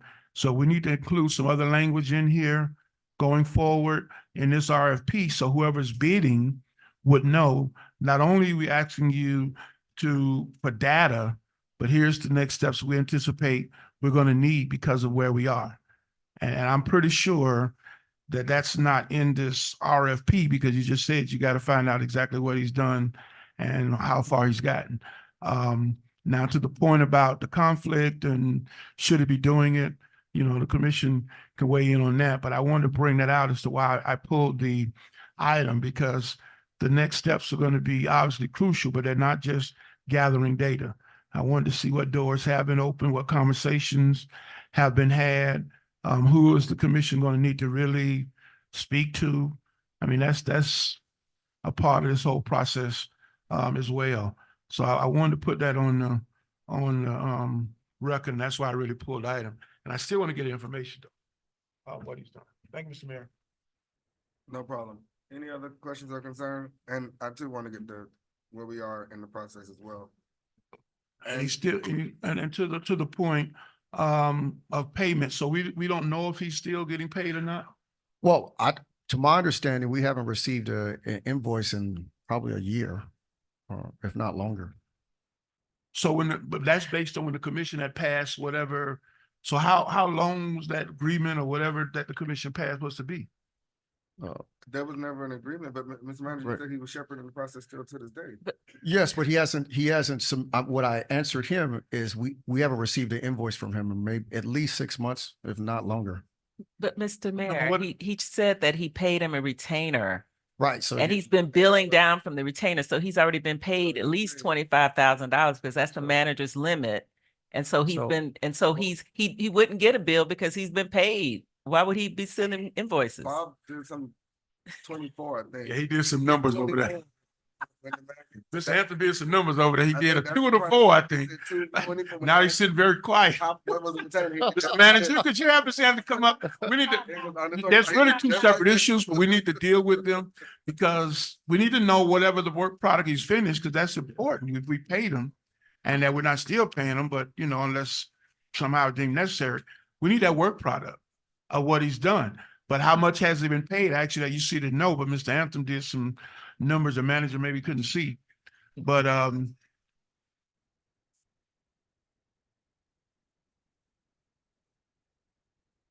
did not say he'd been paid anything because I don't know that. I know what the original PO was. I was trying to help the manager on that. well, help the manager. What was that? I'm sorry, Help the manager. What was that? What was that amount? the purchase order raised the possibility of up to $24,000. The purchase order. Yes, sir. So Because he's that was really under, you Yeah. retained him under the 25,000 threshold? He's not, as far as I know, there's not a retainer.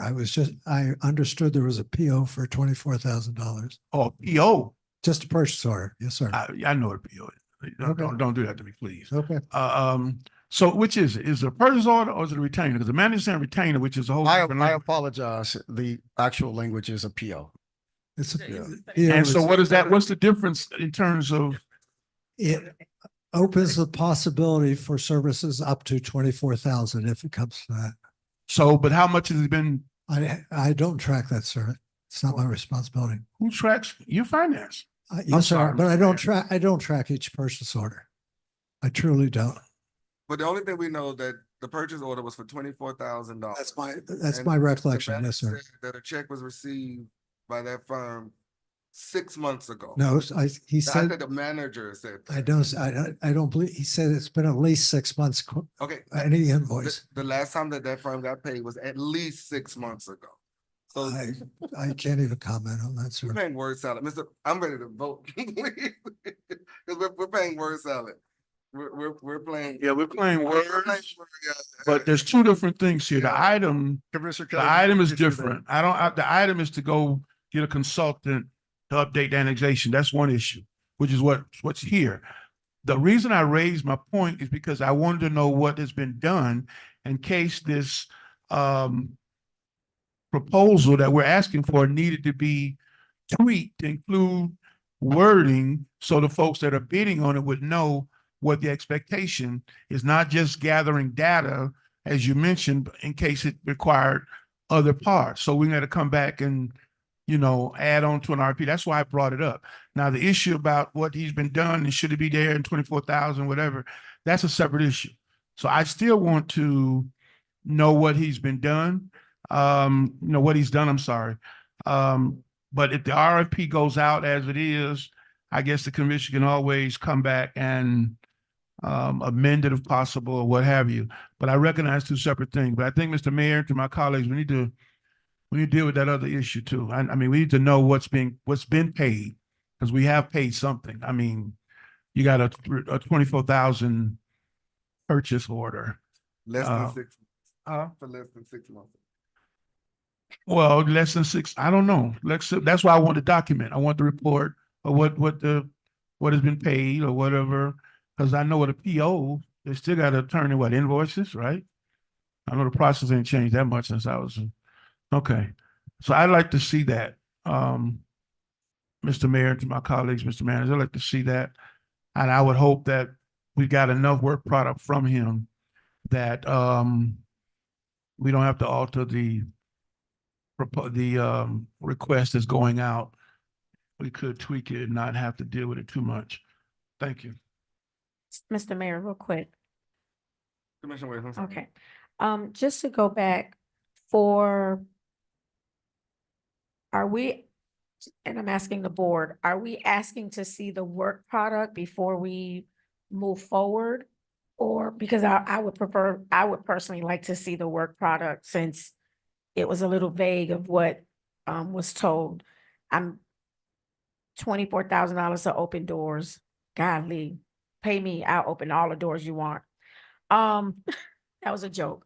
But my question is, because we don't know what opening doors mean. We don't know what the PO wasn't involved. So, or what that process is, does that mean Mr. Pizzi is done with the work product of what he was supposed to do? And the next task was to say, I'm now going to usher or shepherd you into now having someone to be a consultant to do a annexation report, which interesting enough, when we talked about annexation 2 years ago, a year or two ago, something like that, I remember just saying we need a report and we need to know data. So here we are, like long time, because we spent so much time with one consultant that the board does have absolutely no idea what that person did. So is he done with the work, or does that work under the PO? Is there more that he's going to do to continue to hold our hand through this process? Do we know that? It is my understanding that we needed this information updated in order to move through this next step. I believe that he has other work products that he's going to be continuing with once the update is in place to move us further down the process. So I guess it's because it's again, the language is very vague. I believe, I know, I'm not sure. I need to be, I want to be clear before I move forward. It's not, I'm telling you, I'm laughing to keep from crying. Seriously, this is just this. So that's what I would ask. Mr. Mayor. Thank you. I will not, I would prefer the manager give us the work, product report, what he's been paid, whatever before. Not so much of my concern, about whether he's spent all the money or whatever, but I really just want to know what he's done so that we have, if there's anything else needs to be added inside of this, request, that it would be done on the front end and not the back end. And I know annexation is near and dear, we want to get it done, but I think on this one, this is not ARPA.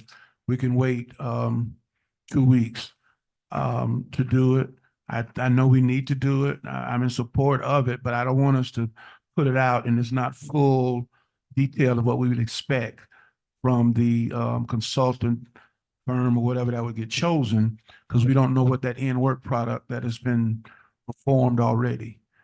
So I would prefer, Mr. Manager, like my colleague, to defer the item. I don't think it's that time pressing, because right now it would be uncomfortable passing it and then get the work product and find out Mr. Peasy maybe have done way more than we thought, and we don't even need to do something, or he has not done something that we need to make sure that the consultant coming in can do the work, or will be able to do the work and give us a price based on it, not just gathering data for A and B annexation. So that's my 2 cents. We can move forward, Mr. Mayor. How do you want to? Okay. So, Mr. Manager, We'd be happy to defer the item and get you that information.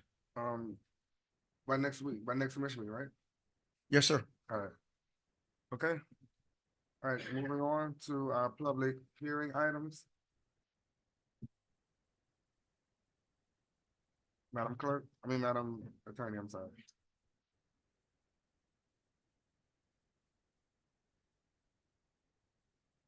The Mayor, didn't we have 2 new items? Oh, we did. I'm Yes, sorry. We have 2 add-on items. I'm sorry. All right, Mr. Manager, for the sake of time, can you defer them 2 items, please, until the next meeting? It is Absolutely, sir. 11:32. Thank you. All right. They operate related now, y'all remember? They operate related now, y'all remember that? Yeah, exactly. We can't do it anyway. I know. Can't do it anyway. All right. So those 2 items are deferred for Yes, sir. all right, 14.1 and 14.2. Yes. All right, Madam Attorney, the public hearing items. Yes, Mr. Mayor. A resolution of the City Commission of the City of Opa-locka, Florida, approving the tentative plat for the construction and operation of a self-storage facility on the property located at 14301 Northwest 27th Avenue, identified by folio number 08-2122-000-0050 in the B3 zoning district, providing for an effective date. This is sponsored by the city manager. Mr. Mayor, the add-on items? We deferred them. Oh, both? Both Okay. are deferred. All right, Mr. Manager, and Yes, sir. It's public hearing. you can go, he can present, we'll do a motion, and then we'll open up a public hearing. Thank you. This is an item coming from our Community Development Department. And we have our Community Development Director, Mr. Gregory Gay, available to answer questions that the commission may have after public hearing. Can I entertain a motion right now, please? Move it. Moved by Commissioner Williams, second by Commissioner Bass. Public hearing is open. Public hearing is closed. Mr. Gay? Yes, this is for a tentative plat for the construction of a self-storage facility. This is the self-storage facility known as Q-Smart. It's replacing the Fry's facility that's on State Road 9 and 27th Avenue.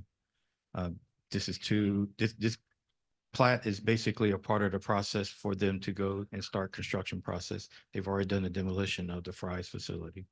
Any questions? All right. Any questions or concerns about this project to Mr. Gay? Hearing none. Madam Clerk? Commissioner Bass?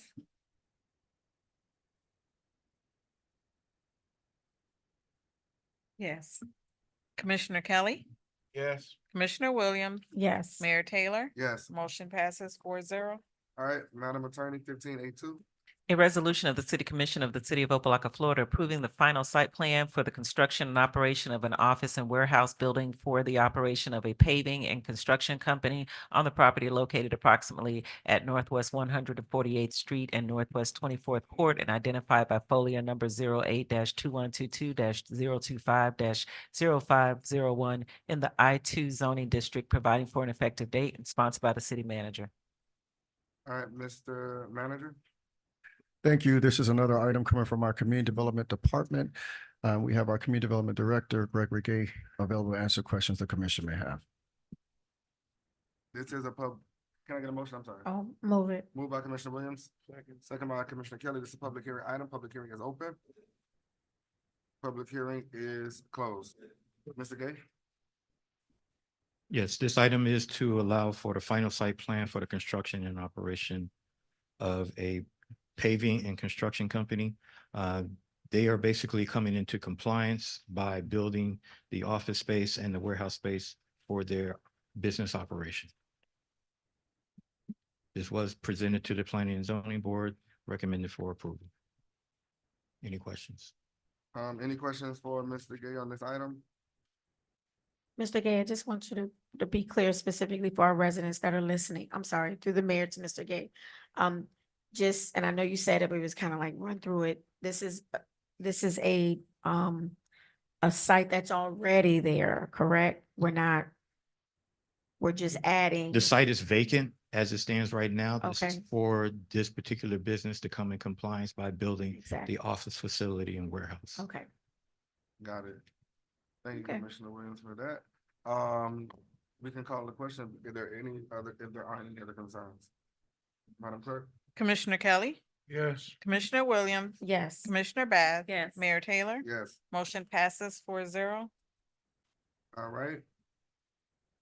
Madam Attorney, 15A3. A resolution of the City Commission of the City of Opa-locka, Florida, approving the development agreement review request for the construction and operation of an office and warehouse building for the operation of a paving and construction company on the property located approximately at Northwest 148th Street and Northwest 24th Court and identified by folio number 08-2122-025-0501 in the I-2 zoning district and also within the Innovation District, providing for an effective date, sponsored by the city manager. All right, Mr. Manager? Thank you. Ditto. This is item coming from our Community Development Department. We have the Community Development Director here, Gregory Gated, available to answer any questions that you may have post-public hearing. This is the companion item for the one above, right? This item speaks to the development agreement. Right, okay. This is, can I get a motion? Move it. Moved by Commissioner Bass, Second. second by Commissioner Williams. This is a public hearing item. Public hearing is open. Public hearing is closed. Do we have any questions in regards to this item? All right, hearing none, Madam Clerk. Commissioner Kelly, Yes. Commissioner Williams, Yes. Commissioner Bass. Yes. Mayor Taylor. Yes. Motion passes 4-0. All right, moving on to 16A2. An ordinance of the City Commission of the City of Opa-locka, Florida, creating a new Article 11 of the city's Code of Ordinances, renumbering the following sections, specifically adopting certain provisions of Senate Bill 102, the Live Local Act, relating to affordable housing, providing for administrative approval of certain qualified projects containing affordable housing units, authorizing the city manager to take certain actions, providing for incorporation of recitals, providing for conflict, providing for severability, providing for an effective date, sponsored by the city manager. All right, Mr. Manager. Thank you. Again, this is an item from our Community Development Department, and the Community Development Director, Gregory Gates, is available to answer questions the commission may have. All right, can I get a motion or entertain a motion? Move for discussion. Move for discussion and I'll second. second. This is a public hearing item. Public hearing is open. Public hearing is closed. I do have a discussion as well, Madam Commissioner Williams. Where it says, administratively approved without further action by the governing body. I think any concessions or variances should come from the commission, not the city manager. That's my opinion. So that's the only change that I would like to see in this. Where are you at, Mr. Mayor? It says. It's the whereas.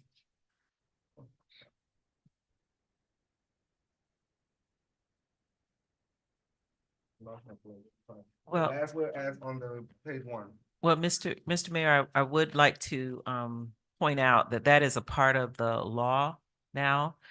It does require administrative approval. There are some things in here that deal with city management authority that you may want to consider if you were looking at bringing things back, but that part of it is something that's in the Live Local Act. And so if you looked at, like, for instance, N, which is under section 2, the city commission shall determine how much money will be set aside for qualifying developments. The city manager would have the authority to allocate up to $25,000 per qualified development. That's something that would not have to be within the city manager's discretion, but the administrative approval is one of the things required by the act. But what does the state dictate as administrative approval? If our process already says that it comes before the commission, in that sense, are we not the administrators? Well, it requires that it not necessarily have to come before the commission. And so there are a lot of things in this Live Local Act that is probably worthy of a workshop and for you guys to understand. And now may be kind of a late hour for it, but it is an ordinance and it does have 2 readings. If you were looking at passing it and maybe having a presentation, I can have someone from my office, Pam from my office, who has shepherded this legislation, come and really explain it and tell you what it requires and what it allows for. There are probably there's certain things that the city does have control over, and that's certain things dealing with parking or, you know, things that are already in your code.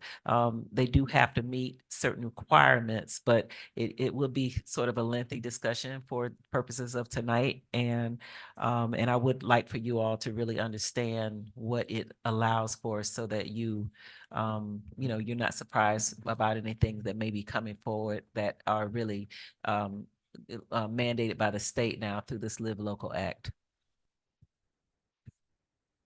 Mr. Mayor? Commissioner Williams, I'm sorry. No, I think the reason why I wanted to discuss is there's so many different layers, especially coming from the state and coming down to municipalities. And I know, Mr. Manager, you attended a workshop or something about it, but like all commission wasn't there, right? Like we didn't. So that's the thing. So I'm not comfortable moving forward. With it only because I just need more. I need to understand it more. I really want to dig a little bit more deeper into it. That's why I said for discussion, because I didn't know if there was some type of time constraint, if it could be deferred, or workshopped so that we can really dig a little bit deeper into it. And as for me, this is my thought process. We'd be happy to, well, as the attorney said, it does require 2 readings. So if you wanted to have a workshop in between the readings, we can do that. What we did, this is state law now. So what we did for the most part, I'd say 90% or greater of this is just a reflection of what the state law says. Well, we'd be happy to put a workshop together and go through the specific items. Okay. And I would like to have that workshop, if the board, is in agreement. And then I would also, if Miss Pam can be a part of that. Sure, it will be Pam Booker. Pam, Yes. sorry. Thank you. Okay. Again, that's if the board is in agreement. Okay, so you're proposed, well, the manager's proposing that we pass it tonight and then in the interim of second read. Mr. Mayor? Oh, I'm Mr. sorry. Kelly. Yeah, it requires 2, Yeah, definitely. 2 readings, and if we're gonna have the workshop in between the attorney's office, we could pass it on first reading, which I have a problem with. I did have some questions I'd asked because one of the concerns I have is the act is silent on the compliance and the monitoring and enforcement. And I know it's too short to get that together tonight from my briefing yesterday, but I'd like to see that as well as a part of the workshop from the manager's side, how we would do that and how that would look. And obviously that elephant in the room that I always talk about, parking. How best we can, given it's a state law, how we can strengthen that as much as we can. Because we know as potential development, we know why this law is here to encourage development, i.e. housing, but we know what that really means. Regardless of how you want to, what you want to call it, it's going to be a challenge for us for parking. So I'd like to be able to have that as a part of that workshop and how that would look with monitoring, compliance, and enforcement of, because the law itself is really silent to all 3 of those points. So how would we deal with that and the parking side to be a part of that workshop? But I don't have a problem with passing on first reading. And as Commissioner Williams said, have that workshop in between. And then if we have challenges and we're still not comfortable, we'll just defer the item after that. Thank you, Mr. Mayor.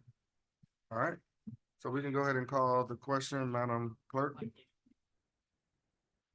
Commissioner Williams, Yes. Commissioner Bass. Yes. Commissioner Kelly, Yes. Mayor Taylor. Yes. Motion passes first reading. All right, we're going to our city manager's report. Mr. Manager?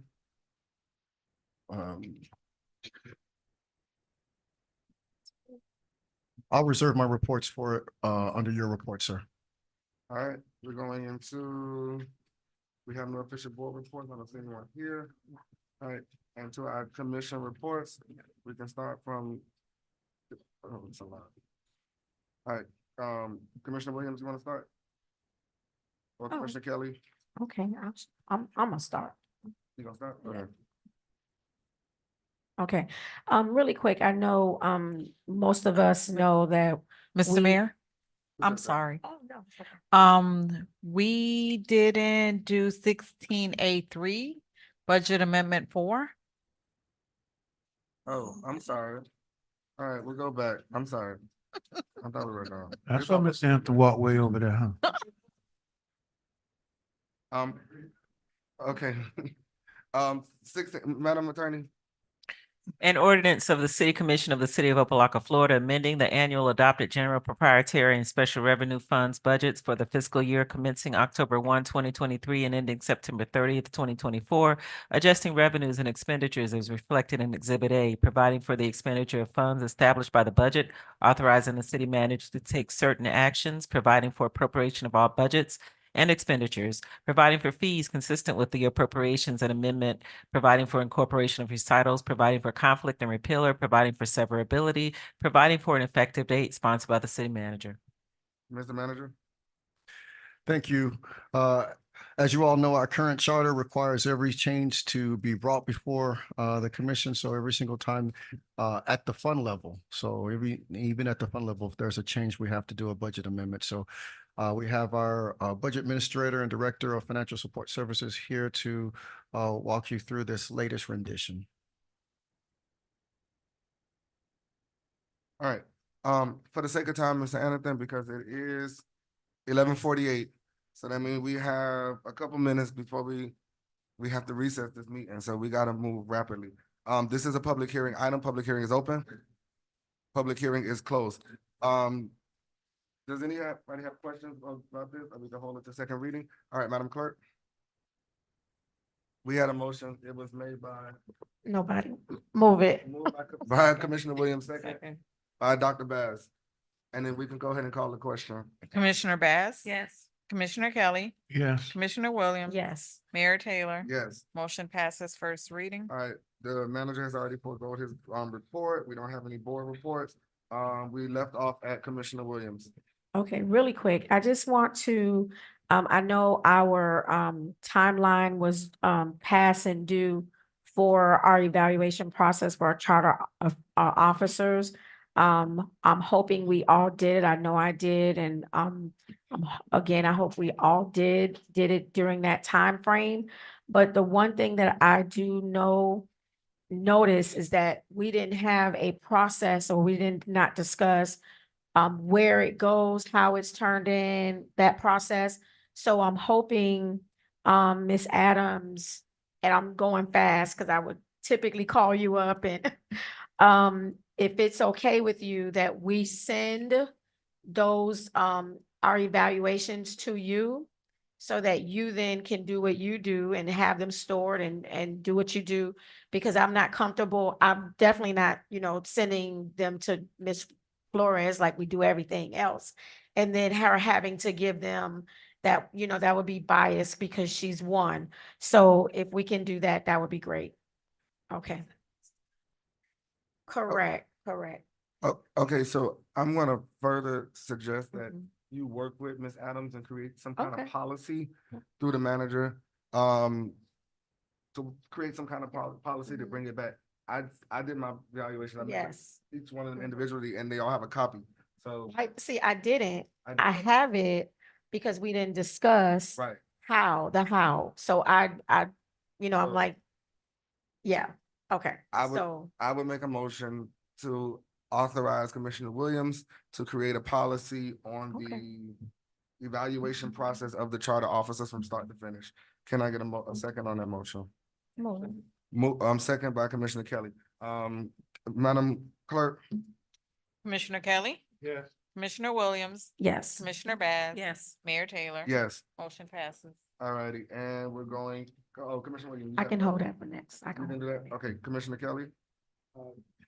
Yeah, for the sake of time, I'm going to hold off on all mine. I just want to remind everyone, Farm Share, next Wednesday at Shabandi, and I know the mayor probably will mention the 4th of July celebration next Thursday, here at, at Shabandi. And also, Mr. Manager, you could, I think it may not, if the banner comes in for Feeding South Florida, we get it up by next week. So it'll be up a couple of weeks. A lot of folks still don't know. Thank you. That's it, Mr. Mayor. I'll defer the rest of them until next time. All right, no problem. And under my report, Mr. Manager, is the financial oversight in the Glorietta Gardens. So just send both in written form or email. The only thing I want to ask about Glorietta Gardens, I would like a brief synopsis on what happened at that meeting that took place that the commission wasn't invited to. I want to know what happened. All right, are there any other? Okay, so moving on to official board appointments. The only one I have is I would like to appoint Nikisha Williams to the Planning and Zoning Board. It's one at-large appointment to fill that appointment. So that's the motion that I'm making. What do I have to move it Okay. or just say I agree?